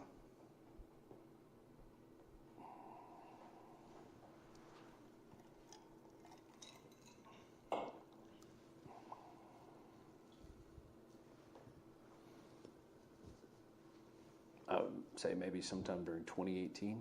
Okay. Were you Because it's not something we covered every day. Are you still on Twitter? I am still on Twitter. Is it Dues News? Dues with an S, News with a Z? Correct. Did you get multiple tweets from a person named C.W. Wade that was telling you that you can order the death certificates online back in November of 2016? I may have. I just because somebody sends you something on Twitter doesn't mean you read it. Okay. Did I respond to him? Do you know who C.W. Wade is? Oh boy. No. You do not know who C.W. Wade is? I don't know. Is that a Twitter name or is that somebody's name? It's at C.W. Wade's with an S, and C.W. Wade is the name. The name of the person? You are testifying under oath, under the Right. penalty of perjury, that you don't know who C.W. Wade is. Are you asking if I've met him in person? Do you know who that is? Sitting here right now, I do not know who that is. Do you have a picture of me with him? Okay. I don't That's know. my question. That's the only question I had. Okay. So C.W. Wade is a pseudonym that was used by somebody who was a volunteer at the Honor Network. And they did a lot of correcting Sandy Hook misinformation online. So this is somebody that very much would have been sparring a bit with InfoWars around this time. Right. It's understandable, I guess, that maybe Rob wouldn't recognize the name, but it also is probable that they've complained about C.W. Wade in the past. Yeah. So it is interesting to nail that down. So if I understand correctly, Rob, the reason that you didn't follow up on these tweets is because you don't just trust things people put on the internet. Well, there's that, or presumably he's like deluged with messages from people. Well, just Dues News. You know, there's a lot of people hitting him up. Sure, tips naturally, of course. So he doesn't know who C.W. Wade is, but it turns out Rob also doesn't know who another person is. Jonathan Reich or Reich or Reish. Do you know who that is? No. R-E-I-C-H. Jonathan R-E-I-C-H. That name doesn't ring a bell. I think I've heard the name, but I don't know if I've had any communication with a Jonathan Okay. Do you have any understanding of who that is? I imagine he's involved in this somehow. But according to Free Speech Systems, after reviewing all of the produced documents that are listed in topic number 10, you don't have any other information on him. Is that what you're testifying to? I imagine he is some ancillary person that you're going to try to entrap me with some sort of gotcha moment.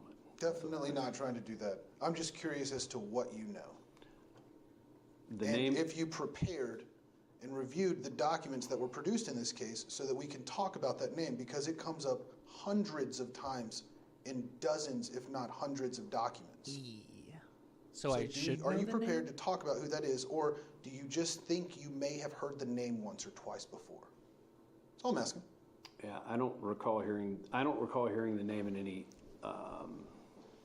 major capacity at all. Okay. And I may have heard the name, but I can't recall at this time. Did you review any documents that had his name in it, preparing for this deposition specifically? I don't recall Jonathan Reich being a. I looked at a lot of documents, and I've been looking at a lot of documents, and I don't recall his name jumping out in any substantial capacity. Jonathan Reich is somebody who harassed a bunch of people, including the medical examiner in Newtown. Yeah. So he's somebody who factors heavily into a lot of the documents that Rob should have presumably reviewed. You'd think. Clearly didn't. No, he's read a lot all and he read a lot of They all documents look the preparing same. this, and they're here's the thing about documents and words. Mm-hmm. Rob doesn't know how to read. That's my new theory. That's the only thing I've got. Or this just is not possible. Is so averse to it. Yeah, exactly. Perhaps he's allergic. Yeah, it could be allergic. It could be some sort of actual allergy. Could be like Cactus Tony. He's Yes, allergic to paper. He's allergic to paper. Exactly. And he can't afford an iPad. He only makes $400,000 a year or some shit. We don't know Rob's salary, I don't that's think. right. But, his preparation should have involved these documents that would have led him to know, or at least be familiar with the name, Jonathan Reich. You'd think. But he didn't, and whatever. But Hey, also at least we know that when he gets another shot at it, he's really going to be on top of things. He's going to crush it. The second time around, that's what he needed. He just needed a mulligan. Yeah. Part of his preparation for this apparently was watching some videos. Okay. And that's a problem for reasons that will be discussed. Okay. And lead to Barnes getting involved. Of course. And starting a fight. Of course. I couldn't give you a exact number of. Are you looking for 8-hour day segments or total? If you want to give it to me in hours, you can give it to me in days, you can give it to me in minutes. Just curious of how much time you spent preparing for right now. Because it seems like you're slightly not prepared to talk about some names that are literally mentioned hundreds of times in the document, in the little documents we've gotten. Seems like you reviewed some documents we haven't gotten. Does seem like that. I'm just trying to figure out how much time.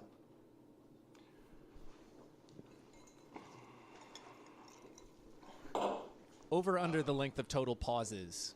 How much time did you spend preparing? I'd say maybe 6 total days, but spread out. Okay, those are 8-hour days. If you were, yes. So you've spent 40 hours reviewing documents for But this deposition. No, I think a lot of it was reviewing video and finding video. Okay. What were you having to find? The request just says what's been produced. Your lawyers produced it. We know exactly what videos or no videos have been produced, right? Yeah, what videos were you reviewing? Oh, boy. They didn't produce any videos, right? Yeah. What videos were you reviewing?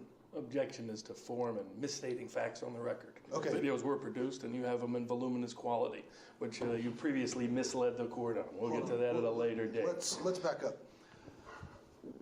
You can let me say for the record, all of the demonstrative, laughing, over-the-top reactions of Mr. Bankston is highly unprofessional, completely unnecessary, and I would greatly appreciate it if it was not contained. There doesn't need to be demonstrative, childlike behavior responding to a witness. Just do it professional, please. After yesterday, that's where we're going to go with this, Mr. Barnes? Oh, after yesterday? After the outrageous behavior yesterday of Mr. Bankston, who was and you two were laughing together repeatedly, joking with each other repeatedly? Well, you guys are dumb. That's what we're talking about. There's going to be no... On the witness. No, it's on the witness. I mean, now that's the kind of nonsense we're dealing with. All I'm asking is not to behave with ha, talking with each other, laughing, trying to look at the witness and laugh. It's unprofessional. This is not brain surgery. Are you saying that's what Texas standards are? Texas standards are behaving at the lowest possible ethical level in a way that makes lawyers look like a caricature? I'm so confused Barnes? right now, Mr. Barnes, as to what we're talking Are you in a mirror? I'm requesting Mr. Bankston quit laughing and behaving in a demonstrative way toward the witness repeatedly. That's all I'm asking. Okay. Thank you. We understand all those words. It's not an unreasonable request. It would be. I'm not going to make a comment on the reasonableness of what you just did. But we will talk about number 10. Actually, let's back up, because you just made a representation, and I just want this on the record. Is your position that any of the defendants in this case have produced videos to us? Yes. Okay. Every video that we have, we had to find ourselves. So this becomes a little bit of a thing. At the end of the deposition, Barnes and Mark both put some stuff on the record. Yeah. And hash this out. Okay. And it turns out that Barnes's position is that they've turned over literally everything, and that is because... everything's online? Well, no. Mark and Bill and the folks at the law firm have gone and found a bunch of videos on their own, and it's not the InfoWars obligation to create duplicates for them of stuff that they've already found. So that's one thing. And then the second thing is that they have directed them to tv.infowars.com and said, hey, here's all of the videos. We've turned over all of the videos because we gave you this link. Right. And that is all bullshit. Yeah. But that's Barnes's position of the voluminous quality of... we've turned over literally every video. Barnes complaining about another lawyer turning lawyers into a caricature. Right. bananas town. Yeah. A delight. Yeah. This is just, mwah! Of course you think that, Barnes. He's engaged in denial and delusion. Oh, my God. I'm doing my best Barnes impression with the two words that start with the same letter. So, yeah, Barnes sucks. So we have a couple more clips here, and it's basically the way things wrap up with a discussion of whether or not people should be held responsible for things. Right. Just a general, does responsibility matter in the world we inhabit? Sure. Yeah. That's sort of where we begin. Gotcha. Would you agree with me that that people should be held responsible if they spread misinformation? Do you agree with that statement? If they're knowingly spreading misinformation. So as long as they stay ignorant and don't verify that it's false, it should be okay for somebody to spread misinformation. Is that your story? Objection is to form. I'm just trying to get your understanding. Is that your understanding?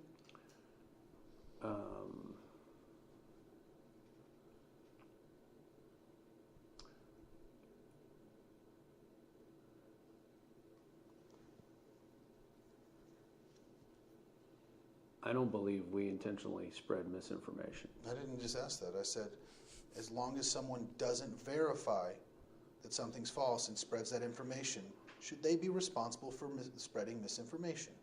Objection is to form.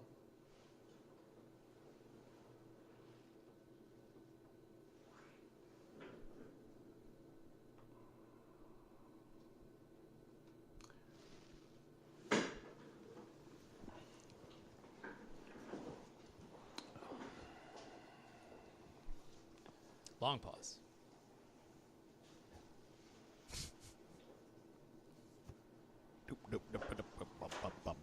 What was your question again? I think the answer to your question is, I'm a good little boy. I think that's a hard question to answer.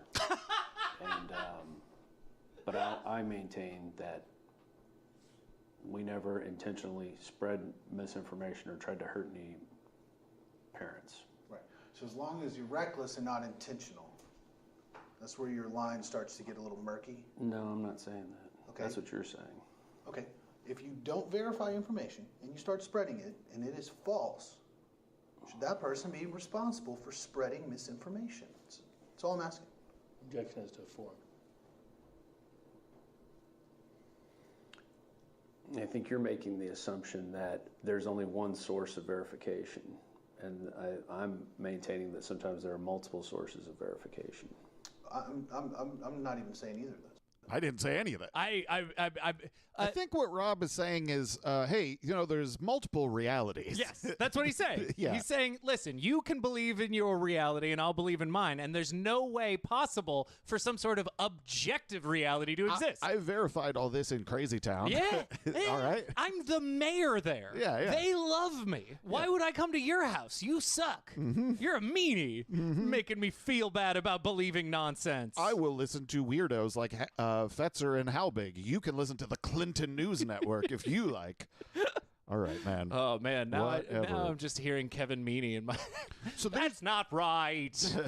There's no responsibility that you're going to get here, really. Even if you try to approach it from the abstract position, Rob's not going to give you a satisfactory answer. And then when you ask, free speech systems, y'all responsible? It's also not going to go great. Yeah. Does free speech systems,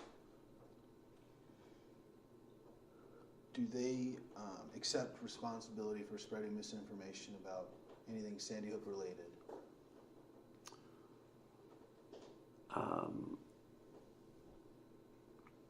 Sitting here today, not at the time, sitting here right now, looking back.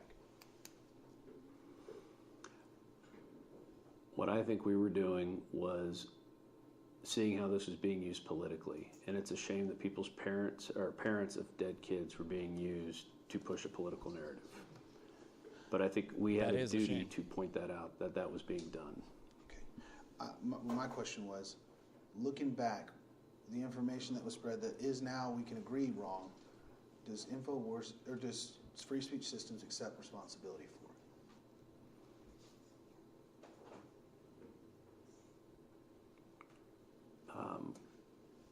At this point, I will accept responsibility for defending the First and Second Amendment. Damn. God, these people are fucking insane. Right, but I 100% think that is a line that he thought is going to be Totally. give me liberty or give me death. That's 100% his like This sting. is a quotable moment. Yeah. This is when I stand up and I say "fuck you" to power. Alex is going to say Thomas Jefferson said that in his deposition. Alex is going to get a tattoo of that, and then it says Jefferson underneath and I get a raise. Yeah, and he's going to pat me on the head. I'm going to be a good boy. Instead, it sounds insane. Monstrous. Yeah. Really. Yeah. The only thing I'll take responsibility or take ownership of is that I stood up for the Second Amendment. Right. Damn.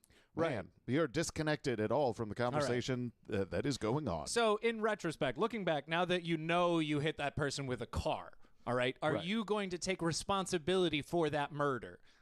I will say that I made a great stance for the Sixth Amendment and the Third and the 20. Which one's the one about prohibition? I want to say that's the 13th. No, 15th maybe? I don't know. Which one undoes prohibition? Because that's the one I was standing up for. That's the one right after it.